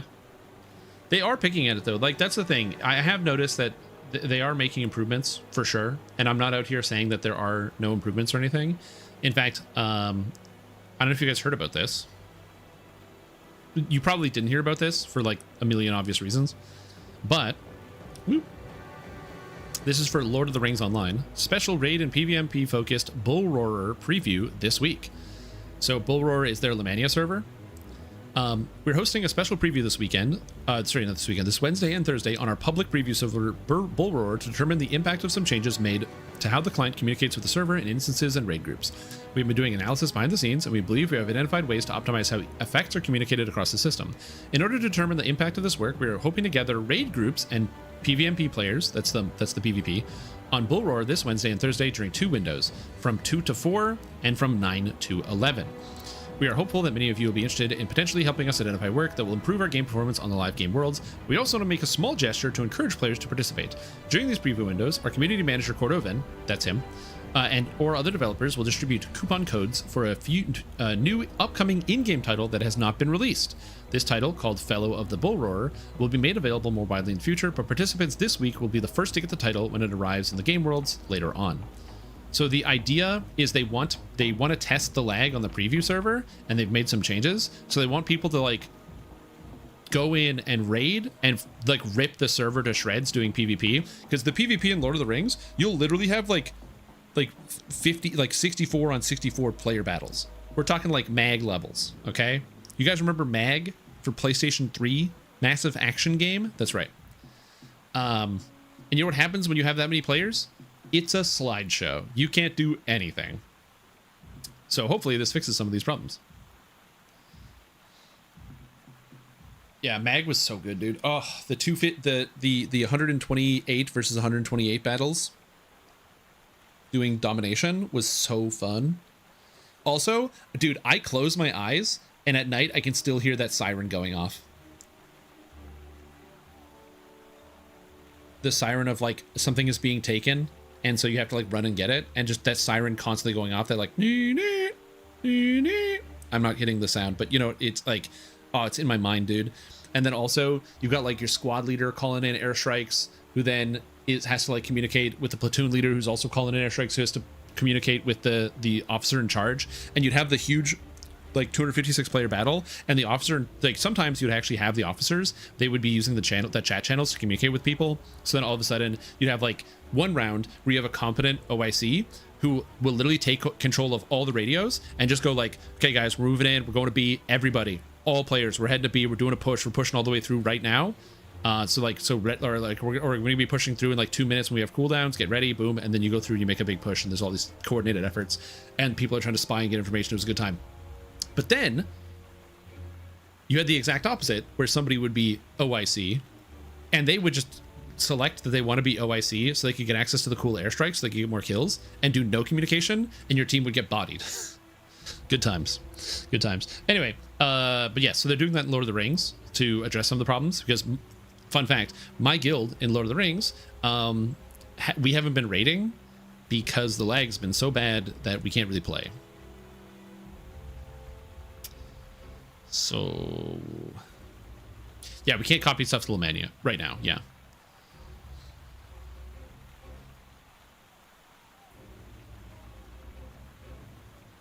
Yep. You think this is Lotra post? Yeah. So for Lotra, they're fixing that. Both games? Yes. Dude. Let's just say There's a lot. There's a lot of problems. Okay, there's a lot of problems. There's a lot of problems. There's a lot of problems. Okay, there's a lot of problems. Migrate to 128-bit servers. Honestly, true. Good idea. I don't have enough space to show off all the trees that I have because I have too many trees right now. Which is kind of funny.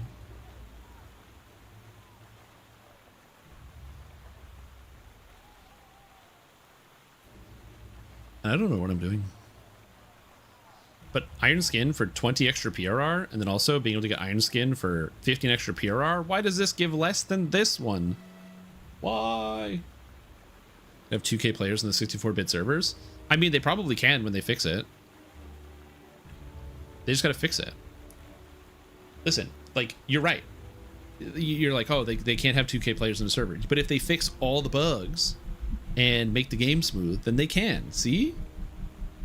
Like, in the universe where the lag isn't there, you can have 2K players. Squadron leaders and Mag gaslighting me thinking I was communicating to his squad and not the army. Yeah. Oh, yeah.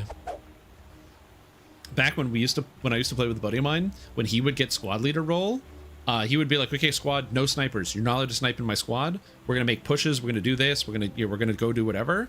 And whenever he would see snipers in his squad, he would just start cursing over the mic, be like, get the fuck up, get into combat, no sniping. And then when he would still see people like basically jump in their ghillie suit and just lie on a fucking ridge and just snipe people, he would literally just walk up behind him and just shoot him in the head. He would just start team killing. He'd be like, I said no snipers, get out of my squad. And they would team kill him, and then like initiate a vote kick to get rid of the people.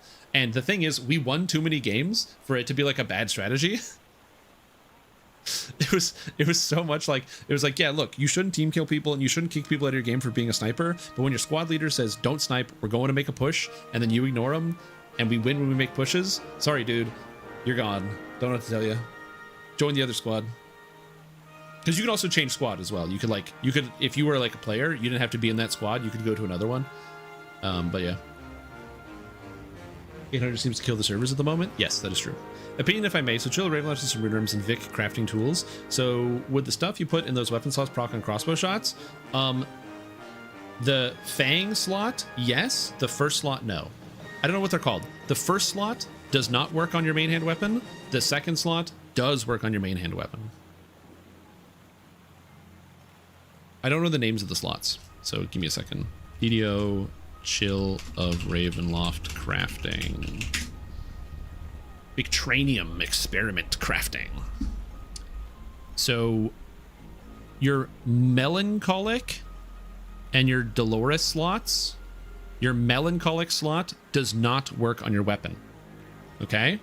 But your Dolores slot does. Is it Dolores or Dolores? I don't know. So for example, your melancholic, like this garbage, this doesn't work. Okay. The spell power is fine, but this stuff, Dolores, Flames, Sparks, Acid, these will work. So you can do this. Yeah, I say Dolores. I hear people say Dolores, and I'm like, that sounds wrong. I think it's Dolores. In fact, is that a word? Dolores. Dolores. I'm right. It's Dolores. Dolores. Dolores. Anyway, the Dolores crafting. People are still going to say Dolores because they can't read. Unlike me, a professional in reading. But yeah. Does that answer your question? Dollar House? Yes, Dollar House. Exactly. Okay. So I'm going to leave my character here because it's sous vide time. It's sous vide time. So feel free to stare at my character. I am going to make the sous vide or finish it up. I just got to take the stuff out and throw it on the pan and do the things. So those on hits don't work. Is that a bug? No, it's not a bug. It applies that to the crossbow, or not to the crossbow. It applies that to the item, like to the rune arm. But the rune arm doesn't attack, so therefore it doesn't work. That is an intended interaction. Dolorous, dolorous, dolorous, dolorous, dolorous, dolorous, dolorous, dolorous, dolorous, dolorous. Yo, thanks for the Dolorous, Ludicrous. Appreciate it. Hope you're doing well. Thank you so much. What weapon? It's a flame scimitar. But what is your what is my weapon? Yes. My weapon, I'll say this before I go sous vide. I take the feat here, the past life feat. Harbinger of Nature's Wrath, which requires a druid past life, which lets me summon Flame Blade. So I press the button, I summon my Flame Blades, and I have 2 of them. And the Flame Blades themselves scale with my level. So because I'm level 17, I cast a level 17 Flame Blade, which is a +6 weapon that is a Flame Blade. It has Fiery 4 for 4d6 damage, Flaming Blast for an extra 4d6 damage on crit. It has Incineration, so every once in a while it does 500 extra fire damage. And Blinding Embers, where when you Vorpal, and you confirm, the enemy is blinded, no save. So I blind things, which is pretty nice. So that's why I do that. Actually, I'm gonna rest in the tavern.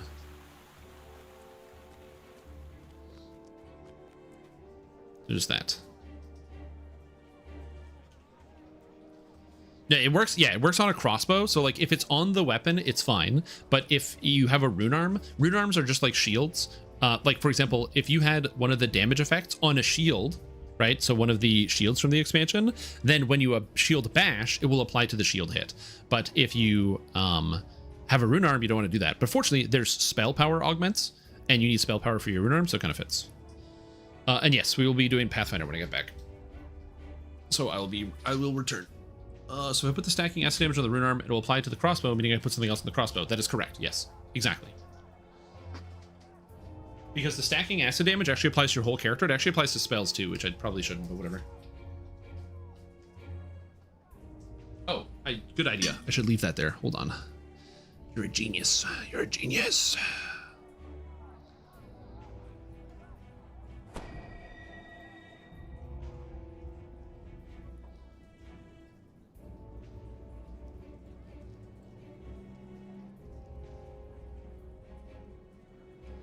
Where do I put the sous vide time? Sous vide time, sous vide time. There we go. Now you can see the weapon. Anyway, I'll be back.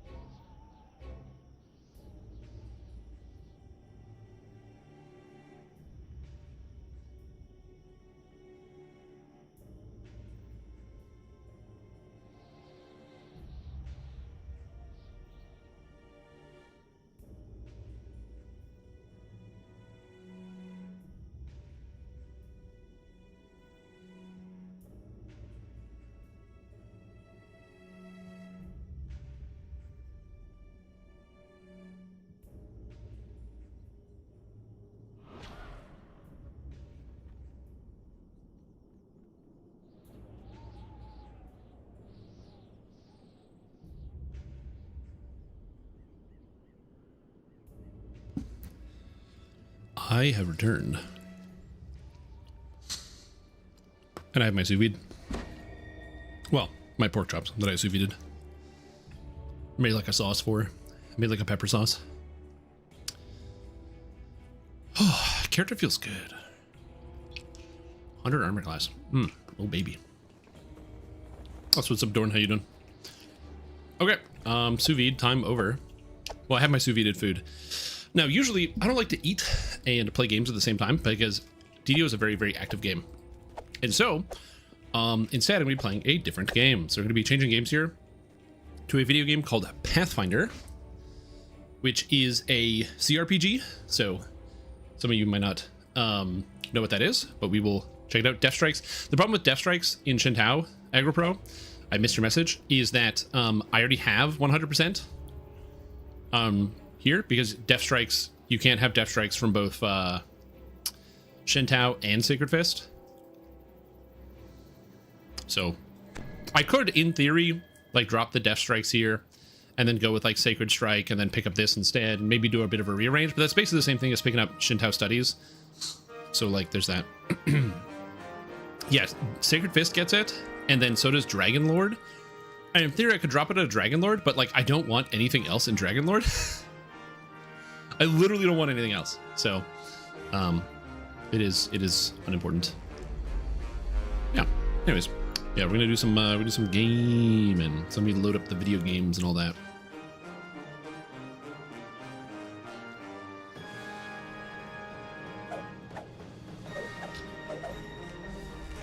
Gamba? I forgot to Gamba. Sorry, dude. Should have reminded me earlier. It's too late now. It's too late.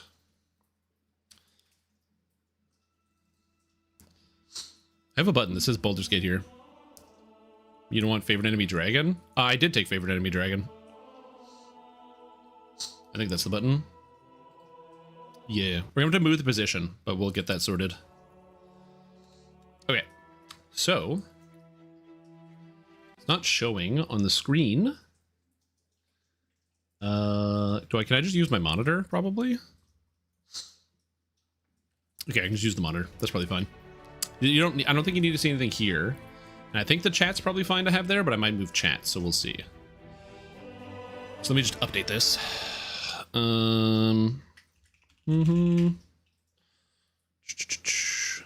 Okay, give me a thing. Actually, updating this on Twitch is so annoying. I actually don't need to change the title, so that's good. Because Bad Build, I call it a Chad Build, is perfectly appropriate for this type of game. I just need to update my settings on YouTube. I got stream the horror, the photons were gone.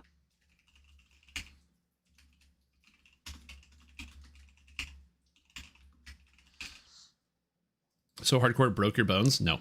Okay, so this game is Pathfinder Wrath of the Righteous. This is a CRPG, so it is a like top-down adventure game, not adventure game, but like it's a D&D adventure game. It uses the Pathfinder rule set, which if you play DDO, you'll be very familiar with because it's all of the same goddamn rules. We're gonna be starting a new game, and I have actually set up a set of rules for myself that I actually don't think I put into here. So let me see if I can make a bot command for it. Give me a sec.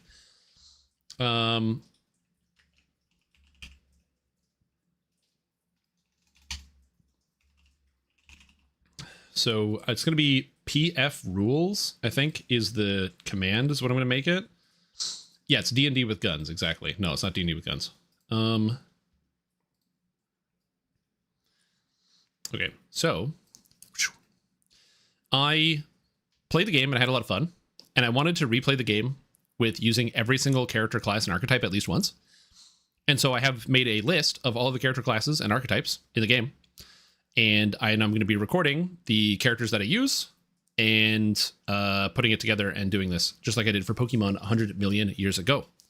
However, there are rules for this challenge that I'm going to be using. And so I'm going to be copy pasting this into here. So then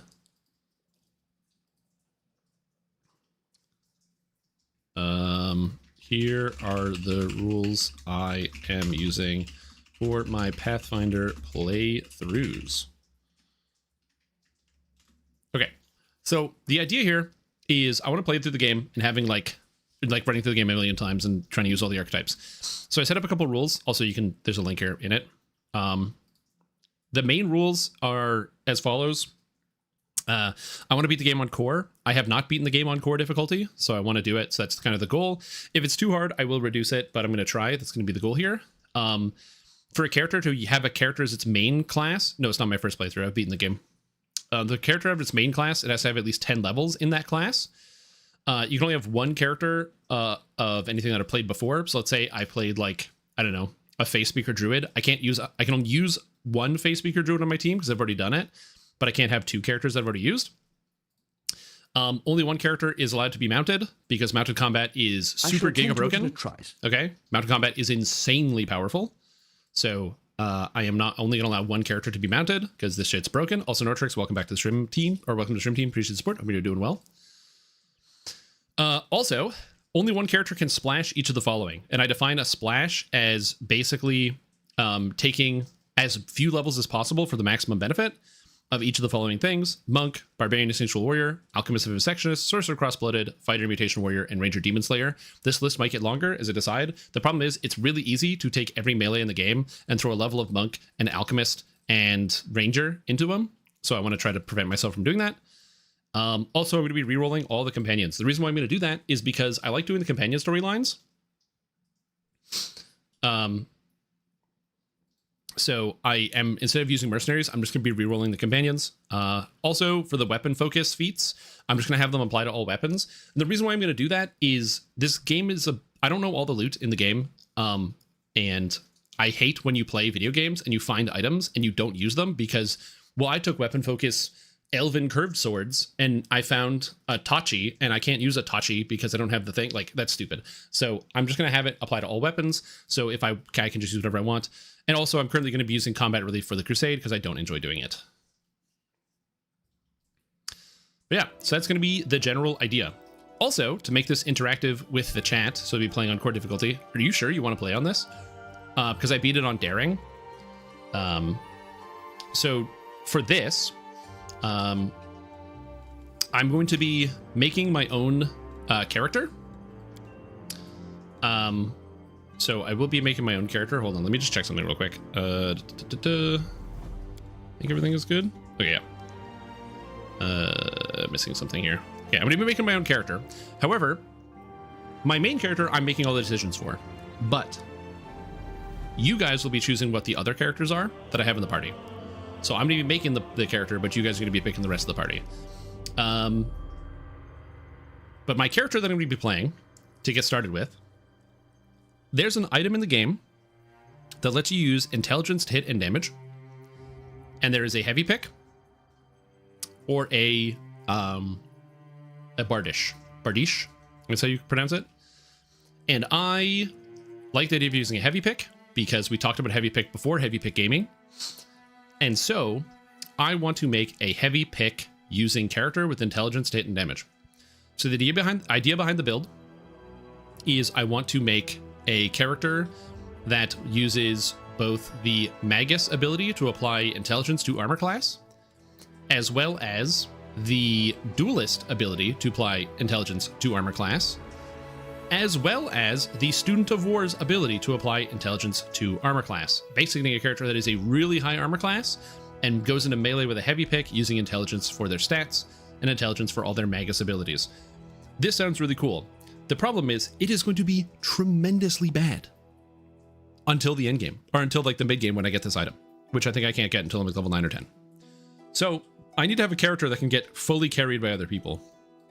So this character is not going to start as anything else. It's going to start as a Scaled Fist, because Scaled Fist is really good. Let's move my charisma to added to my armor class, which is nice. And which means my character can be charisma focused as well. So for all those conversational moments, I'll be able to talk to people on this character, which is good, because sometimes you have to have that for your actual main character. We're also going to be playing as an Aasimar, and I've thought about this because one of the Aasimars here is the Emberkin, which gets a bonus to intelligence and charisma, the 2 stats I'm going to use, as well as a bonus to lore, religion, and arcana, more stats I'm going to use. Now, before I continue on this, I am making an Aasimar. So I figured, if I look at the portraits, there's not a lot of portraits that really fit with the character that I want to play.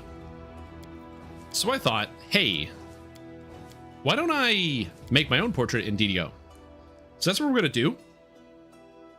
Is going to make a portrait in DDO. So let me load up the game. So I'm going to make a character and then use that as my picture instead. Sherlock Holmes movies, smarter your character, the better fighting. Yeah, I think so. I'm not sure exactly how this is going to work, but we'll see. So we're going to design an Azamar and then take a picture of it and then use that as my portrait. And hopefully that works. And I just think it'd be kind of funny to add like a little DDO element to it. My character be mounted, everyone else has a mount class that runs around as a tank / tripper? No. Of course, closest tabletop stats are still inflated. Yeah. There's a portrait for Pathfinder, Wrath of the Righteous. So we need an Azamar here. So I'm going to make an Azamar.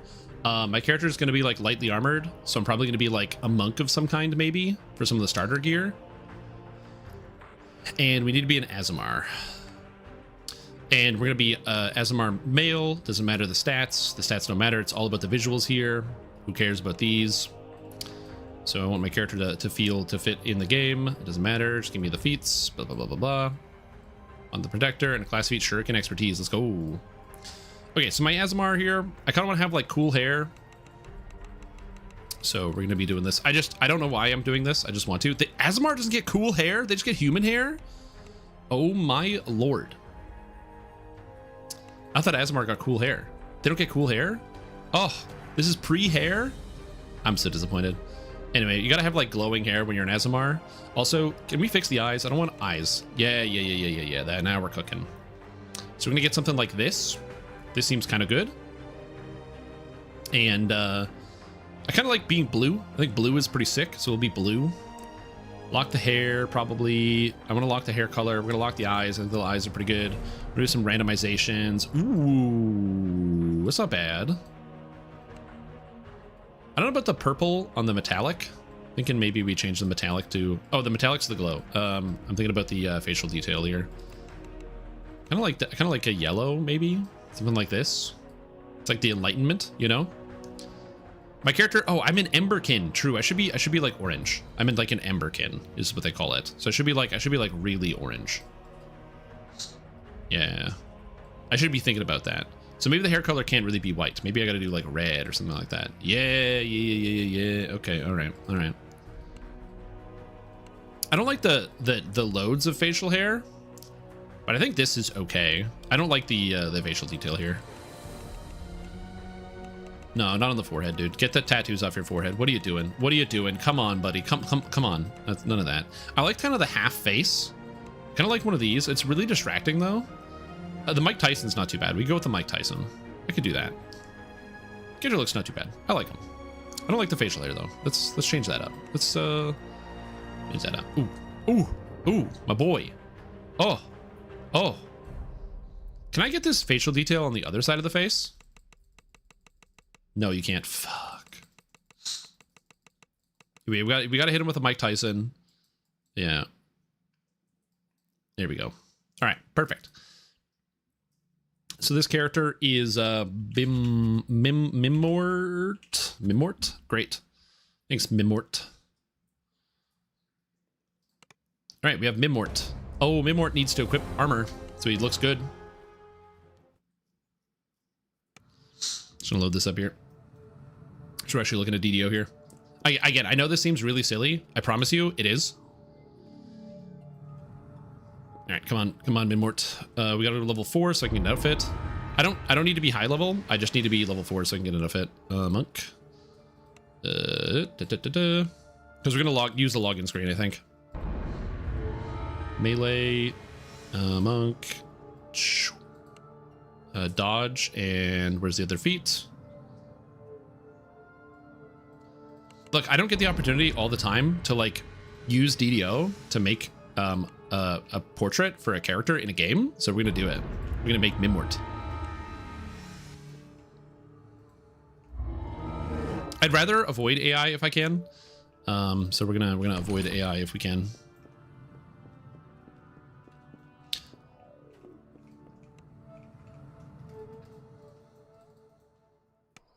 All right, so now we log out.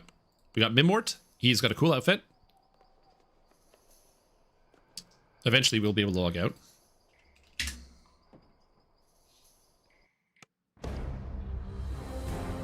And then... Okay. So we need...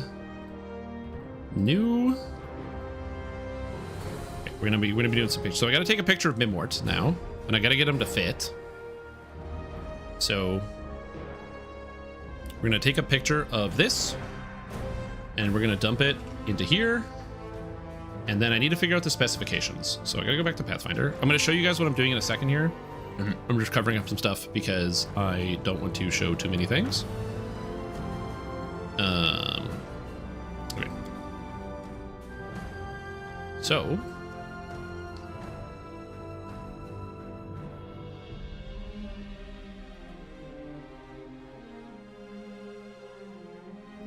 basically what I'm going to do is we need to create a portrait.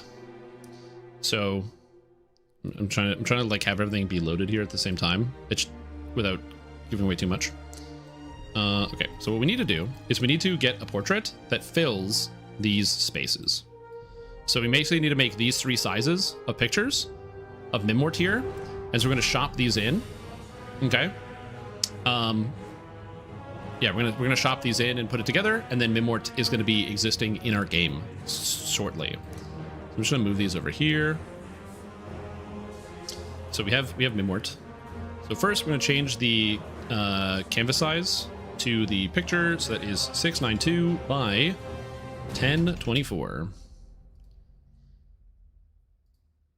All right, and now we got to find Mimort in here.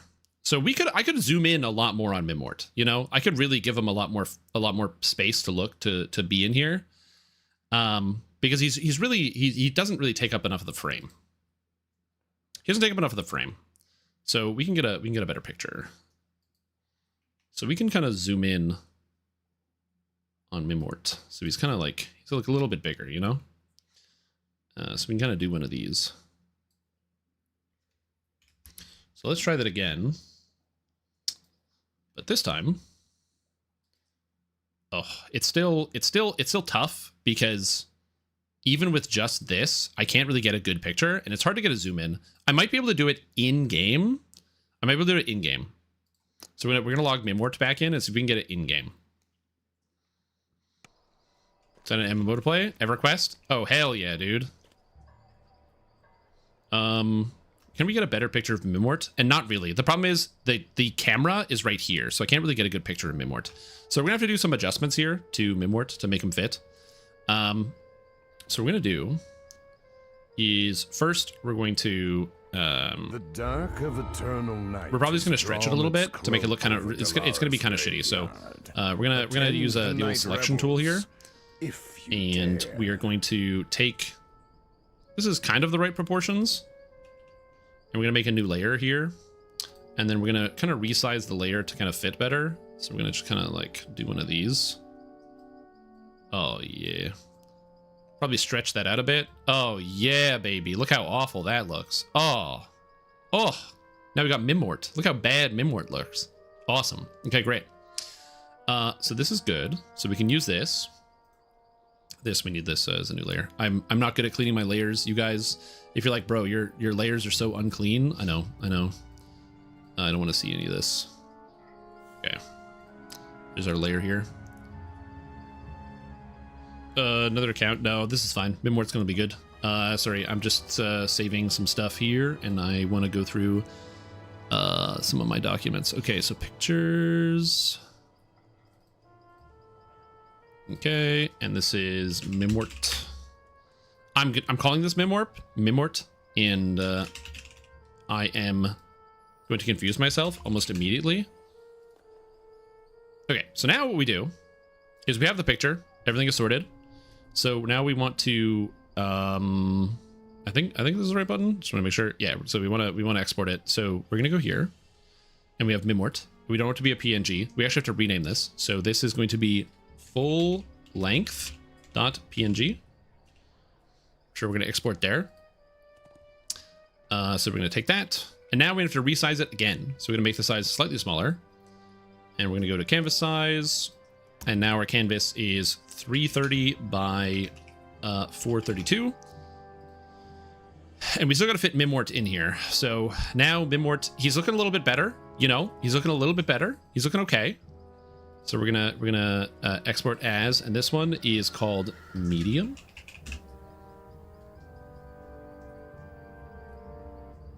Slim body option, no. Nice merchants that come in purple, no. And now we want to change the image one more time. I know this seems stupid, but trust me, it's important to make sure your character looks appropriate. So we gotta make it good. I don't know if the character is gonna be named Mimort, but it might be. There we go. And now we have just the face. Oh, look at it! It fits! Honestly, I'm very impressed with myself. And now we have small.png.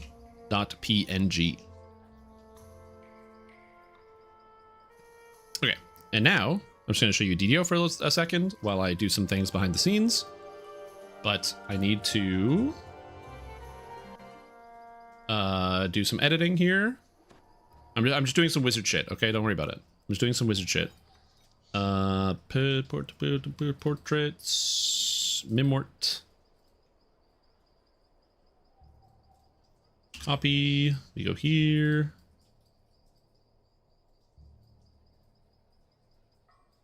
We replace these files.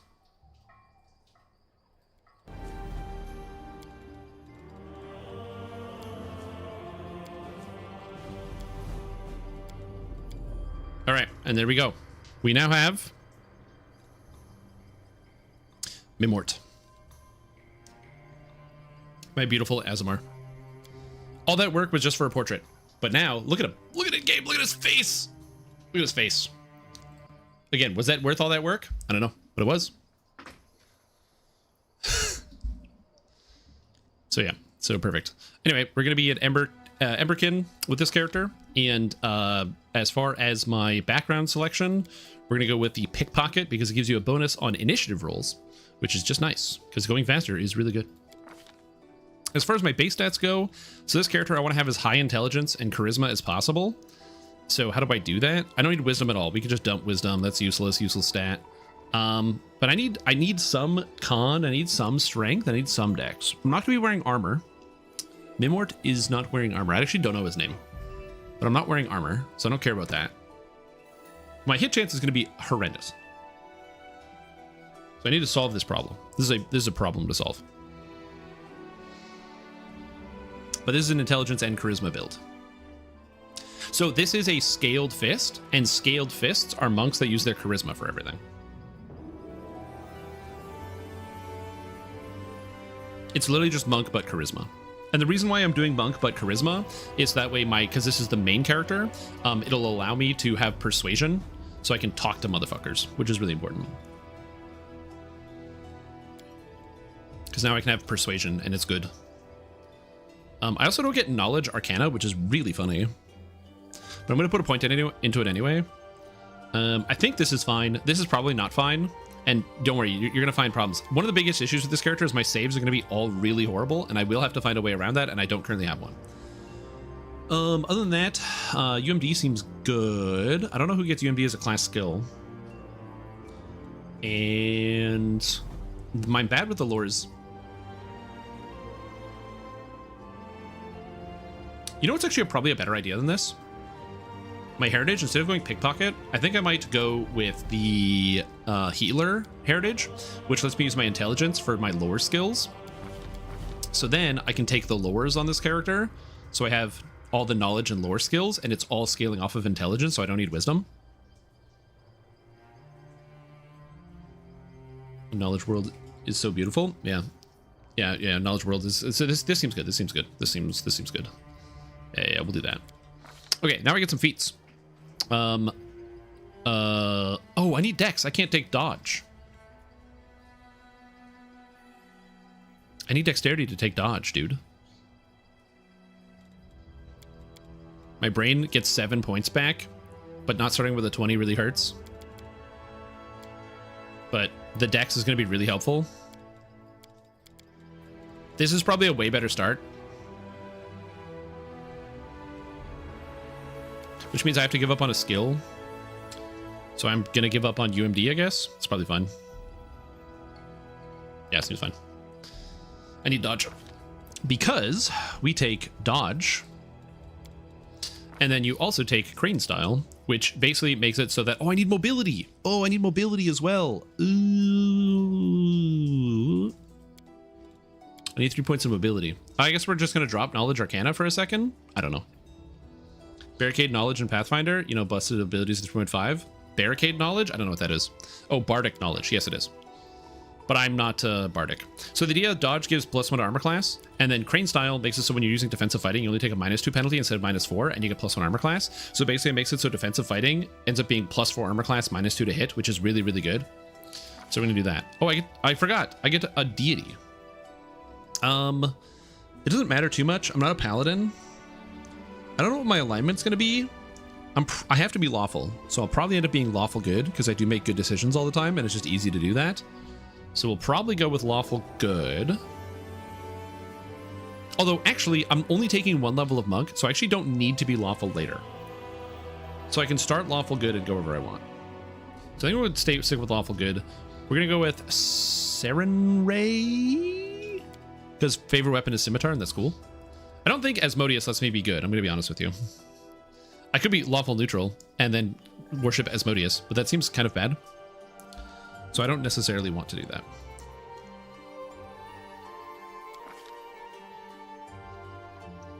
Yeah.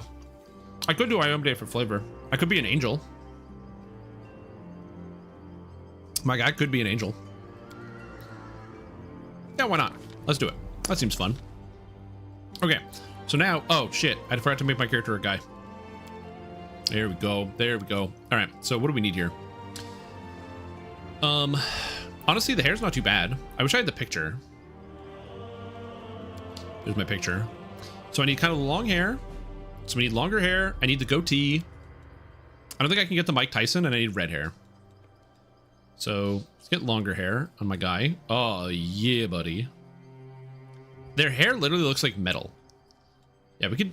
You know what? This is a better look than my character, what he has. And we need red hair. Red? It's not the right color of red. We'll have to stick to it. And he's got kind of orange skin. How do I get orange skin? Orange is like not an option here. We got like sickly yellow. We can fix it in post. We can fix it in post. Also, my guy is like skinny. Yeah. We're skinny. This is Pathfinder, Wrath of the Righteous. He's got kind of like a blah look on his face. So we're gonna kind of give him a blah look. He has like no emotion whatsoever. I think 3 is good, or 2. Oh, it's just the glowy lips and the glowy eyes. We'll go 2. This seems fine. And then we need the goatee. Come on, no, come on. Oh, there's no goatee, dude. Well, this is the closest we can get. Can't afford carrots, true. All right, seems good. And as far as the clothes go, I don't really care. This seems fine. Oh, tattoo. Can I get the Mike Tyson? Give me the Mike Tyson, dude. Give me the Mike Tyson. Give me the Mike Tyson. Nope. War paints? Ooh, okay. So we have, it's black. So we need kind of black here. Black, perfect. All right, now we got to find it. It's in here. Nope. No, I don't need the Hand of Sauron or Hand of Saruman. Nope. Come on. You got the Mike Tyson. It's in here. I believe in you. Come on. Don't die on me now. Is that like dyed the lips? What the heck? I don't see any tattoos here. Oh, that's just shading. That's just like makeup. Okay. Well, unfortunately, I don't have a Mike Tyson on this character so far. So we can do this. That's close enough. It's not too bad. Beautiful. I'll take care of it. So this is my character. What does he sound like? Get it off me. Defeat is not an option. You're done for. The path is clear. I am superior! I don't know if he sounds like that. Someone else would make better use of this. Damn it all. Just grumpy. That's what you get. First come, first served. No, that's annoying. Combat is adjourned. I need to concentrate. Character's not wise. I can't be wise with the 7 wisdom out here. I'll go ahead. This will hurt. I didn't even break a sweat. Yo, my guy sounds like a weenie, dude. I think my guy's a weenie. My skills exceed yours. I feel faint. Oh. Everyone counts on me. Oh. Enemy near. Ooh. Everyone counts on me with an 18 charisma? Yeah, true. All right, I need a name. What do I call him? The temporary name I had for him was Mimort, but that sounds bad. What do we call him? It's very important.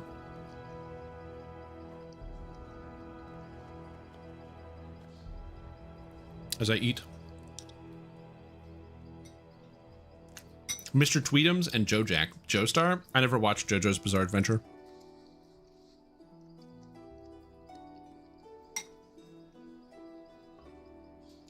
Hmm. Gogurt? I do like Gogurt. It's so stupid. Just call him Gogurt. All right. Now close my eyes. When was Gogurt born? He was born January 18th. Okay. Let us bide our time. We got Gogurt. And this is good. So this character is going to be a intelligence-based character. All intelligence all the time. So everything's coming out of intelligence and charisma. So hopefully it'll be good. But we will see. Also a heavy pick user. This is a heavy pick character. Now, for the record, I will be skipping a bunch of things once we get into this. So I will be skipping a lot of cutscenes because I've already played this game before. But I will do my best to explain the story as we go. I'll let you watch the cool cutscenes. Also, I gotta check something real quick. I know I'm covering up my screen a lot. I apologize. There's a couple things I just gotta check. Make sure nothing's broken.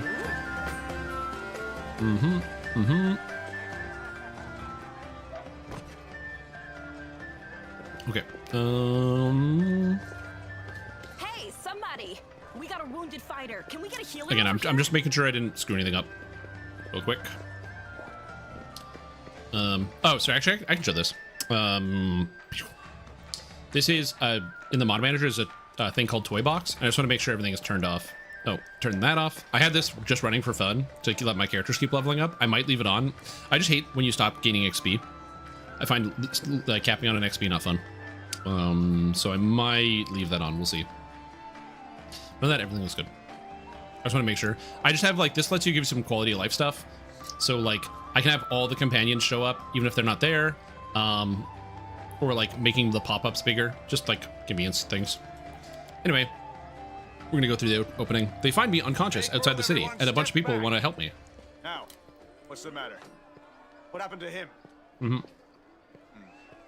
The wound looks nasty. Who did this to him? That's right. Who attacked me? Demons, Prelate. We found him barely alive outside the walls of Canabris. That's right. The walls, you say? Enemy doesn't usually stray so close to the city. We'll get you patched up now. But first. Anyway, so this guy is going to help me out. And they're going to do what they can to assist me. Leader of our troops. But don't worry, I won't give up that easily. That's the Crusader spirit. As they slowly heal me, but they can't heal me. My wound is too great. So they have to call over Terendelev. Terendelev is a big dragon. Now, who are you? I'm I don't remember Gogurt. seeing you before. That's so good. I have an excellent memory for faces. Yeah, sorry, dude. I'm Gogurt. You don't remember me? I've heard of that name. Who are you then? What's your business? Yeah, what's your business in the city? But wait, it's too late. Terendelev shows up. My dear prelate, please, for the sake of the festivities, stop interrogating this poor man. And Terendelev He has been is just a knight. Go You know? on. All right, as you wish. Whereas Prelate Holrun, the best way I can describe him, he's an inquisitor. So he's kind of like Be on your guard. he's like the holy arm of the law. But remember when I talked about how like paladins, in my eyes, are like they follow the law to the letter and they're unbudging? That's Holrun in a nutshell. If he thinks you committed a crime or he thinks you're a demon, instant death, no trial. Not the defenders of this city. Yeah, how buried was your character? Just under a pile of corpses? Oh, no, my character, I was just lying on the ground, unconscious. If I need paths yet, we're working on it. Loose the grudging grip of pain.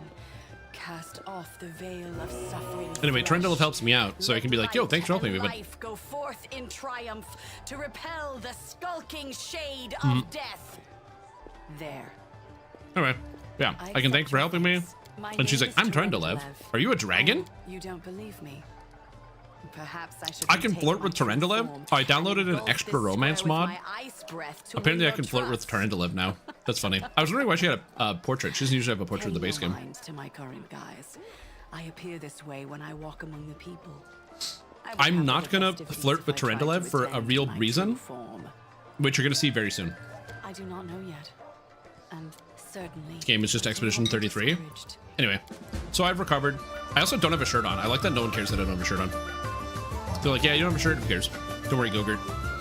This is Gogurt. He's doing his best. Which is good. He's gonna die in 5 minutes. I didn't say that. But I will, you know, I'll let you guys play the cutscene. But I'm just gonna participate in the festival. Go get him, Gogurt. Suck him one. And that frightens me. Yes, especially since I'm some like random guy on the ground. I'm not in the DDO category, right? I should be in the Pathfinder category, but if I'm not, it should be like that. Anyway. And now I'm gonna do some dart throwing practice. Not just joking? Okay, good. I had a double triple check. And you both run away from the city? Good question. Alright, I'm gonna let you guys watch this cutscene while I eat quietly, for those that haven't seen it.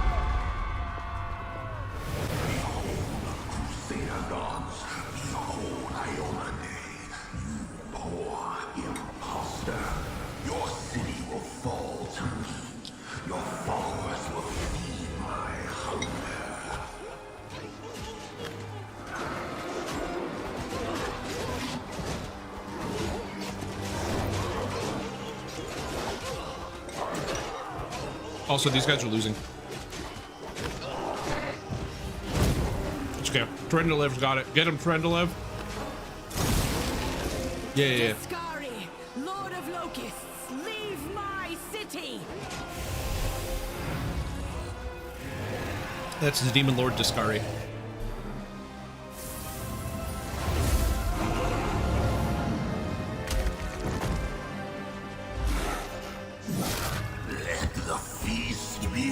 That's why I didn't flirt with Trendilef.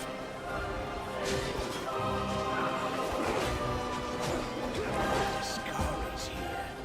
Discari himself. Oh shit, it's Discari. What the hell? Yeah, who are you? Who's Discari? What's going on?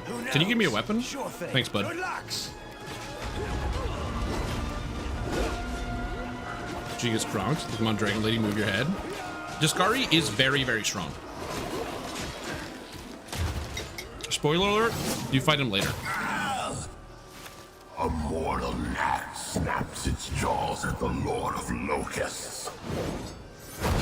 Ready for recommend this? I haven't played Kingmaker. I fucking love this video game though. Behold, Iomade. Behold the death I sow. Yeah, you do fight Discari later. He is very strong.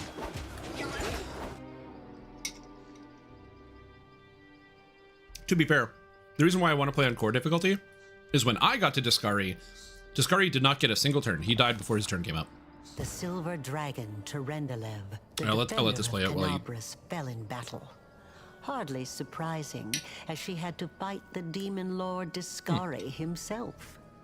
He willed the land to part and swallow all who dared to stand in his way. But the war was still Kingmaker is just the other game that was made before Wrath of the Righteous. It's made by the same studio. They made Kingmaker first, then they made this one. Alright. Anyway. Yeah, look at me, it's Gogurt. Let's get him, Gogurt. Yeah, buddy. Oh shit, I don't have athletics. So now we're gonna... Oh, Knowledge World? Oh, I don't have the blue strength. Let's try to find something to use as a lever. Come on. Knowledge World. Let's go. Knowledge World. Come on. Success.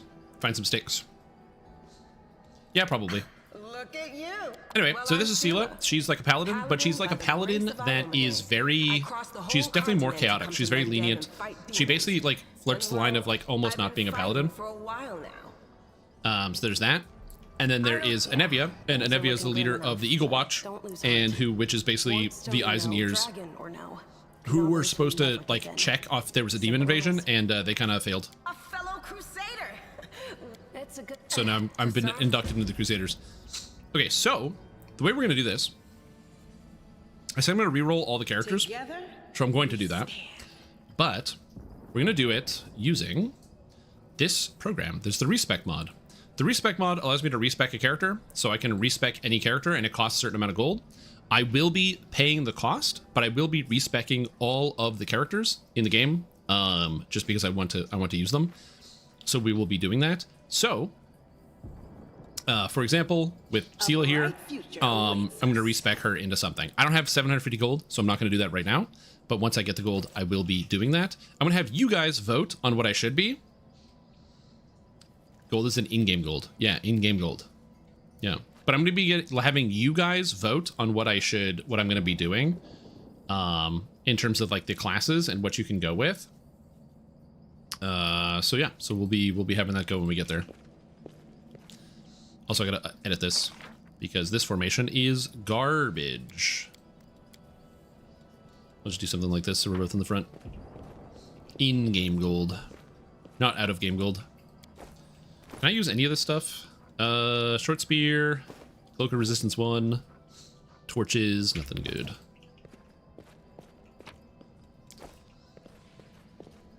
Let's head out. Yeah, I play in turn-based mode. I don't play in live action mode. Anyway, this is Camellia. Camellia is a character who I'm not going to be using in my main party. I will use her now. She's apparently injured, but I will not be using her in my main party, and there's two reasons for that. Reason number one is I just don't like her. And reason number two is I have never had Camellia make it past Act 3 for reasons. I don't want to spoil it. But I've never had that happen, so we're not going to use Camellia, unfortunately. I don't know how this fight's going to go, because this is the core difficulty, so we'll see. I have not played on core yet. If you're going to make any of those checks, you could break the game. No, you don't break the game, you just have bad consequences. Oh my god, there's so many more centipedes. There's only 2 on daring difficulty. There's so many more centipedes, dude. Okay, cool. A lot of centipedes. 3 damage. Well, this is good. Oh, dude, 2 misses. Well, at least my armor class is now 21 because of defensive fighting. So if they come in, they shouldn't be able to hit me that easily. But that's not good. Smells like EXP. Yes. Whoa! Hold the phone. It's +7? Wow. Okay, the stats are way higher than in the outside of core. Okay, the monsters are way more powerful. All right. Good to know. Yeah, it's +7's a little tough right here. No, I'm playing on turn-based. You can play like not turn-based, like live action. I don't want to do that. Oh god. Okay, just don't hit me, please. Just don't hit me. Let's have another round of misses. Oh god, I'm rolling 2s. Oh, team. They got a 16. So they need higher rolls to hit me. Thank you, Anevia. Like they need a 15 to hit me. And I need an 8 and I'm missing. Oh god. To be fair, Gogurt needs a 13. Gogurt hasn't hit yet, but he's getting there. He's gonna get there, okay? Gogurt will hit them eventually.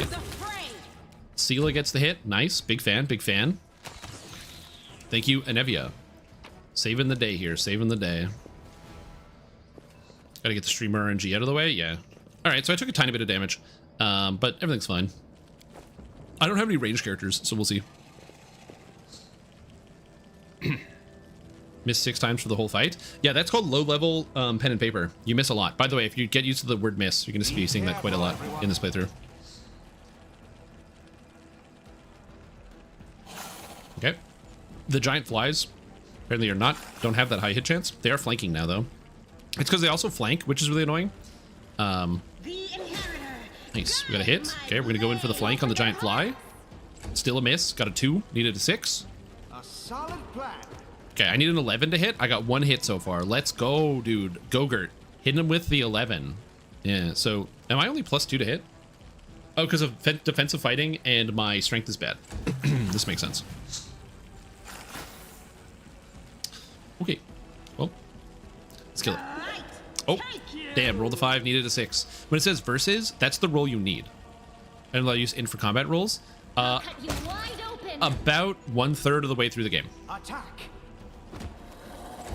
The goal for Gogurt right here is to effectively...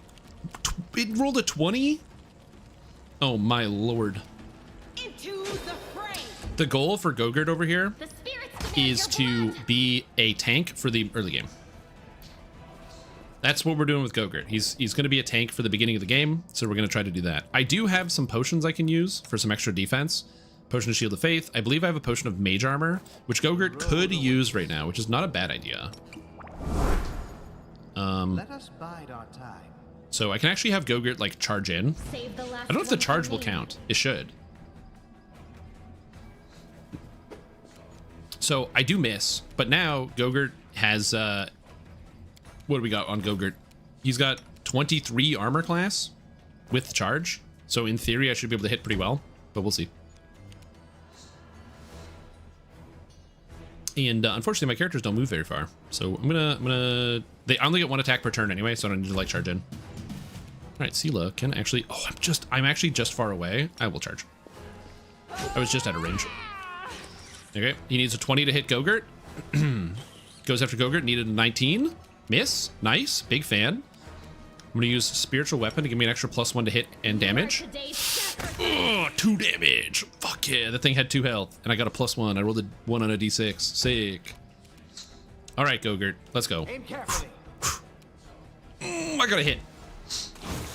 Spitting Centipede missed Gogurt. One of the benefits of Gogurt is that his touch armor class is basically as good as his regular armor class right now, which is really, really nice. So that's kind of a big benefit to the way the character is set up. Again, you'll also notice that I need like a 7 to hit and they need a 20, and the monsters will hit more often than you do as a player. I don't know what's up with the rolls in this game, but they're like that for some reason. What's the DC on Stunning Fist? 14. And this guy has a +3 fortitude. He only has 6 health though. Get him, Gogurt. Oh, let's go. Let's go. Oh my god. That's because I'm a monk. Monks have +2 to all saves. Nice, no damage. And I got a Bracers of Armor 1, not bad. How much gold do I have? 400. How much do I need to do the respec? Oh, I needed 250. I have enough gold now. Cool. Okay, so I can respec Sela. So I am not exactly sure what I want to do with this character, but we are going to do a respec into it. I'm just going to double check with Sela. I have to give her the right appropriate amount of points. So we're going to check here. She has 28 points. So she had 28 point buy. I got 28 point buy. Cool. All right, here we go. Click. Did I miss? Oh, no, I didn't miss. It's in the menu here. Okay, there's a lot of classes in this game. Sela is a paladin traditionally. I don't really want to use her as a paladin. I kind of want to try having a war priest instead. War priest seems kind of cool. Just seems interesting generally. So I think the idea of war priest seems pretty sick. So I want to use one. Oh, why is there DDO sounds? Oh, because DDO is running in the background. That's why. That's funny. So we're going to have I want to use a war priest here. I don't know much about war priest, so I'm going to try to build it as I go. I'll do a little bit of research. Yeah, should be a pretty good time. So war priest is basically kind of like a cleric that focuses on melee and gets like bonuses for being part of their god. So I'm going to put a poll up in the chat and I'm going to describe the war priest and you guys are going to tell me which one we're going to play. So what war priest should I do? So we have regular. I'm not going to put all of them on here. So I'm just going to pick some. Champion of Faith. Cult leader. That sounds fun. I don't know what you said. Mantis Zealot. Furry. I don't know. Shield Bearer. And I don't think Mantis Zealot is the good guy war priest. I'm going to be honest with you. I don't know. Let's try Proclaimer. Okay, so I'm going to give you guys a few minutes to vote here, and I'm going to go through them.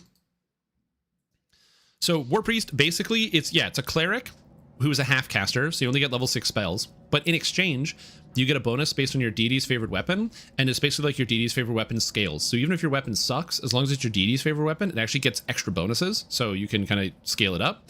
On top of that, you get blessings based on your deity that allow you to empower your friends and your allies. And then they also get a fervor buff, which can basically they can use it to like improve the power of different abilities that they have. They also get the ability to channel, and they are a wisdom-based spellcaster, so you're probably going to be doing like strength and wisdom, but they improve their weapon and their armor here as well, which is kind of cool. And they get a bunch of feats. As far as the actual different classes, you also have the Champion of Faith, and the Champion of Faith loses out on their sacred weapon stuff, but in exchange, they gain like the smite, like Paladin. So you give up on like your weapon bonuses, but you get a smite like a paladin. There is the cult leader, which gives up on pretty much all of your like regular combat progression in exchange for like sneak attack dice. So they're kind of like a cultist, and they get some specific cult leader benefits, which is kind of interesting. What else did I say on here? I said the Proclaimer. It's basically you give up on all the armor bonuses, but you gain the ability to give all your allies bonus damage against evil outsiders. So you can like make it so evil outsiders take more damage. This game is all about demons, so it's pretty common to see, as well as like purifying areas. And Shield Bearer, if I recall correctly, Shield Bearer is literally Vanguard. Yeah, Cult Leader also gets the teamwork feats as well. Yeah, it's all about teamwork, because they're about like leading people through stuff. So there's your choices. So we have regular War Priest, which is exactly what you think it is.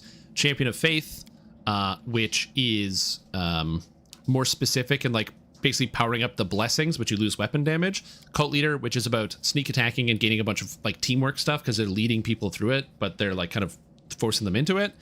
The Proclaimer, which is basically you give up armor in exchange for some other stuff, for proclaiming against evil. And Shield Bearer, which is literally Vanguard. Mm.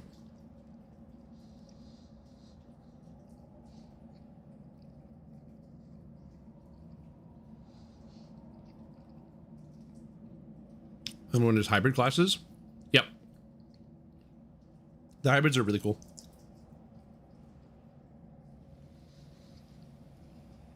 I'm going to give it another 30 seconds and I'm going to close the poll. So vote now.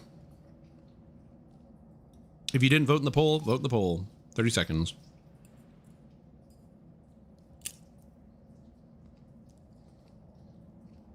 Bash. Shield Bash.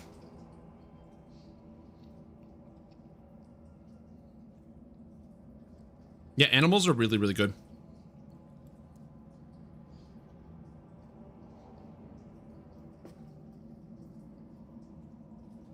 Oh, can you? Oh, you can't in this game.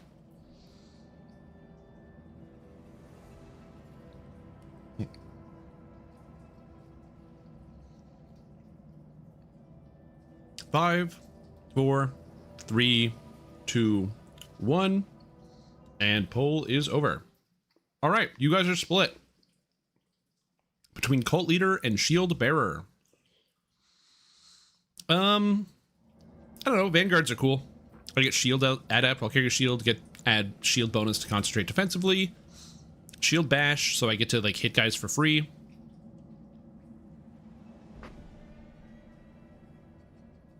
It's basically 2-weapon fighting, but with a shield. Sure, let's do it. Okay. What do we want to do here? So I need Dex for the 2-weapon fighting feat line, because you need 2-weapon fighting to be able to attack with a shield, because it counts as an offhand weapon. So we're gonna go with that. I'm gonna need armor class as well on this character, and I get a lot of combat feats. So I think I'm also gonna have to take Crane Stance. You pretty much take Crane Style on pretty much every single character.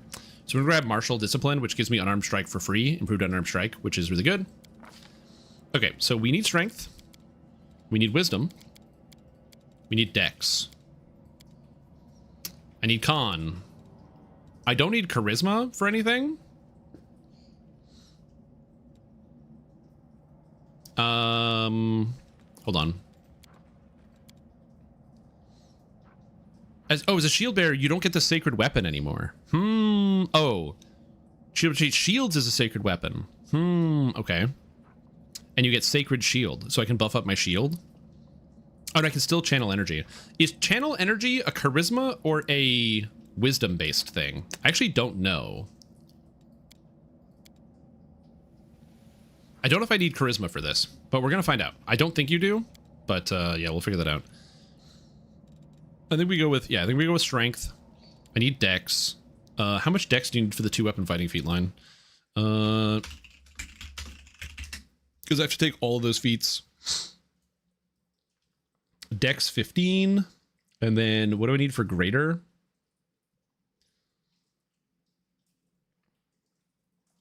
Greater 2-weapon fighting.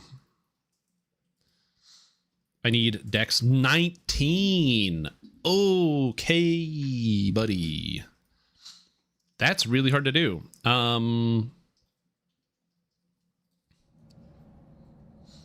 That's kind of tough. Channel energy is based on charisma? Okay. Well, I guess we just dump skill points because we don't need them. I have to put 1 point into Dex for 2-weapon fighting. So probably something like this. The Keymaker. Wait, really? Are you serious? No way, dude. Are you serious? Okay. So that's not too bad then. Because it basically just means I need to have a +4 dex item by the time I want to take it. So I can start with a 15. And then that gives me like more charisma or more constitution. And I think more constitution's probably the play. So we have the strength so we can hit stuff. We have constitution so we don't die. We have the dex, which seems good. And I have enough wisdom that I can cast some spells. I don't need to cast that many spells. I'm going to do some multi-classing on this character. I just don't know what yet. On Reddit, it's one of those things that both caught me off guard when I realized Kingmaker actually disabled feats that way since I've gotten used to Wrath. Oh, interesting. Okay. If that doesn't work, I will do a respec and just treat it later, but yeah, we'll see. Okay, I get a feat, 2 feats, and a deity. Because I get a bonus feat. Oh yeah, because I'm a human. Oh yeah. Alright, so we gotta take dodge. We gotta take the crane stance. Give me the old crane stance.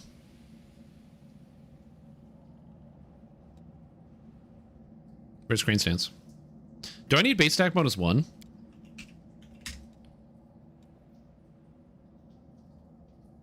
I need base stack bonus 2? Oh, I need base stack bonus 2. Crane stance? Yeah. Crane stance makes it so when you defensive fight, instead of taking a -4 to hit, it's only -2. Oh, animal companions can pick locks. You train them in trickery or crash skulls with UMD. That's amazing. This is Pathfinder Wrath of the Righteous. This is CRPG. Christmas for daily use. Right click on the ability gives you a chance to check the description. Are you sure? It didn't. Because I clicked it and it didn't give me the chance. So I don't know. But I'll double check here. Yeah, it doesn't tell you what it does. It just says you can do it. Oh, channel positive energy like in a cone instead of a radius. Oh, because I have to shoot it out of my shield. That's amazing. What an amazing ability. Okay, I get weapon focus for free. I gotta take 2-weapon fighting, which makes sense. Shield master. Fight it with a hindrance. You do not suffer penalties on attack rolls made with a shield while you're wielding another weapon. Add your shield's enhancement bonus to your attack and damage rolls made with the shield as if there were a weapon enhancement. So I do need to have shield master. So we'll have to grab that later. And I get to pick a deity. I don't think it matters that much. Oh, yes, it does. It's for my main hand weapon. What's a good main hand weapon to have? Oh, scimitars are really cool. Yeah, we'll go with scimitars. Scimitars seem good. Critting is good. I like critting. So we're gonna no. Bonk stick? No, you gotta Iomedae by default. Yeah, I could also just pick Iomedae because longsword is good. The problem with picking longsword is it just means I just use radiance the entire time. But you know what? Sure, why not? Spontaneous Cure. I get to pick a weapon focus. I'm going to grab Scimitar as well, which also seems good, just in case. And now we get the blessings. So what can we do? So we can touch an ally to deal d6 extra damage to evil creatures. This seems really good. So I get 1 blessing. And swift action, get AC, which seems fine. Archon Aura and also Persuasion boring. Law. The first minute, you can touch one ally and grant him an axiomatic blessing. For 1 minute, this ally deals initial d6 damage against chaotic creatures. Sun, you can dazzle people, but it's a reflex save based on something, I don't know what. And Flaming Undead Bane weapon, that's kind of boring. And War. You can add stats to your enemies as a luck, stacking bonuses? Okay. Let's do with War. Let's do good in War. That seems good. Yeah, but like, the blessing against chaos seems okay, but almost every demon is going to be evil anyway. So I think I'm going to go with War. Yeah. All right, there we go. So now we go to Sela. So Sela still has the longsword here. Although I am now 2-weapon fighting. I need the other feat. I need to get the other feat so I can actually not take the -4 penalty for 2-weapon fighting with the shield. So this is so bad right now. Well, we're already here, so it's good. It's good. Rely on me. But we have the shield bash. Wait, hold on. If I turn this off, it still is 2-weapon fighting. Cool. Now we can... I don't have Crane Stance, so I can't get that till later. Warmind, so I can now touch an ally and then get a bonus. And I can give an individual bonus 3 times a day. I now have the spell. It just gave me the spell Shield of Faith and Holy Strike, which I can use 3 times. And Bless. I think those are the 3 spells I get at level 1. Yeah, 2 spells. Result in combat? I might. This is a large shield, counts as not light. Yeah, but I get rid of the bonuses at level 3, so the penalties at level 3. So we're just gonna wait till then. Gonna slowly meander my way through. All right, well, that's 1 character, so we'll see how it goes. I'm probably gonna do a little bit of multi-classing on Sela, but I don't know exactly what for. Shield bashing. Probably stuff that gives me like an extra feat right away, like a level of fighter. There's like Tower Shield Fighter. That seems good, so we'll probably do something like that. Where are we going? I can't go this way. Am I lost? Did I like go the wrong way? Oh, I went back to the beginning. I got turned around. I'm so stupid. I was like, what? What's happening? Did I name my character Gogurt? Yeah. Yeah, dude. Do you expect anything less of me? Dude, look at Gogurt. It's Gogurt. My beautiful Azamar. The heartbeat quickens. I sell the Gogurt. I don't want to move in, so I'm gonna wait for the enemies to move in. But I do kind of want Gogurt to go in because Gogurt's really tanky right now. A solid plan. I want Gogurt to take all the hits. They need a 20 to hit him.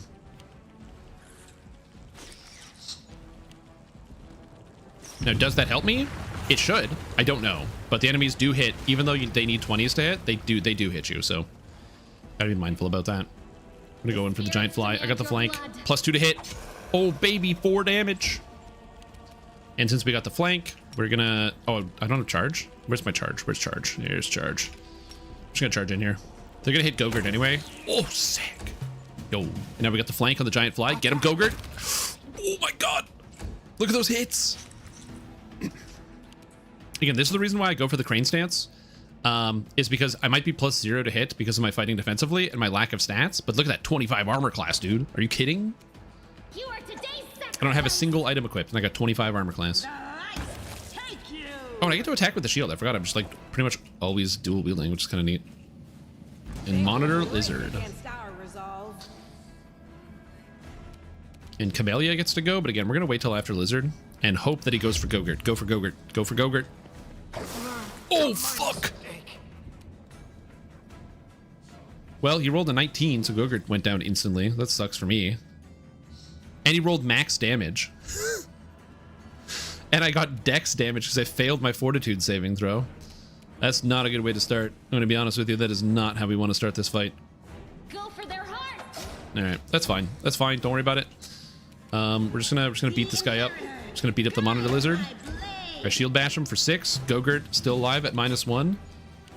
It's fine. He needs to roll a 14 to hit me. I got the flank. I missed. It's okay. We still have the flank. Get him. Oof, dead. Get up, Gogurt. Come on. Hell yeah, buddy. Hell yeah. Gogurt's sick. Treat critical confirms as truly attack rolls. So if a nat 20 doesn't beat your AC on the confirm, they can't crit without auto confirm. Interesting. No, I can't just walk away. It's got to be here somewhere. Should I use land? Wendwalk. I can't decide if I want to use land or not. Lan, did you find it? Who is that? The do-gooders here to save our mongrel souls, no doubt. Wait, they might know what's going on up there. If things are... I tried to have Wendwog in my party. I'm skipping a lot of this, but basically these guys are mongrels. Has their own take on it. They are descendants of the first Crusaders, but they live underground because people don't like to look at them. They also only live like 40 years, so they age really fast, and they're not allowed on the surface of the city. But they believe that someday they will be called again to fight in the Crusade. So meeting Lan, who's trying to find a sword that belongs to one of the first Crusaders, which is supposed to be hidden in this place, he's excited about that prospect.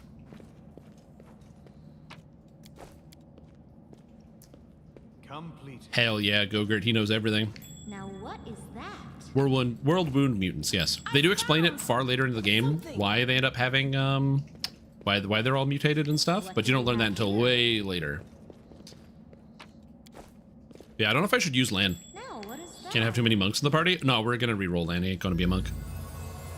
Oh shit! I found a glowing sword. These guys were looking for hours, and I just walked up and I found it.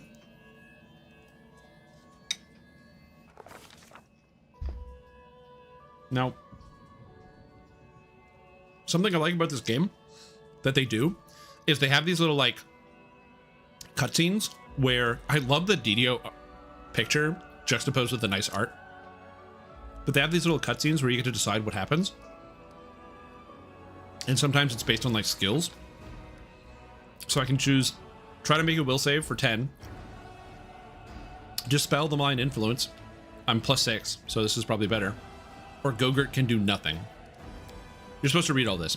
I am skipping a majority of the story for 2 reasons. 1, I've done it before.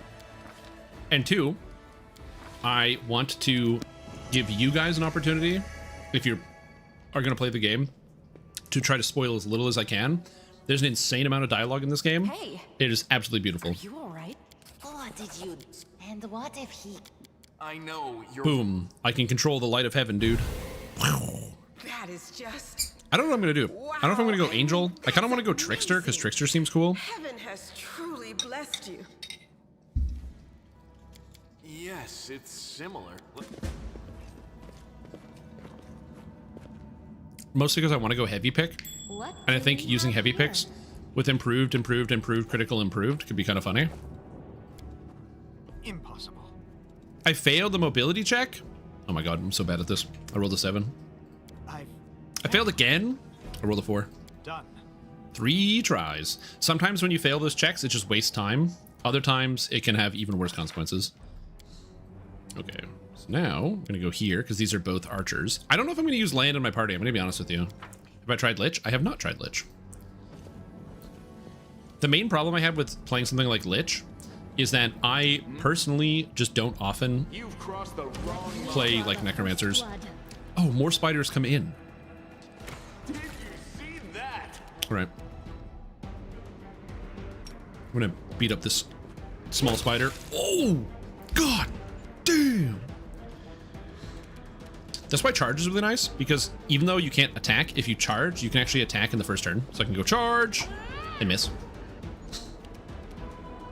I can't charge this guy because they're in the way, but it's okay. We'll let Camellia take the hit. Go, Wenduog, get him.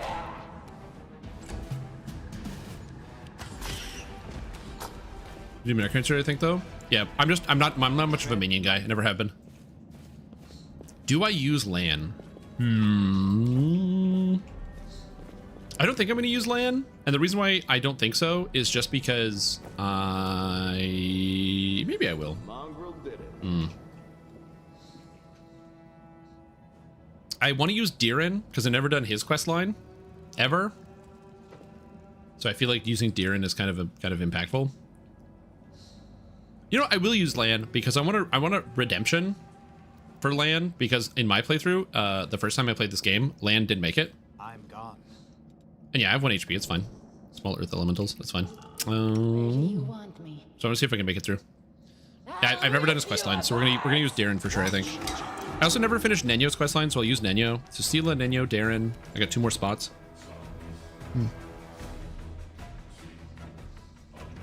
Oh, there's 3 Earth Elementals here now.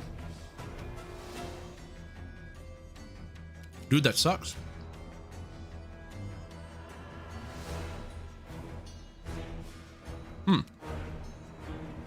Battle Spirit sounds good, though. Yeah, I could use Ember for sure. I'm going to use the Light of Heaven. Give everyone 1 temp HP. You won't survive me.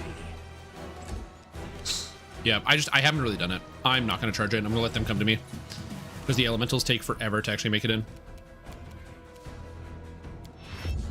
Because they have to move, and then they have to double move to get in, which now it means I can actually hit. Okay, attack of opportunity for 9. Sela, let's go. Roll a 1. Need an 11. Gogurt, come on. Gogurt. Roll a 6. Okay, not the best. Gogurt, I'm going to be honest, not the best. We're going to go for the far elemental. Let the melees take care of the one in melee. Guys, come on, guys. Come on. Come on, guys. Sela, thank you. Thank you, Sela. Good job. Good job, Sela. Sela, great job. Yeah, she's +2 because battle focus and the weapon focus. Yeah, that makes sense. Okay. Hey, Wenduog. Let's just back up. 5-foot step. No attacks of opportunity, please. Hit him for 3. All right, take care. What? SRB.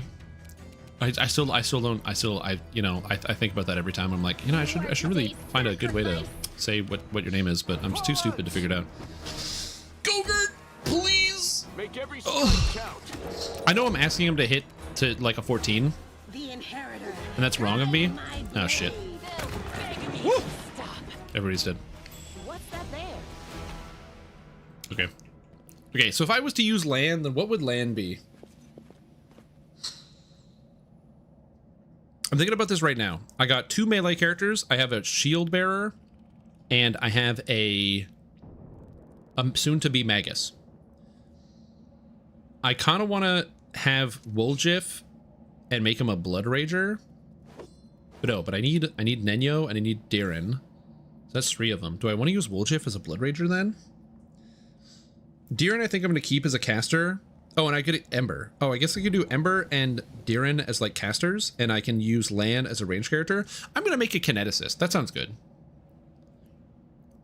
Yeah, I'm going to make Lan a Kineticist. Do I have the money to respec Lan? Nope. Wait, I'm almost there. I need like 10 more bucks. Thanks, Lan. You're so If I get 10 bucks, I can do it. Keep him as that? Nah, I'm going to make him a Kineticist. That sounds good. Yet another obstacle. Kineticists seem cool.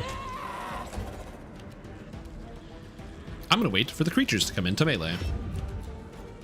You've crossed the wrong Oh my god, dude. mongrel. You've crossed the wrong mongrel, says the guy who misses. Needs a 6, missed twice.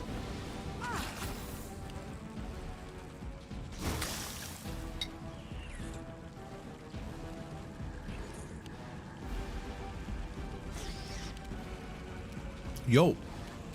Sela is tanking the shit out. Go for their heart. All right, Sela.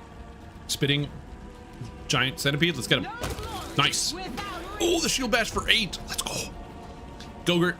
1, 2. Woo. Go, go.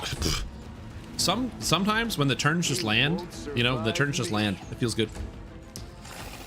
I just need a tiny bit of XP. Ooh. I'll cut you wide open. Okay, crit for 9. Nice with the rapier. Got the crit on the 18. I can't believe I actually confirmed. Critical confirm. Gogurt with the kill. Hell yeah, Gogurt. Get him. Buddy. Rager with 3 levels of Titan Fighter. Allow me to dual wield great axes. That does seem kind of cool. Oh, is that enough? 250 gold. Do I have 250 gold? I do. All right. We're going to turn Lan into a kineticist. All right. So Lan, we'll use him. What is his base stat total?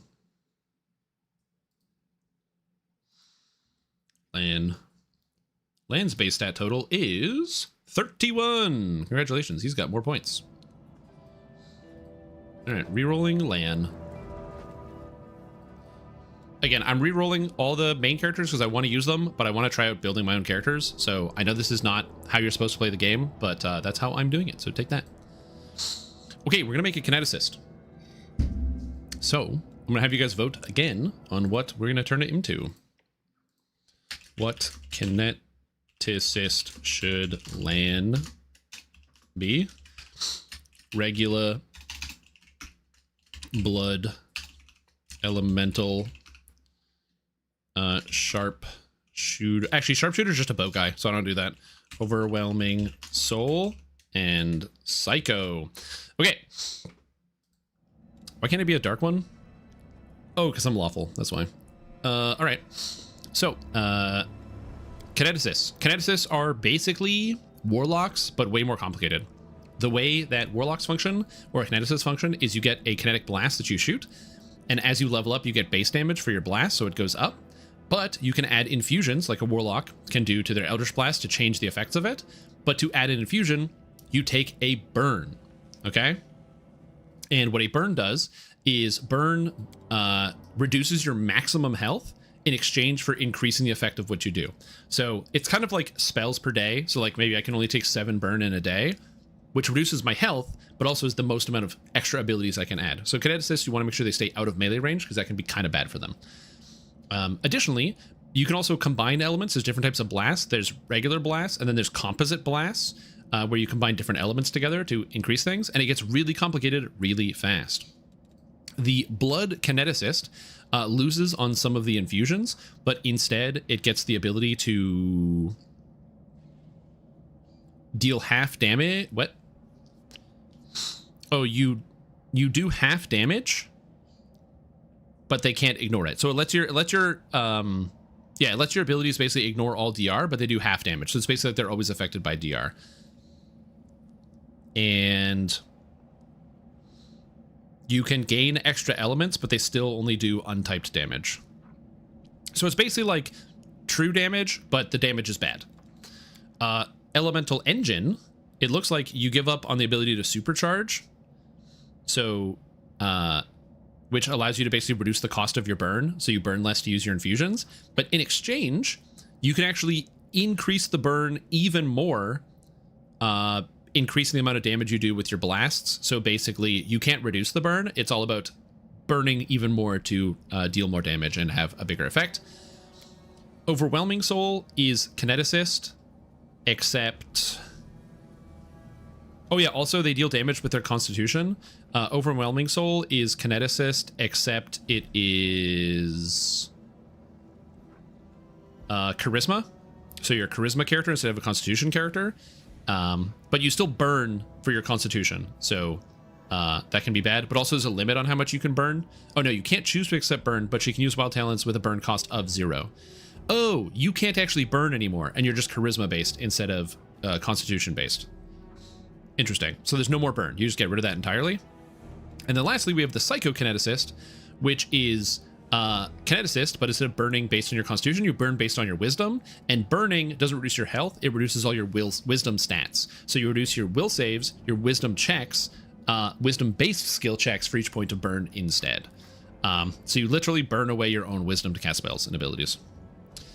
So please vote now on what you think is an interesting way to play kineticist. All of them are warlocks. So you have regular warlock that does basically no damage, but it hits everything. Elemental Engine, which is I don't need health, I have damage.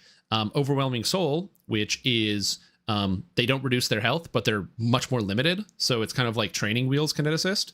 And Psychokineticist, which is, I think you reduce your own wisdom when you hit guys. So the more you do, the less damage you do, which seems kind of confusing. But there we go. I have no idea what the right one is to play, but we're going to find out.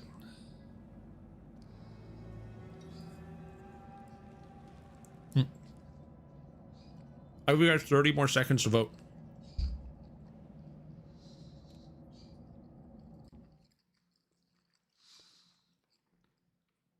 I'm not sure, but if you can shield bash with a tower shield, I don't think you can shield bash with a tower shield.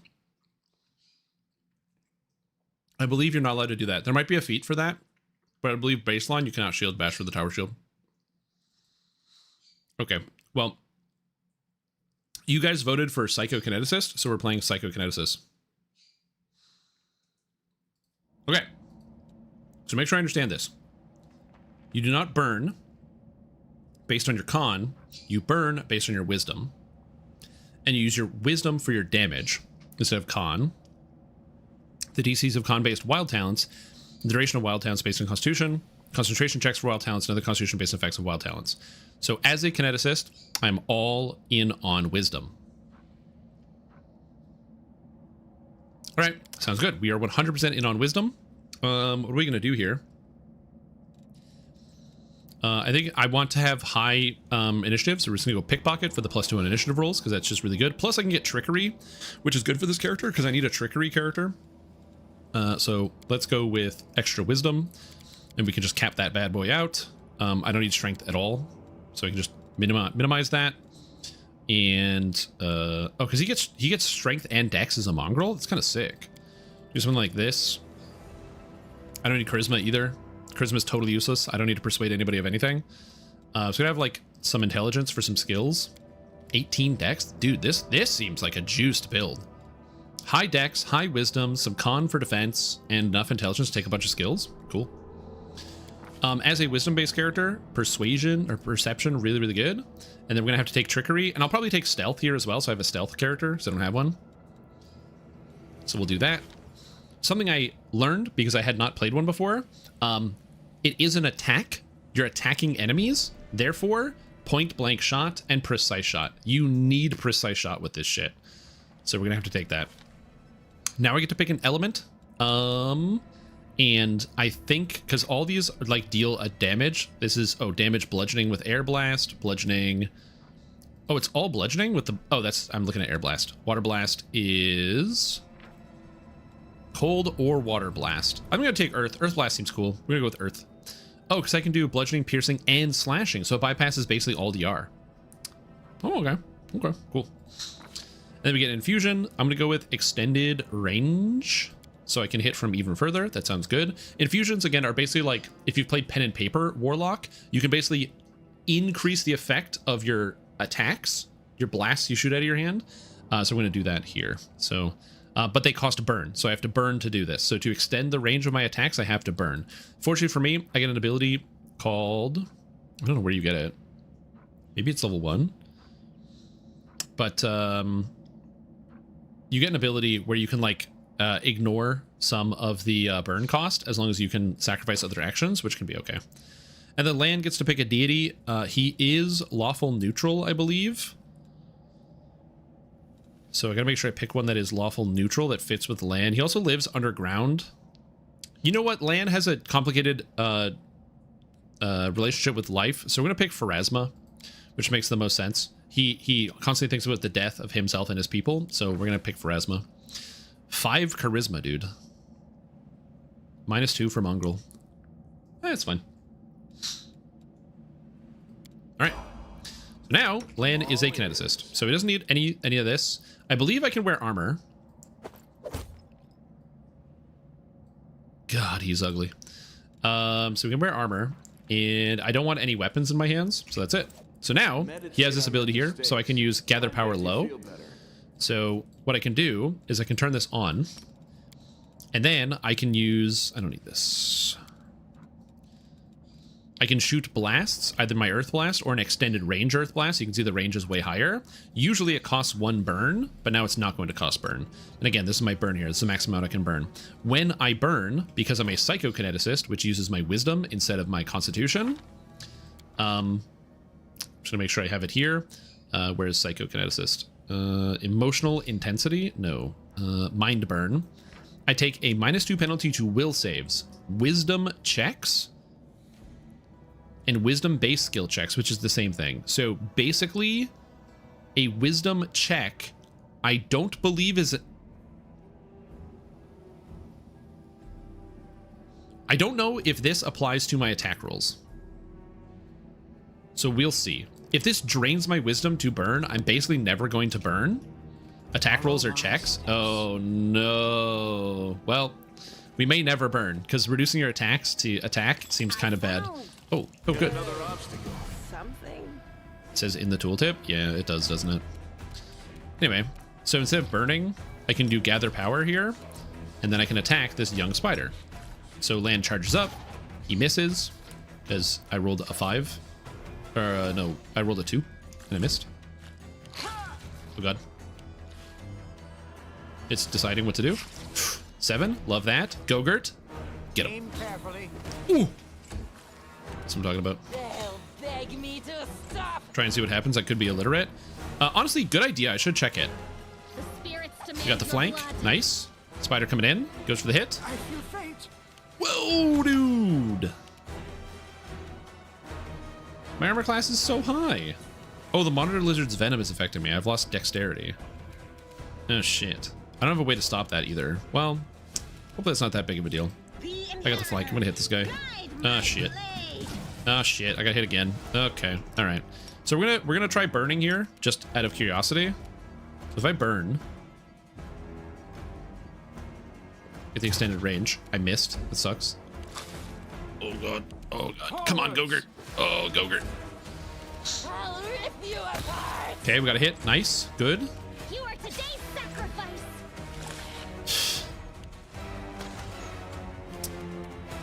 Okay. No glory without risk. Oh my lord, just hit Sela every time. All right, so now my attack is -1 for strength.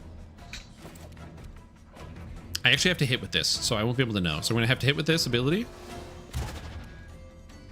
Earth Blast. Oh, it's dexterity to hit. Oh, it's dexterity to hit. It's not a check.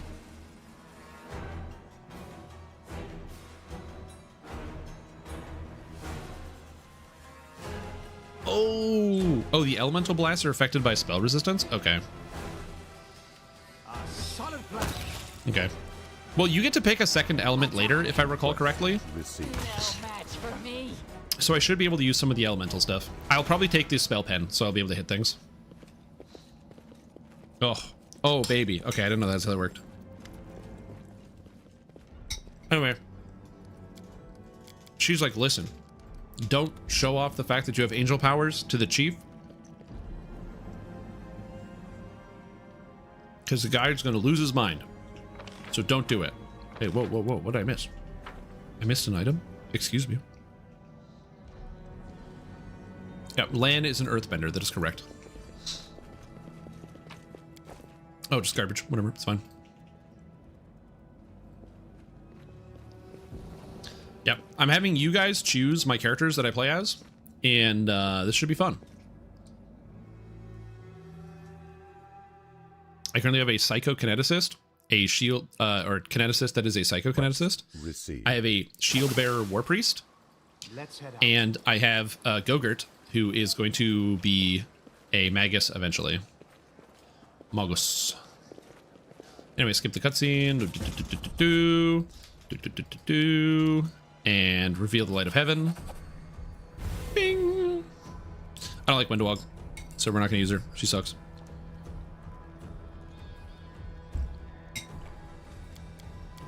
I tried to finish her questline to do it, and she literally tried to kill me. So, fun fact, if you don't level up Windowog, she's not going to be leveled up when you fight her later, when she betrays you.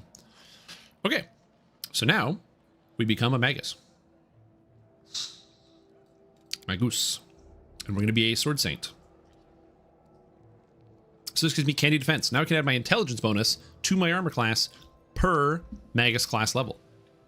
So as I get more intelligence, I can add more of my armor class.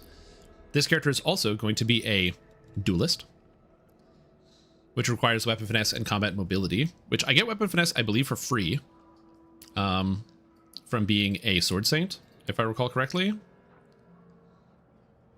Oh, do I not get weapon finesse? I have to take the feat weapon finesse, eh? I'm probably not taking the feat weapon finesse, but we'll see. And then also, I'm going to be using Student of War, and Student of War requires a skill focus feat, but it then gives you the effect here. Where's Student of War? It gives you Mind over Metal, which lets you use your intelligence instead of your dexterity for armor class. So it's all intelligence and I don't have to worry about dexterity. A tier from your class list from 4 years ago. Alchemist, yes, it's one of the best spellcasters in the entire game. Especially in DDO, if that's what you're talking about. Okay, 1, 2, 3, and I need mobility. I'm going to level up Arcana eventually. I'm just not there yet. Now I get to pick one weapon. And this weapon has to be a heavy pick, because this is a heavy pick build. So we get heavy pick. That's the weapon we use the whole game. That is what we do. I need shield. I need... Where's mage armor? Do I not get mage armor? Or do I... Oh, I think I get mage armor for free. I need shield. We're going to grab Shocking Grasp for the spell fighting. Magus is a melee spellcaster, so I get to do melee and spellcasting at the same time. Snowball. I don't really want any ranged spells. Grease is insanely good, and I have a good amount of intelligence. We'll take Magic Weapon, because that's really useful. We'll take Reduced Person for defense. Grab True Strike, and Vanish can come in handy. This all seems good. Yeah, I think I get Mage Armor for free, but I'm honestly not sure if I get Mage Armor for free. Or if I get Mage Armor at all. I should get Mage Armor, because I'm a Magus. But I'm honestly not sure. No, I just don't get Mage Armor. That sucks. Anyway, shield. It is. 1 spell per day. Okay, so Sela's a shield bearer, so we're going to be doing shield bearing stuff. What do you get at the top? Aspect of War.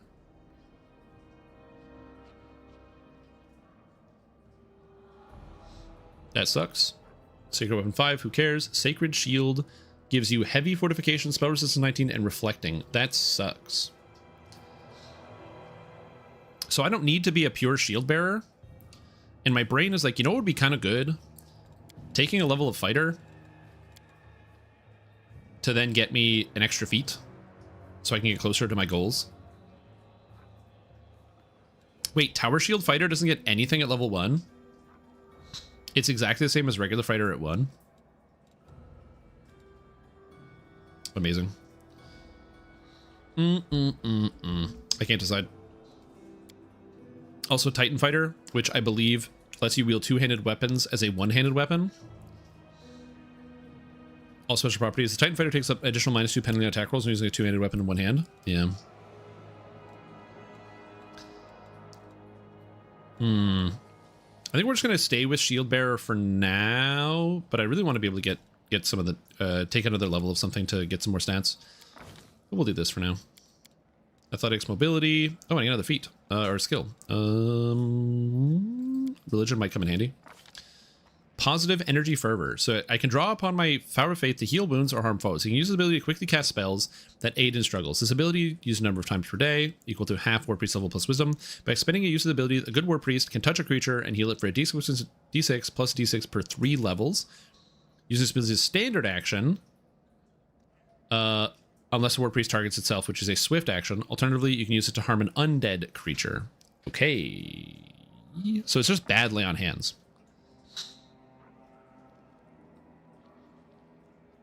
Well, it is badly on hands. Camellia, I'm just going to let her level herself up because I just don't care. Oh, I have to do all the leveling? What? That's crazy. I hate that. You have to level all the characters on core. You can't have him do it on its own. I'm just going to grab Ice Plant because that's really good. Lane, my buddy, my Psychokineticist. So he's going to get Trickery, he's going to get Stealth, and he's going to get Perception. Beautiful. And I get a Wild Talent. Skilled Kineticist, so he adds half his Kineticist level and skill checks with your primary element on your class list. Skill Focus Feats, Elemental Whispers. Ooh, I can get a familiar. Persuasion and perception. I think all of them give perception. Reflex saves, mobility. Can I get trickery? There's no trickery in perception. It's annoying. Hair is +4 on initiative rolls, though. That means I basically will always get to go first on land.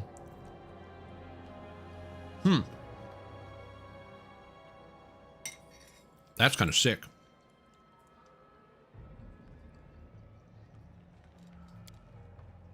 You know, I could also just take a skill focus and go with like skill focus trickery to make sure I don't blow any traps. Yeah, I think I might just go skill focus trickery because I really don't want to blow any traps. But the initiative and the perception are also really good. I just really don't want to blow a trap. Okay, I really don't want to blow a trap, and it could happen. And we're not going to level up Windywog. And just double checking my spells. So you got another spell. Do I take Cure Wounds? Probably not. Oh, I get Unbreakable Heart. Very good spell. Gets rid of all sorts of bad effects.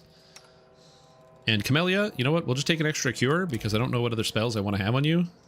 That's fine. Then we kind of go from there. Let us be careful. And now we ransack the entire town and loot everything. Because I need as many pieces of gold as I can physically get. I don't know if I have to talk to him about anything. I'm not sure.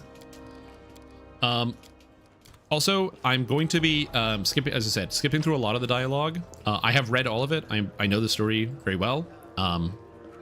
But for your playthrough, if you're going to be playing this game, it's not that I don't want you to be interested, but I don't want you to I don't want you to like kind of have a negative opinion, or not negative opinion. I don't want you to like experience it all through my gameplay exclusively. However, this guy wants to pay me gold to get him out of here. I praise Iomade, I'm a crusader, not some mercenary. Keep your gold. I don't need payment to seal you safely. No, I'm gonna try to bribe him. Diplomacy 16 for 2,000 gold. Come on, dude. I need the money. I need the money. His gaze is piercing. Are you taking advantage of dire circumstances? Very well. Make it 2,000. Deal. He's gonna pay me 2 grand when we get back to town. That's sick. Because I'm really gonna need that 2 grand. I really gotta get 2 grand. That's kind of important. Anyway, like I said, I'm gonna be going and just looting around the town for all the random garbage and selling it to a vendor because, as it turns out, the random garbage is quite good. Like a mutated fish. Ooh, spooky. Again, it's mostly just that like because this is not the hardest difficulty, but this is harder than the difficulties I've played in the past, and I want to make sure that I am not I'm not like out of my depth. I'm like actually paying attention. I played Baldur's Gate 1 and 3, or 1, 2, and 3. I played Baldur's Gate 1 and 2 the year that Baldur's Gate 3 came out because I wanted to get the chance to play them before Baldur's Gate 3 happened. Baldur's Gate 1 is a pretty good game. There's a lot of really good things going on in Baldur's Gate 1. It's pretty fun. They have a lot of good ideas, but it's not perfect. There's some clunky elements to Baldur's Gate 1. There's also, because obviously it's like the first, or one of the first games of its kind, you have companions, but they're literally just there. Like you recruit a companion and that's it. There's no story along with them. They don't do anything. There's no companion quests. They didn't really have any of that. In the Enhanced Edition, which you can get, there are some companions with companion quests, because people have had the chance, or like they went back with the Enhanced Edition and added a few extra characters, which is cool. So that's an interesting thing. Baldur's Gate 2, however, is so much better. It's actually like mind-boggling how much better Baldur's Gate 2 is. I need a heavy pick, and I don't think this person's gonna have one. They do. Oh shoot. That gives me weapon focus, man. I gotta take it. I gotta take the heavy pick. It's my main weapon. I gotta go with the heavy pick. The rest of the stuff I don't really need. Unfortunately, there's no masterwork heavy pick, which would be really nice. But what are you gonna do? I kind of want the potions of mage armor, which seems good. Get rid of some of this stuff. Get rid of this. Get rid of this. Braces of armor 1. I'm going to be drinking a potion of mage armor, which is probably better than that. Cure wand is good. I spent so much money on respecs. I really don't think I can afford a potion of mage armor. How many mage armors do I need? You want mage armor? You want mage armor? It's 2 mage armors. That's what I want.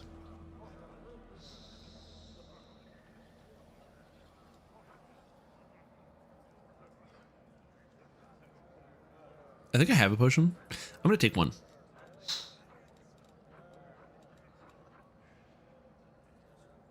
I'm going to take one.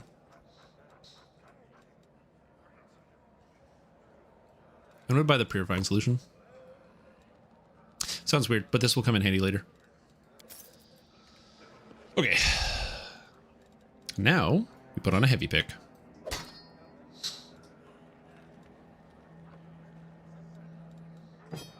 Although I guess I can just fist people. Because how does it work? Just want to double check this because I'm a magus. As a magus, I get spell combat.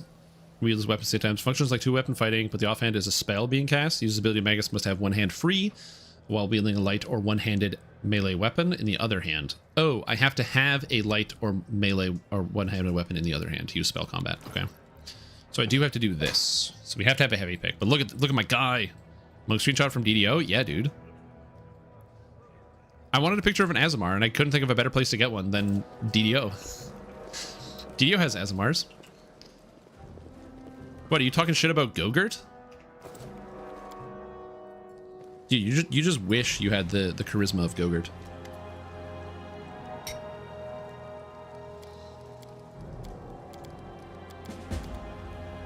Anyway, Wendiwogger's gone, so now we gotta go. We gotta get the heck out of here. We overslept and everybody left without us. Which is a great storytelling. Like, where is everybody? Yeah, we overslept.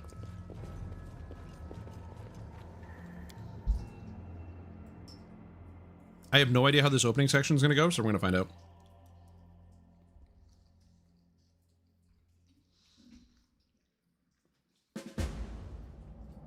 Okay. Oh, shit. Monitor lizard. I didn't even drink a potion. Which is unfortunate.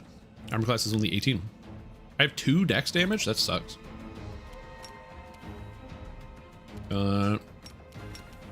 Charge up and blast them. 8 damage. Oh, Gogurt, don't already take 7 damage before the friggin' game even starts. Come on, buddy. Aim carefully. Okay, we hit him. Nice, nice. I like it. I'll cut you wide open. 2 damage. Nice. Critical hit, 19. God, I'm so good at this. I might be able to spell combat while unarmed. If I can, I should. I can try.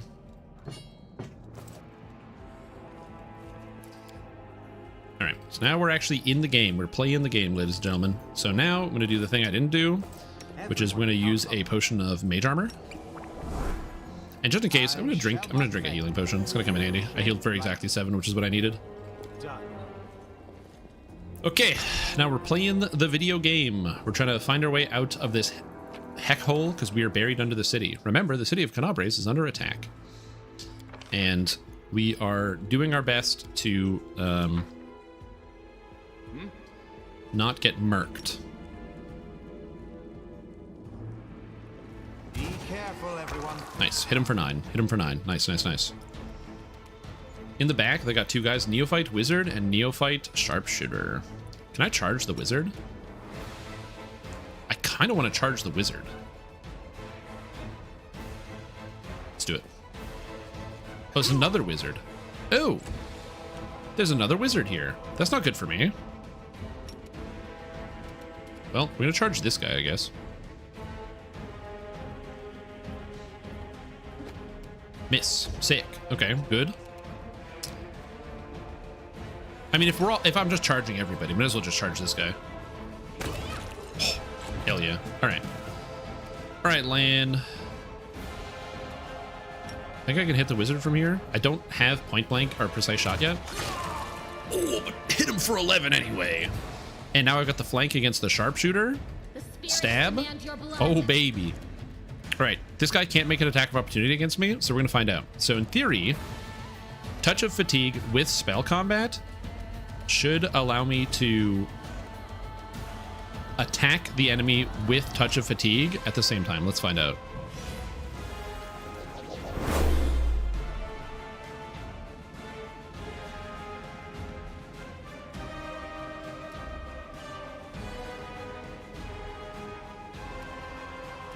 Huh? Oh, it's Spell Strike that I need. Yes, thank you. Keep in mind. Yes, I haven't played a Magus in a while. Anyway, dice with. He hit me for 12. No, that was bad. I mean, sure, item for 13, but he hit me for 12. Oh, that sucks. All right.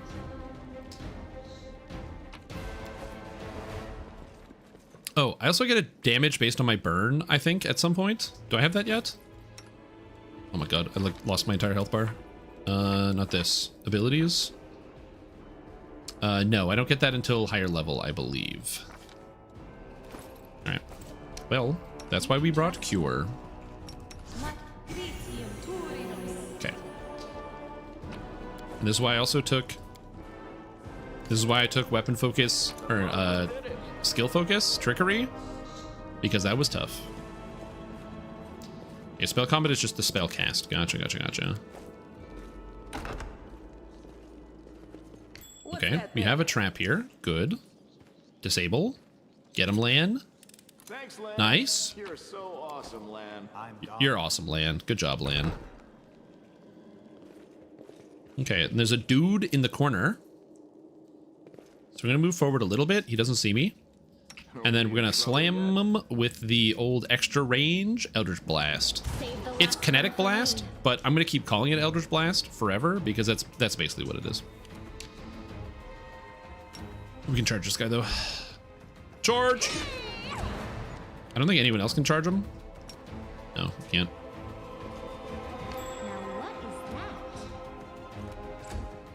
Yeah, just cast something and still get the attack off of it. Yeah, that's correct.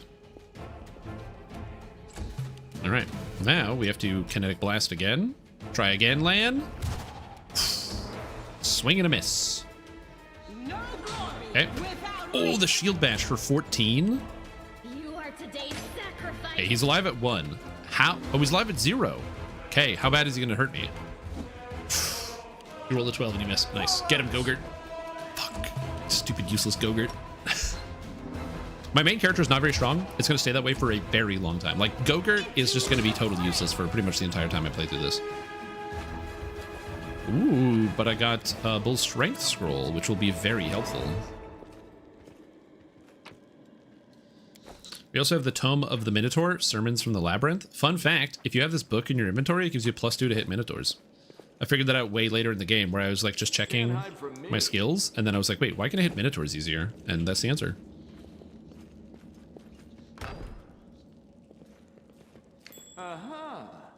Oh, this is why you also have to have one character that's good with perception. So, it's very handy for this character. I found something. Okay, we have spotted something. Oh, there's a trap here. Okay, so we have Cultist Champion. I'm kind of nervous about how powerful this guy is. So also something I should be doing more often, which I'm not doing, is saving. Anyway, Lan, shoot him. I missed. Okay, so I missed his armor class of 19, flat-footed, 22 normal, 58 life. I need to like roll a 20 to hit this guy. That is really not good for me. Huh. Recent confirmed spell strike combat works with unarmed. Okay, that's good to know. He's evil, right? Chaotic evil. Touch an ally and grant him holy blessing. For him, the ally grants the thing. So I can't. Can I cast this on myself? This is grant an ally. I can cast it on myself. Okay, I didn't know that. Anyway, I'm not going to move. I'm going to let this guy come into me, and then I'm going to get him. I'm going to swarm him. Okay, good, good, good, good.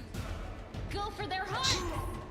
Okay, 2 damage. Lan, you got to move out of here, buddy. So now, I don't think I can even hit him. I'm going to be honest with you. Yeah, I need to roll a 20 to hit him. Kind of sucks. I wish I had a better way to do that. Oh, crit for 25 though. Oh, natural 20. I rolled a natural 20 double? Dude, I rolled a 20 and then I confirmed with a 20. Sick. Oh, that feels so good. A solid plan. Okay, he needs an 18 to hit me. So yes, my hit chance is not amazing, but neither is his, and I get way more attacks off. So in theory, I should really kill him, but again, he can always get lucky. 13. Okay, it's not over. We're still swinging a miss. Everybody, we need some more hit chance. We gotta get that hit chance. This is where having the bless spell comes in handy, because that extra +1 to hit actually is really impactful. Miss. Okay, roll a 4. Sick. Another whole round. Get him. Nothing. All right, swing and a miss. Come on, ladies and gentlemen. That's what I'm talking about.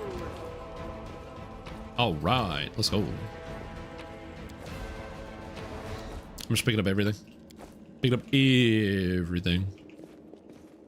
Yeah, critting for 25 was very unexpected. No interesting weapons. There's a Masterwork Warhammer, I guess, which is kind of interesting, but it's not that interesting. Okay, same thing. Get the land, shoot out the arcane cannon on these guys. Hit them first. Oof. Hit him for 9. All right. That guy got a 19. Again, I don't really want to... do I want to go in? I can charge him. Yeah, we'll charge him. Why not? It's probably not the right idea, but we'll do it. There's so much weight, but a lot, but I think it's worth nothing. Yeah, I'm going to be honest. I am, in fact, using Toy Box to allow myself to kind of carry whatever I want. Not the actual weight on the character itself, but the party weight, I amp it up with Toy Box. I just don't want to deal with it. I don't like dealing with those types of mechanics. Oh, Shield Bash. I'm going to be honest. I really like the Shield Bash animation. Hit him critical with the 9. Nice. Hit this guy at range. Boom. Crit for 22. I'm feeling good, man. I'm feeling really good. I'm still eating dinner 2 hours later, but whatever.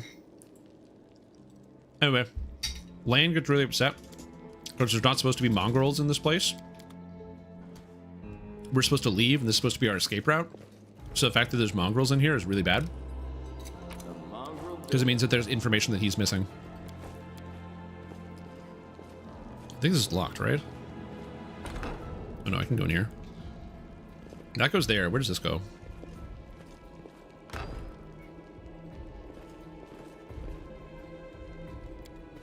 I get Toy Box figured out. I love Toy Box. It's great. Thanks, Lan. You're so awesome, Lan. So basically what I did, if you go under Toy Box, there's a lot of things in here, but all the way at the bottom, there's a carry capacity, party only, and I just raised it up to 3, so I can carry 3 times as much as normal. So I don't have to worry about it as much. I usually have a lot of strength-based characters in my party, but still, it just saves on having to carry a bunch of things. Let's head out. I'm not in the business of making Toy Box tutorials, but, you know, if that's something that people might find interesting. What about giving yourself 100,000 gold a few times? No, I'm not going to do that. Oh, I was hoping to get the sneak on him, but I should have hit the stop button. Charge.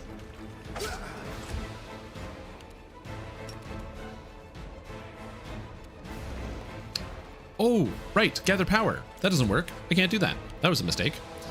Well, charge. Charge. Can I charge anybody? Charge. Charge. I can charge the box. Unlucky. And I get to go way after these guys. That is unlucky. I'm about to take a lot of damage. This is going to be a bad turn for me. I'll cut you wide open. Oh, missed. Rolled a 7. No problem. Hit him for 12. Oh my god. Nice. Very good for me. Okay, I've got the hits. I'm going to team up on this guy. Okay, shield bash for 8. Not bad.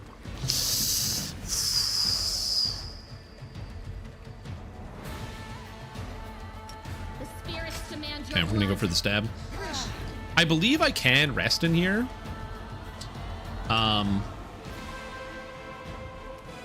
He's going next. I'm gonna try to kill him. I can, yeah, nice. So if I need to rest, I think I can. The limitation on the resting is how I can deal with the corruption, which is one of the reasons why I have a character with lots of lore to deal with the corruption. Because if you want to rest, I don't think I can rest in the water. Yeah, I can rest up here. I can't rest in the water, unfortunately. But whenever you rest, you have to deal with the corruption increasing. There's like this horrible corruption that afflicts you. So it kind of limits how much you can rest, as if you can fight it back. Okay, that's there. What's here? Oh, treasure. Again, this is one of the reasons why I took the trickery, because I wanted to make sure I could open up everything. I'm getting a whole bunch of extra potions. Like, my health might be low on some of my characters, but also consider that my health, even though it's low, I've got 21 potions now. So I'm doing okay on the health department. Hey. Meditate on your mistakes. Hand of Hosilla. Save the last one for me. And there's an extra guy in here. Okay, dude, this on normal mode, or not normal, on core difficulty, there's way more guys, which I guess is good because it means there's going to be more XP in theory. But yeah, there's like way more guys. Gonna make a front line here.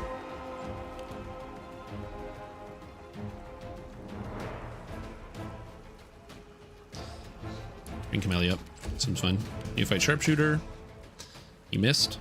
Sela can go in. Good. I want to be able to hit. So we're gonna go after this bad boy. Hand of Hosilla. Oh my god, that guy's a really high hit chance. That sucks for me. Hand of Hosilla is plus 10 because he's got weapon focus glaive. He's got the flank. He's got a masterwork glaive. And this base attack is 4? What the fuck? That's not fair. It's level 5, man. Aim carefully. Okay, that's good. Go for their heart. Stab this bad boy. Hit him for 1. Okay, Gogurt. I need you to. The light take you. Stay alive, Sela. Don't get hit. Okay, 11. No problem. Corruption doesn't actually happen yet. Oh, really? Oh, sick. I can just rest whenever I feel like it in here. Cool. I have never rested in the opening, by the way. One of the things that made my first playthrough of this game significantly harder was that I was playing on Daring for the first time. I didn't play on Core, I just played on Daring because the game kind of scared me off when it was like, hey, by the way, Daring is actually hard. If you don't know how to play Pathfinder, you're going to get really wrecked. So I played on Daring. I almost never rested. Like, basically the entire time, I never really rested. Yep. And that's actually something I really like about Pathfinder. Is that if there is a penalty for resting in this game, the game tells you that.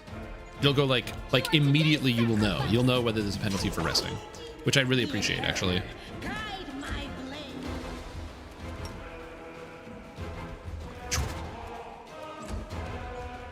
Aim carefully. Dude, I cannot kill this guy. He's too tanky. Okay. Yeah, and I really appreciate when they tell you that sort of stuff. Okay, we have something in here.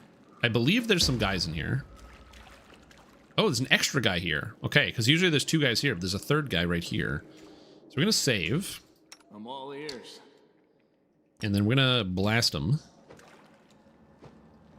And I miss anyway. Oh, there's more guys. There's like 4 guys. That guy's level 4. That sucks for me. That guy's level 5. That sucks for me. Oh, shit. Okay, this is like way more dangerous than I thought. Okay, I'm not gonna move. I think you're good. I think I'm actually gonna use my bless here. I think this is the time for the bless. And the plus to hit. Seems good. So DDO and your vids have been really useful. Hey, I'm glad I can help you out, Archaic Futurism. I'm also just going to wait. I have no reason to go in right now. I want to let them come to me, so we're gonna wait till after this guy comes in. Okay, he did throw dagger. I think we're gonna have both of these characters wait until after those guys come in. Okay, comes in. Nice. Oh, the move speed though. Oh, he kicked me for 14. Oh shit. Okay, that's like really not good. This might be bad. I'll cut you wide open. Roll a 1 on my chance to hit. That's not good for me. I got the flank. Into the fray. Yeah, these guys have a pretty unfortunate for me armor class, huh? Ah, shoot. Oh, Gogurt, dude, Gogurt, you're not being very helpful right now, are ya? Oh, okay, Seela's down. That's very bad. He only needs a 14 to hit Gogurt. This guy has 2 attacks? That sucks. Well, let's just hit this guy, somebody I can maybe get rid of. Oh, this is not good for me. This is not good. This is a bad fight. The early game is really sketchy for the most part. It's a lot of like just praying that you land like 1 single hit. Wait, does this work? Any weapons he is holding? I don't have a weapon in my hand. Okay, don't hit Gogurt, please. Miss Gogurt. Miss Gogurt. Hits me for 13. How's he bite for 13? Oh, he gets 4 damage from rage and 4 from power attack. So we rolled a 1 and hit 13 damage. Oh no. This is not good for me, team. You are today's sacrifice. Mm-hmm. This is not an extreme damage fight, but this is bad.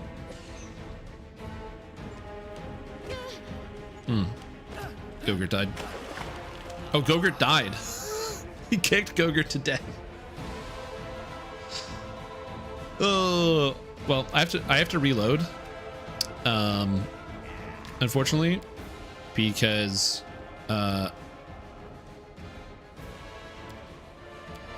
if you die, your game is over. So when the fight ended, I would have lost anyway. Like when the turn went over.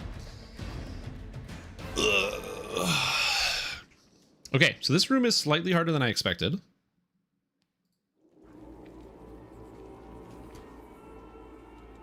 Together, we stand. So, bless. We could probably use Shield of Faith here. Shield of Faith on the Seela seems good. I actually have to think about using my potions. I don't have any potions. How much long does this last? For 1 minute? Okay, so we can do this.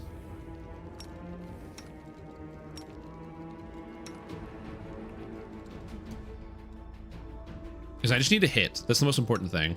So we're going to equip a weapon so I can actually hit this time.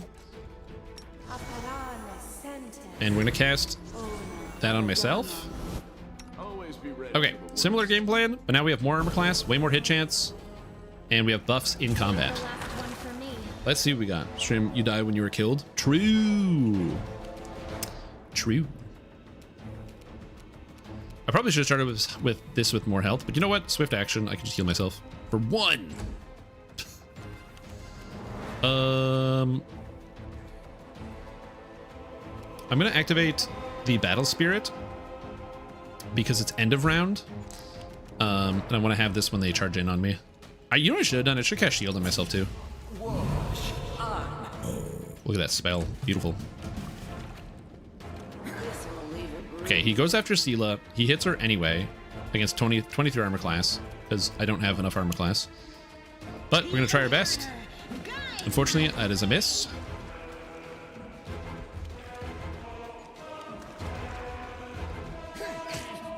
Okay, that sucks. Okay, we have everything we got. Let's go after the guard. I got flank bonus. I still miss, unfortunately for me. I am +9, but it is not enough. I think this fight's gonna go the same way. Hit miss on the 11. It's not good enough, unfortunately for me. I'm gonna have to go for the weapon enhancement. Miss on the 11. Okay, that's not good. This is already going bad. Me missing every attack and them hitting every attack is very bad for me. So I gotta really work on that strategy here, where I miss everything and they hit everything. Not good. I'm gonna be honest, you guys. Not good. Oh. Okay, well, at least he needs a 17 to hit me. And a 16 to hit there. I thought having high armor class would have been good here. The guy have armor class 29, and it does not matter. You are today's sacrifice. 6, miss. Not good for me. Really not good for me. 10, that's a miss. Uh-oh. Uh-oh. 2, okay, that's a miss, unfortunately. Okay, the guy rolled a 16, he got me. And I have lowered my hit chance now, unfortunately. Okay, well, we got a hit. That's good. We got another miss. Like, missing every turn is just one of those things where I'm like, I don't really have a lot I can do about this circumstance. It's mostly just like, we're literally rolling the dice. I'm maximizing my odds to hit as much as I can. I'll cut you wide open. 6 is a miss, unfortunately. 4 is a miss. Lan hasn't hit a single thing this entire fight on a 50-50. It's round 6. He's missed, and he had the first round on, so he's missed 6 shots in a row on 50-50. Oh, that guy rolled a 20. That's not good for me, but it's not over. Okay, 6 damage. Come on, Lan. 1 hit. Let's go. Okay, the guy hit me as well. That's not good. I'm almost dead here. All right, come on, hit this guy. We miss. This is like, this is pretty bad for me, I'm gonna be honest. And he got me again, unfortunately. And I think that is over. I think that's probably game over for me, because I just can't hit these guys. Which is not good. I at least have the flank here, but I roll a 1, so that doesn't work. Sadly. I hit him a second time. Let's go. Technically not over. Okay, she's down. Okay, let's try again. That's literally with everything. Stila just dies instantaneously. I need a new strategy.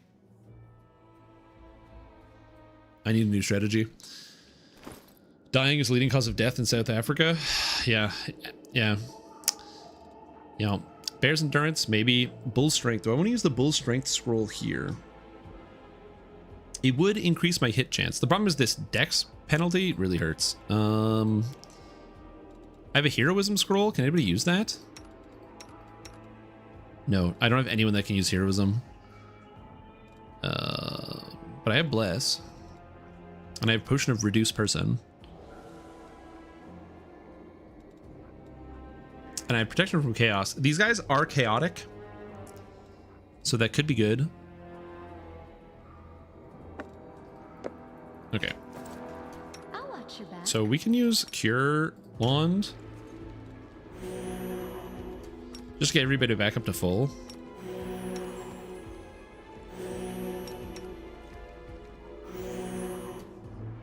Cool. So that's fine. We will win this war. Oh, I have a Potion of Shield of Faith. Oh, I can just drink the potion. That seems good. Why is Lan a Kineticist? Because I changed him to Kineticist. Because I wanted to. What's on your mind? What do we do here? How do we get through this room? No defensive fighting for Sela? No, she won't be able to hit anything if she has defensive fighting turned on. She already can't hit anything anyway, but yeah. Oh, no. I want to do... Put this on you. I'm going to give you the blessing. We're going to give you the blessing. I'm going to give you the not you. Wrong person. Well...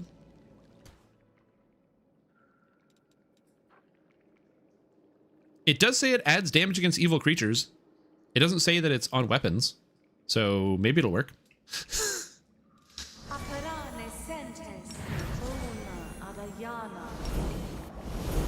All right. We have used the Shields of Faith. Let's see. Am I playing on the hardest difficulty? No, I am playing on Core difficulty. I beat this game once on Daring.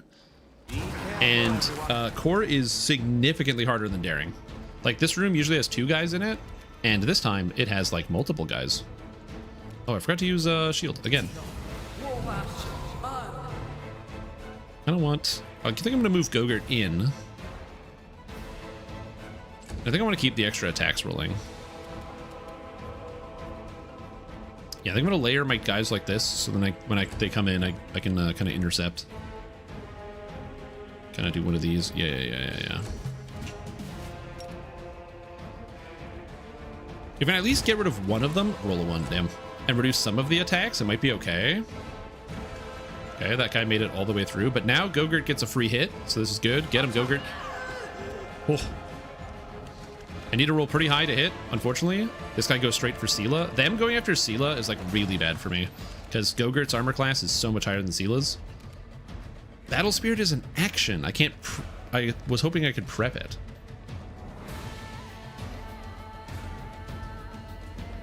No. It probably is better for me to do that anyway, even though it is in fact an action, and I'd rather not do that. Okay, and Sela, we're gonna have to try to kill one of these, so we're just gonna go one by one. So kill this guy. Miss. Ooh, 2 and 3 is not what I want to see. And 11 is not what I want to see. Leave Gogurt at the door, then bring your guys forward. Yeah, true. I could use Gogurt to block the door, which is an interesting idea. This is not a terrible idea either. Oh, the misses, man. Fortunately, I got pretty lucky there. He did not hit me that turn, which was very, very good. Rolled a 4 on an 11. Unfortunately, did not hit. Oh god. I really need more armor class. 23 is not enough at this point in the game. But I did manage to get 1 hit this round, which is good. So we've got 1 hit so far. In that last round, that wasn't awful. Maybe we can get 2. Nope. Okay, Sela's not dead, which is very, very good. Yeah, I'd probably have to treat it like old DDO, where I gotta go like 1 step at a time. The fact that that guy missed me again, which is really nice. Can we get another hit here? Okay. Almost got 1 guy down. I don't know if I can beat this fight. I might have to come back after I pick up some gear. Rolling another 1. Not ideal. 3rd one of the fight. Let's go. Okay, 1 of these guys is down. Sela's probably going unconscious here. Oh, Sela died. You can't resurrect players in the early game, right? So she died, so therefore I can't fix it. Because she took 28. She's at minus 23. So that's a bit of a problem. You are today's sacrifice. I have the dragon scale, so that is an option. I did forget about that. Yeah, I can use the dragon skill. I'm not going I'm not doing the dragon route. Oh, okay, it's 50-50. And this guy needs a 20 to hit me. So if he needs a 20, I have a better chance to hit him than he has to hit me. I only did a 7. So this could be okay.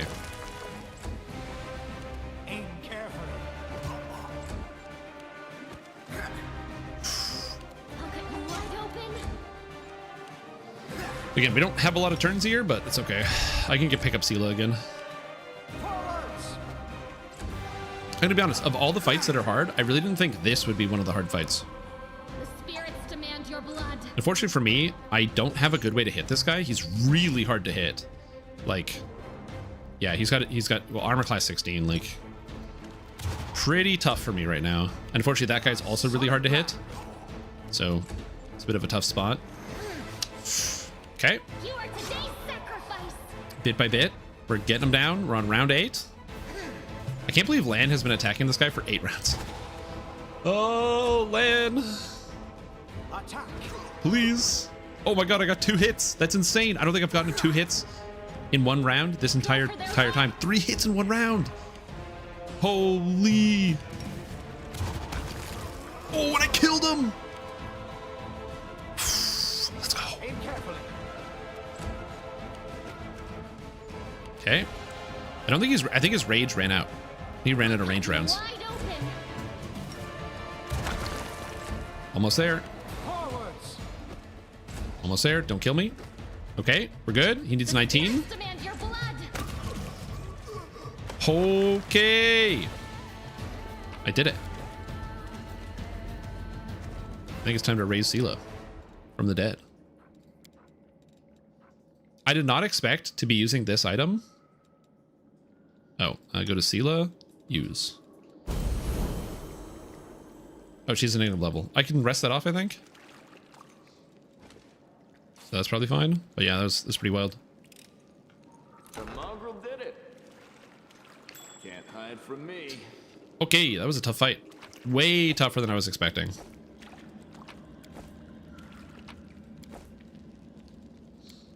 Yep. Thanks, Lan. Whew. So awesome, Lan. Yeah, way tougher than I was expecting. Again, we're getting there. We're getting there bit by bit. So I should be able to just rest anywhere I want. Oh, yeah, here. Nice. I'm gone. A negative for 24 hours. Read through spells. Wait, is this permanent? Ew, I can't get rid of this until, like, I finish Canabres.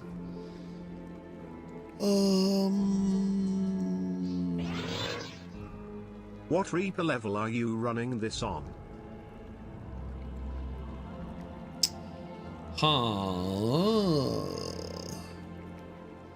Apparently too high. That's pretty rough. I don't know how I'm going to deal with this.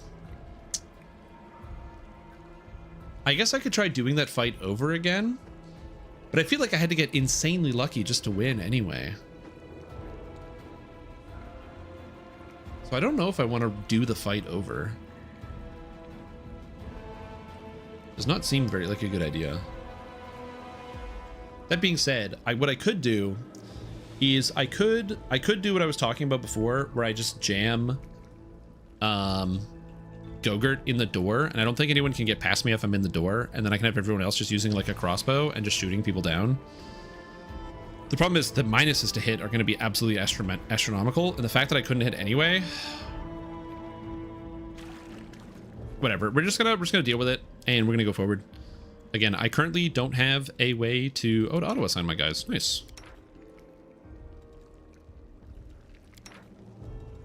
I currently don't have a way to fix any of my problems, but we'll see.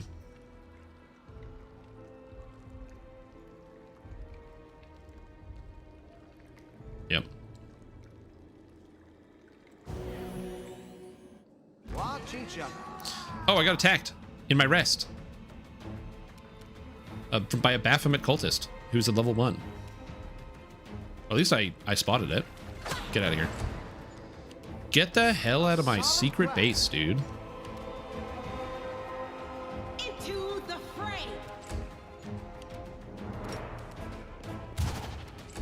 It's the fact that Sela only has 14 health now, which is a big problem. Ah, shit.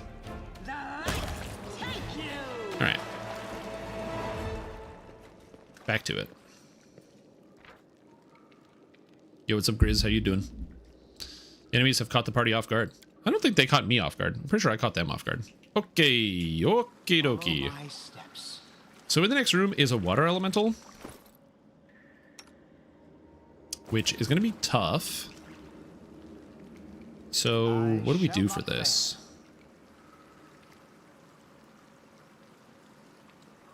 Our duty calls. What do we do for this? What do we do for this? What do we do for this? I could always, like, try to maybe level up. Did you get to level 3 in here? I can't remember. Do you have grease? It kind of stays knocked down.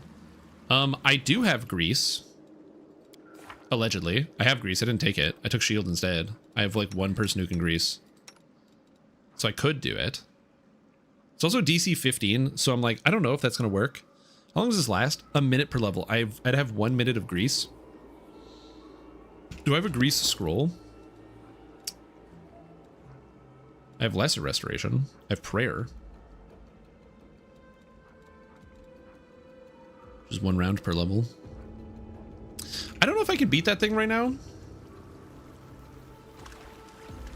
Yeah, no, it'll probably would work. I'm just thinking about how I want to do that. I think I'm gonna scan around for a bit and come back.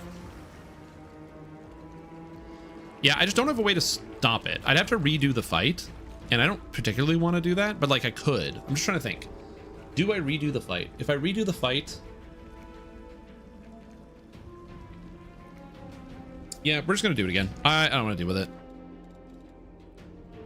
I don't want to deal with having a negative level that -1 to everything, because I can't really get rid of it until I get restoration, and I can't get restoration for a very long time. So having a negative level for like the rest of the game is kind of bad. So yeah. Yeah. We're trying to redo it. All right. So here's the plan. New plan. Oh, you have a short bow. Perfect. You get a crossbow. And you get a longbow. And you're going to go here. And you're going to go here.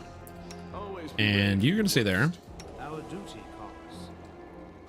And you're going to go here. Yeah. You think they can get through the door? I'm all ears. Land can't get through the door. So that's interesting. Okay. We should prepare. Wait, where are you going, buddy? Are we in trouble yet?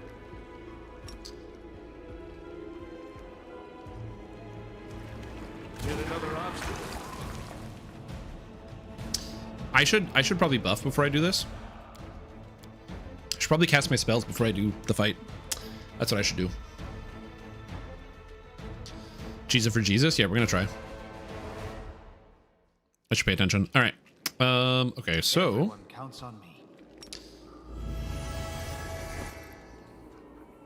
this is a smarter thing to do. Do this. You've got this. Okay, so Together, we bless. Cast this.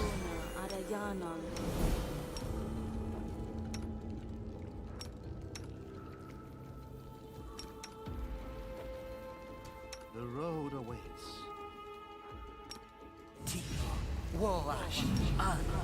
Okay. a bright future awaits us.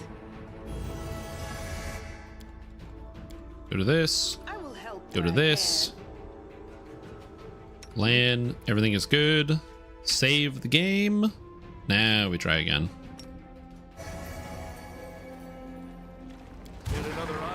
Oh my god, I hit? What the fuck? Land doesn't hit anything ever. What the fuck?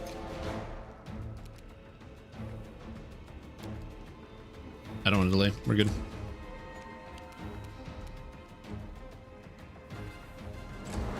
Now, I might have a bit of a problem because I don't think I can get into the doorway to block it because I have to deal with like land being here.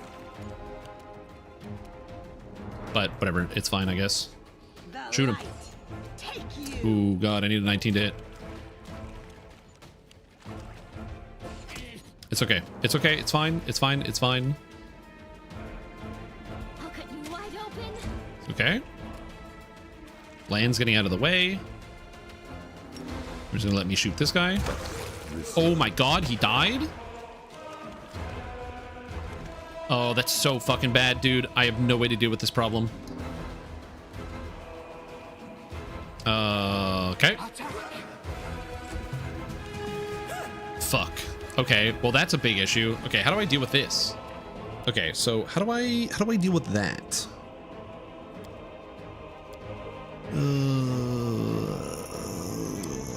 How do I deal with this? How do I deal with this? I need to be in the door, but I need to be able to shoot through the door. But if I'm in the door, I can't see them. This is the main problem. Always be ready for the worst. Like if I move Gogurt back, oh, I can still see it. Is the heart's greatest challenge. There we go. Okay, that's fine. Save the last one for me. Okay, now they shouldn't be able to make it. Unfortunately, Land got a critical miss this time. Okay, I think I'm entirely blocking the door. I don't think anybody should be able to get past me. And if they can, unlucky, but I think this is fine. We're gonna find out.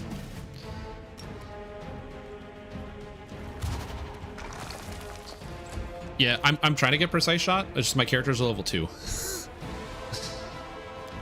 Okay. Okay, good. That's great. Excellent news. I'll cut you wide open. Okay, they can't get past me. This is excellent. Again, will this work? I have no clue. But you know what? Gogurt's gonna give it a shot. Okay, Gogurt. Okay. 23 on this guy? Woo. Alright, so that guy needs an 18 to hit me, which unfortunately is way higher than I would like. I only have a large person. And that guy needs a 20. So I need to get rid of the corrupted mongrel brute sooner rather than later. But I also kind of want to get rid of this guy because his armor class is way lower. I still miss. It's okay. It's not over. Okay. Let's go, Gogurt. Okay, we're doing it. You say Gogurt? Yeah, that's my main character. His name is Gogurt. We couldn't think of a name. I needed to think of a name, and somebody suggested Gogurt for my Azamar boy here. So that's why we're Gogurt. It's a good name. Are you insulting my boy? Fuck. Okay. Okay. Armor class 30, and he's plus 14. Fuck. Attack result 1 out of 2. Oh man. The spirits demand your blood. Okay. All right. Okay, Gogurt. It's all you, buddy. It's all you.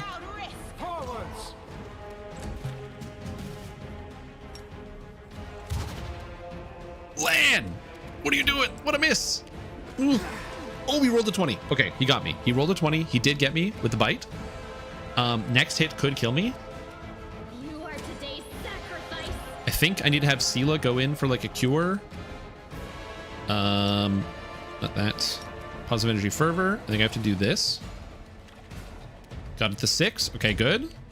A solid plan. Okay, it's not over. It's not over. It's not over. Hold. Oh, hit him for 11. Get fucking wrecked, moron. No, no, I'm down. Gogurt's down. He rolled another 20 2 turns in a row. Fuck. Oh. There's only so much you can do about that. God damn it, dude. Go for their hearts. Ah, shit. All right. Well, now we got to swap. Sword and board. I'm flanking at least. I still got heals. Yeah, it's not over, but it's not all bad. This guy is no longer in combat though. Oh, the attack of opportunity! Get wrecked, buddy. Okay, we're gonna whip on the shield here. Take the 5 foot. Go for the hit. 6 damage. Let's go. He missed. Okay, shield bash. Miss. Gogurt is at 0, which is actually kind of crazy. I didn't realize he was at 0. The spirits demand your One blood. guy. Don't get one guide. Come on, team. Don't get one guide. Come on. Come on, shield bash. Get him. Holy mackerel. All right, we made it through. We made it through. That's what I'm talking about. Guy rolled 2 20s in a row. Don't care. I got through. Also, I don't want to fail this lockpick, so I'm just going to use this. Feels good. All right, so now I don't have to deal with having a negative level, which is like really, really big. Masterwork dueling sword, battle axe, unidentified scale mail. Oh shit, I can't identify magic. I don't have knowledge arcana. I forgot to put points into it. Can I use unidentified items? I'm pretty sure it's just magical scale. Yeah, that gives an extra armor class. So this will actually increase my armor class for using it. Or it keeps it the same, but now I can move more, which is good. Follow my steps. One more of those rage dudes down here? Yeah, there is. Okay. Yes, getting a resist cold potion is a really good idea, so I'm going to do that first. All right, Sela. Okay, we're going to rest. Oh my god.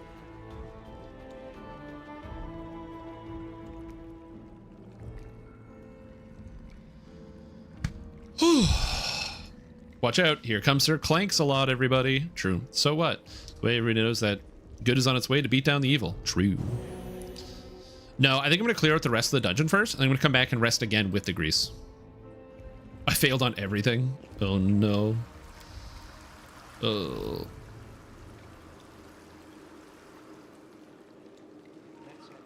Okay, so there should be some more guys, like, right over here. Also, I didn't even heal the full. Sick. I have another mage armor potion, so I'm going to grab that. Let us bide our time. I really thought I got mage armor as a magus. I'm kind of surprised I don't get the mage armor spell. Like, I can't even take it. So I guess I'm just going to be drinking mage armor potions for quite a while. We will win this war. Also... Oh, no, I took that. Okay, that makes sense.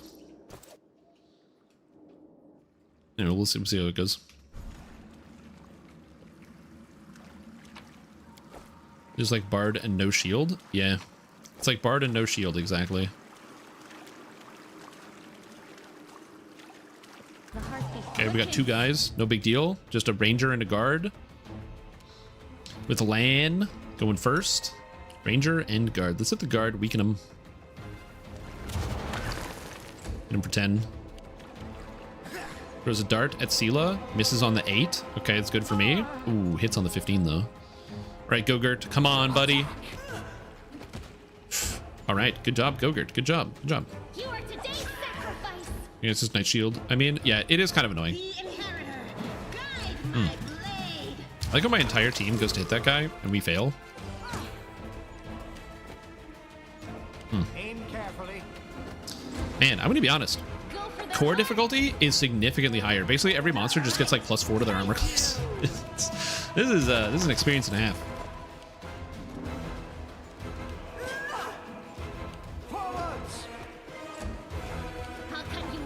Okay, come on, dude. Please. Please.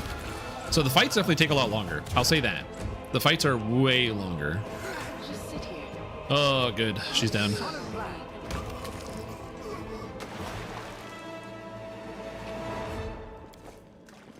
Pen and paper stats +2 to everything? Yeah. We'll get through it. We'll get through it. I'm not too worried. It's going to take some time, you know? It's going to take time.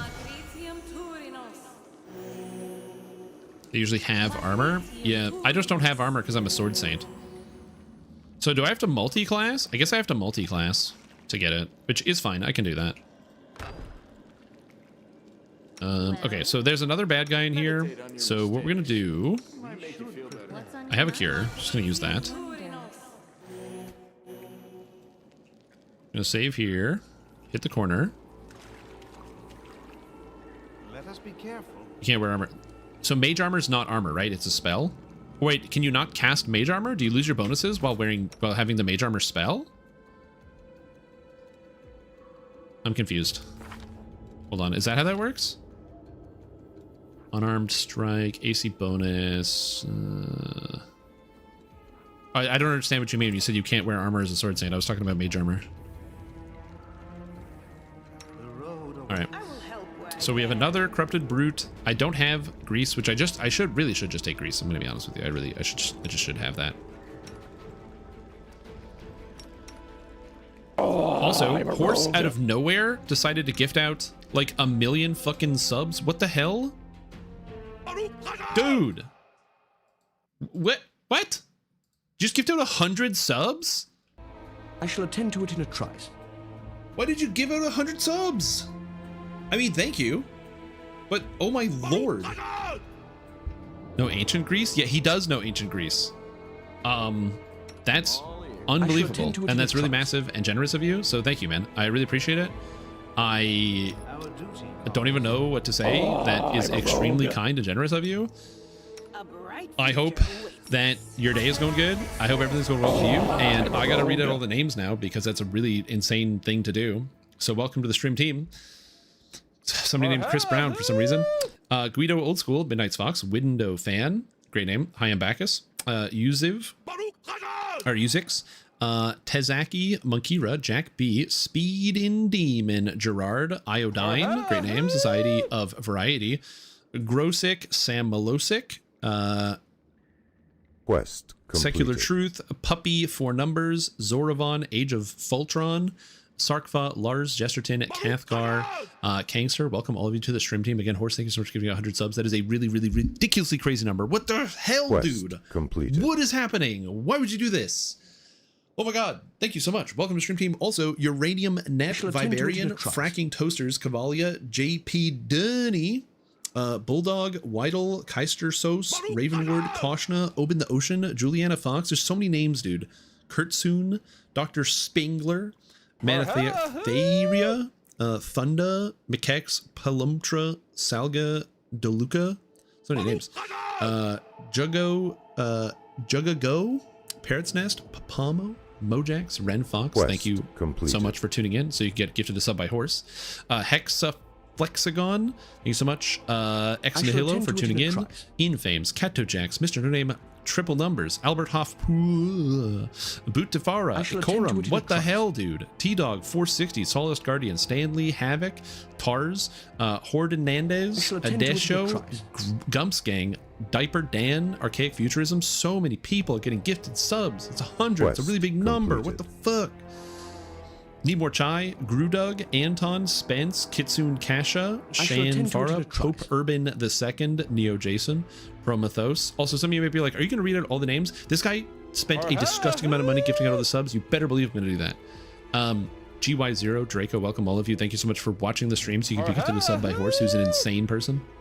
SGBU, Nick the Hot Dog Man, Zamoro, Sick Wit It 24, Ferial, Bubastiber, Blades Edge, Cormac, Alistal TV, welcome all of you to the stream. Subsanage, Dark is Live, Unqualified, Dorn the Grumpy, Wood H, Blood Hunter, Dwabble, Tulu Mistocause, Mystic Silo, I don't know what you're talking about. Rainman 64, Grizz, Zildai, Rock and Roll, Wrecking Ball, Yiko, Toby Bear, and S. Gonza. Welcome all of you to the stream team. Appreciate the support. It's been a fantastic day. And oh my goodness gracious, what the hell, dude? That's crazy. Literally insane. Quest completed. Unbelievable.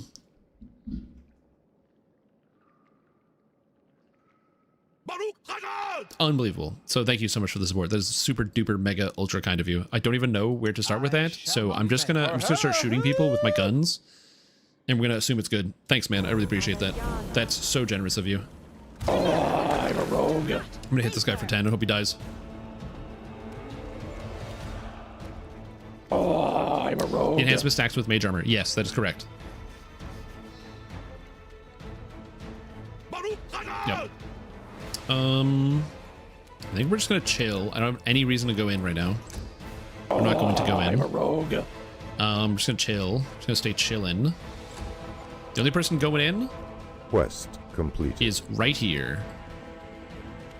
Go get him, Gogurt. Quest I don't think this guy's in melee combat yet, so I think I can just hit him. I can't hit him, but in theory I could hit him. I'm gonna wait till after these guys go in case they charge into melee.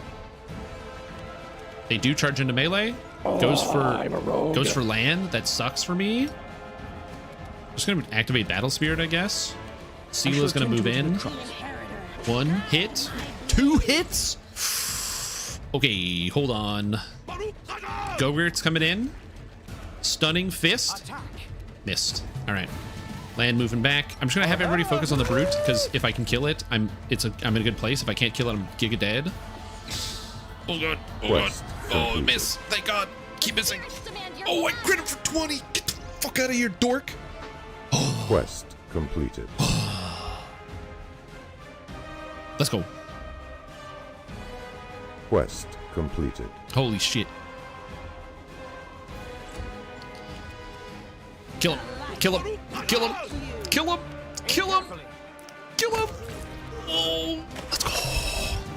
Oh my god. I haven't rolled a critical hit in years.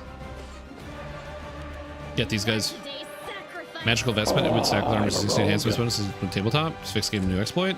Oh, yeah, no. So the idea here with this character is I'm going to have to get Mage Armor some way because I'm going to be using Archmage Armor to get 14 armor class from that. And then on top of that, just but when then wearing no armor to get the maximum benefit from Sword Saint, student of the student of whatever, and to get everything there. Okay, potion of bark skin. All right. Let's go.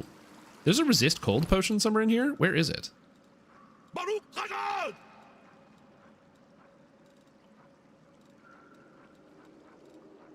Quest completed. Built in new exploit in Wrath. Oh, I see. I see. I gotcha. I'm a rogue. Ever cast it on you?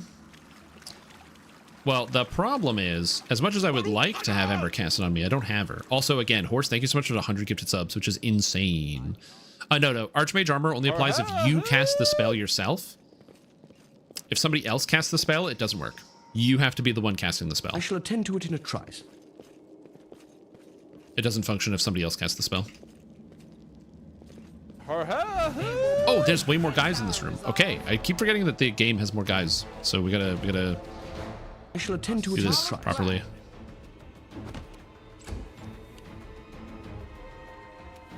Quest completed. Maybe land in the doorway here. I don't want him to go out.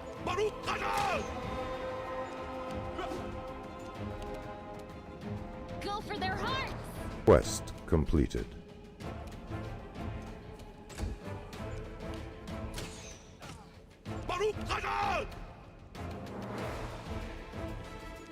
Remember, as soon as I get +4, you can get armor Quest from a Haramaki and get mage armor? Oh, I super didn't know that.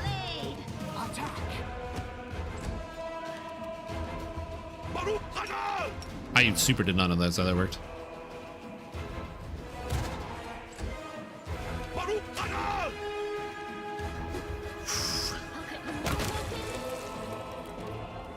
I shall attend to it in a trice. Okay, good to know. Okay, he needs an 18 to hit me, but I have the flank bonus now. Get flanked, dork. I'm gonna get Gogurt in a melee over here. I need normal armor bonus. Interesting. Quest completed. I just didn't know that. I thought it didn't work at all. Interesting. I shall attend to it in a trice.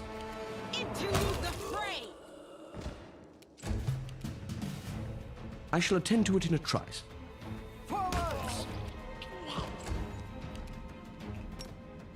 Quest completed. Oh, I can't get him? Okay. That's it. All right. I'm not gonna burn here. I probably should try to like actually burn, but I am not doing that. I don't want to start building a burn on land. Although I guess there's no real downside to burning. Did I mess up again? I'm a rogue. I'm gonna kill this guy. It's fine. But yeah, thank you so much for the gifted sub source. I really appreciate it. Thank you guys for like tuning in, but also like giving me good advice on how to play this video game, because I'm stupid and I don't know how to do almost anything. Okay. That, and I need more stats. I need more numbers. I really gotta up my hit chance, and I really gotta start figuring out how to deal with enemies with high armor class, because I dealt with that the first time, and I found so many monsters that I just couldn't deal with, so I had to hit their touch armor class, which is one of the reasons why I'm excited to have a Magus, because Magus can hit touch armor class. One of the many reasons why I think Magus is very good. Yeah, because I never used one. I never understood why you would want to use one, but the fact that it stacks with enhancement bonus is really goofy and silly, and probably shouldn't do that. But you know, it is what it is. It does do that. Oh, stop. No. How about we don't do that? Be careful, everyone. Okay, one of these guys is a spellcaster, the other one's cultist champion. I shall attend to it in a trice. So this guy, I should be able to just walk up and start meleeing right away. I need a 20 to hit. That's fucking sick.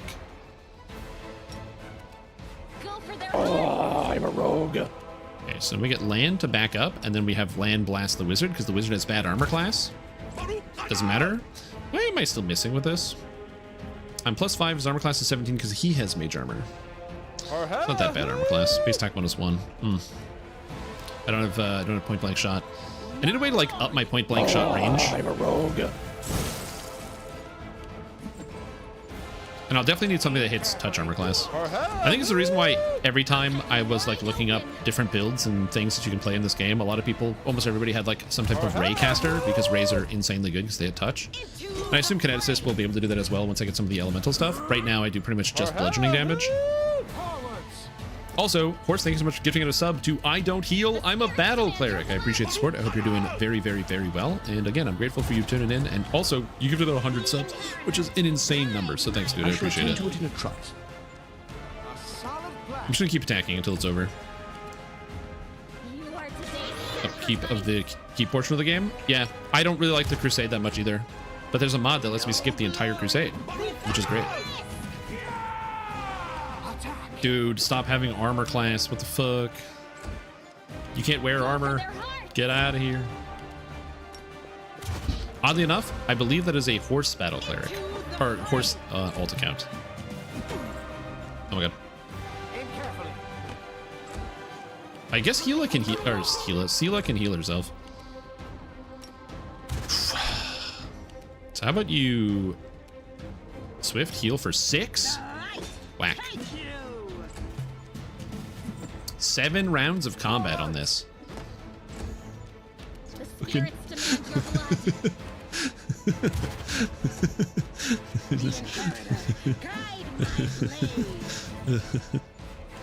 Yeah.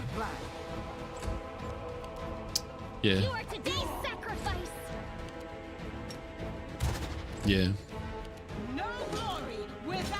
Yeah. Attack. Yeah. Go for their heart. Yeah. Do you guys like riveting combat and gameplay?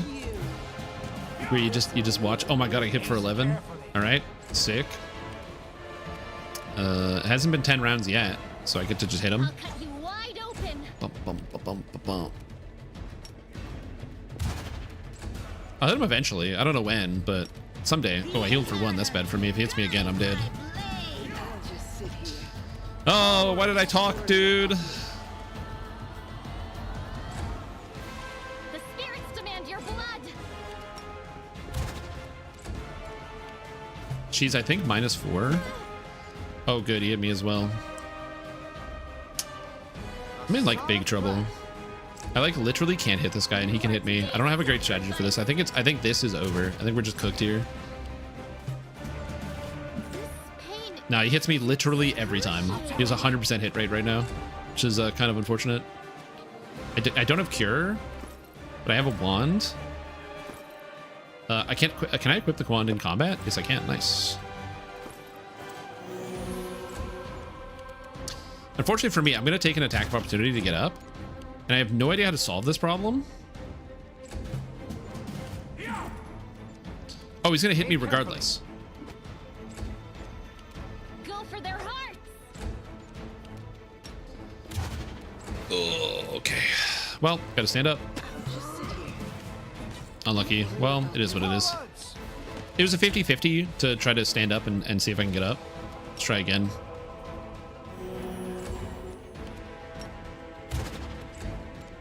Okay, 50-50.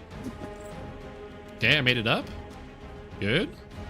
And he has no attack of opportunity now, so I can actually get out of range. I can just do this. Fuck. He needs an 18 to hit Gogurt, and he just hits me anyway. Oh, okay.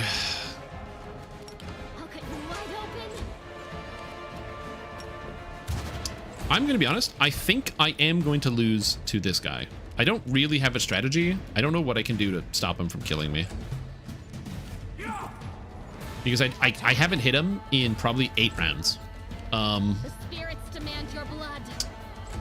So I think this might be a reset here against this guy. I don't have a strategy. I don't know what to do. So I can come back and try to melee him, but he's just gonna kill Sela again. Fuck, man. Yeah, I don't have a way to beat this guy. His armor class is way too high. Okay. Apparently I just was very much not ready for playing on this difficulty. Like, I am just not good. Need to bless every encounter. Oh yeah, for sure. I didn't have a bless for this encounter, that's all. Well, the other issue is just the RNG. Like, you know, Camellia only needs a 14 to hit, and this is their first 2 hits of the entire combat that just happened on round 19. So, like, you know, on the one hand, you're right. I should be blessing. You're 100% correct there. But also, when for the most part the guys have needed an 18 to hit, and I've needed a 14, there we go. It's one of those, like, there's some RNG elements that are going on as well. But yeah, I do need to make sure I'm blessing like pretty much every single fight. Okay, we have the potion of resist cold, but this lasts for how long? 10 minutes per level. How long would it take to kill the water elemental? I'm trying to think.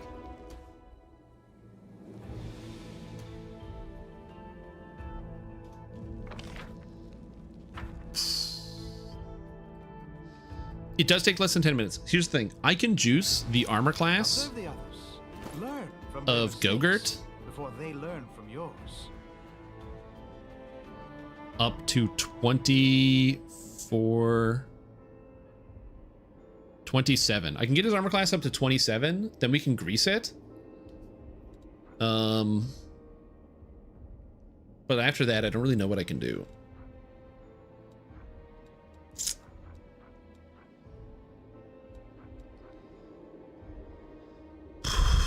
Actually, I can get even higher. With reduced person, I can get him up to 29 armor class. Without grease. My main problem is then how am I going to hit it? And also, it probably has DR. All right, well, I have terrible news, which is that I have to save the water elemental for another day because I'm actually out of time to stream, unfortunately. So I hope you guys had fun. Hope you guys enjoyed checking out Wrath of the Righteous. I will be playing some more later. Not later today, but in the future. And I'm going to be trying to run this game on stream. So it should be fun. We'll be doing a bunch of this. I really enjoy this game. It is a big challenge. One of the reasons why I'm currently having a lot of challenge is because I have decided to re-roll the characters. So I do have a shield bearer and a psychokineticist, which you guys voted for. And so it adds a little bit of challenge. Like even regular land would be hitting more often because he has like +7 at this point to hit. Whereas my characters don't have that high. And so, and a shield bearer, I don't know if this is good at all, but we're going to find out. But yeah, it's been fun so far. Yeah, I have the Ring of Protection here, which I can throw onto somebody. Get that extra +1 armor class. It's not bad. But yeah, that's all I've got. I'm going to take a break for today. We will be back tomorrow with some more stuff. I did take an Unbreakable Heart. I might just add an extra Bless in there so I can cast Bless twice in a day, which seems to make more sense. So I'll probably do that. Divine Favors may be good because the last time it gives me +1 to hit and damage. Yeah, I don't know. I'm not sure.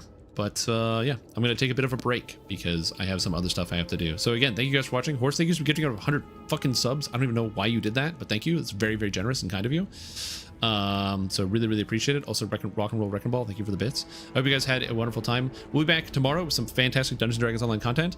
I'm not sure if I'm going to be doing one of the raids tomorrow in Lord of the Rings Online on the special server. We'll see.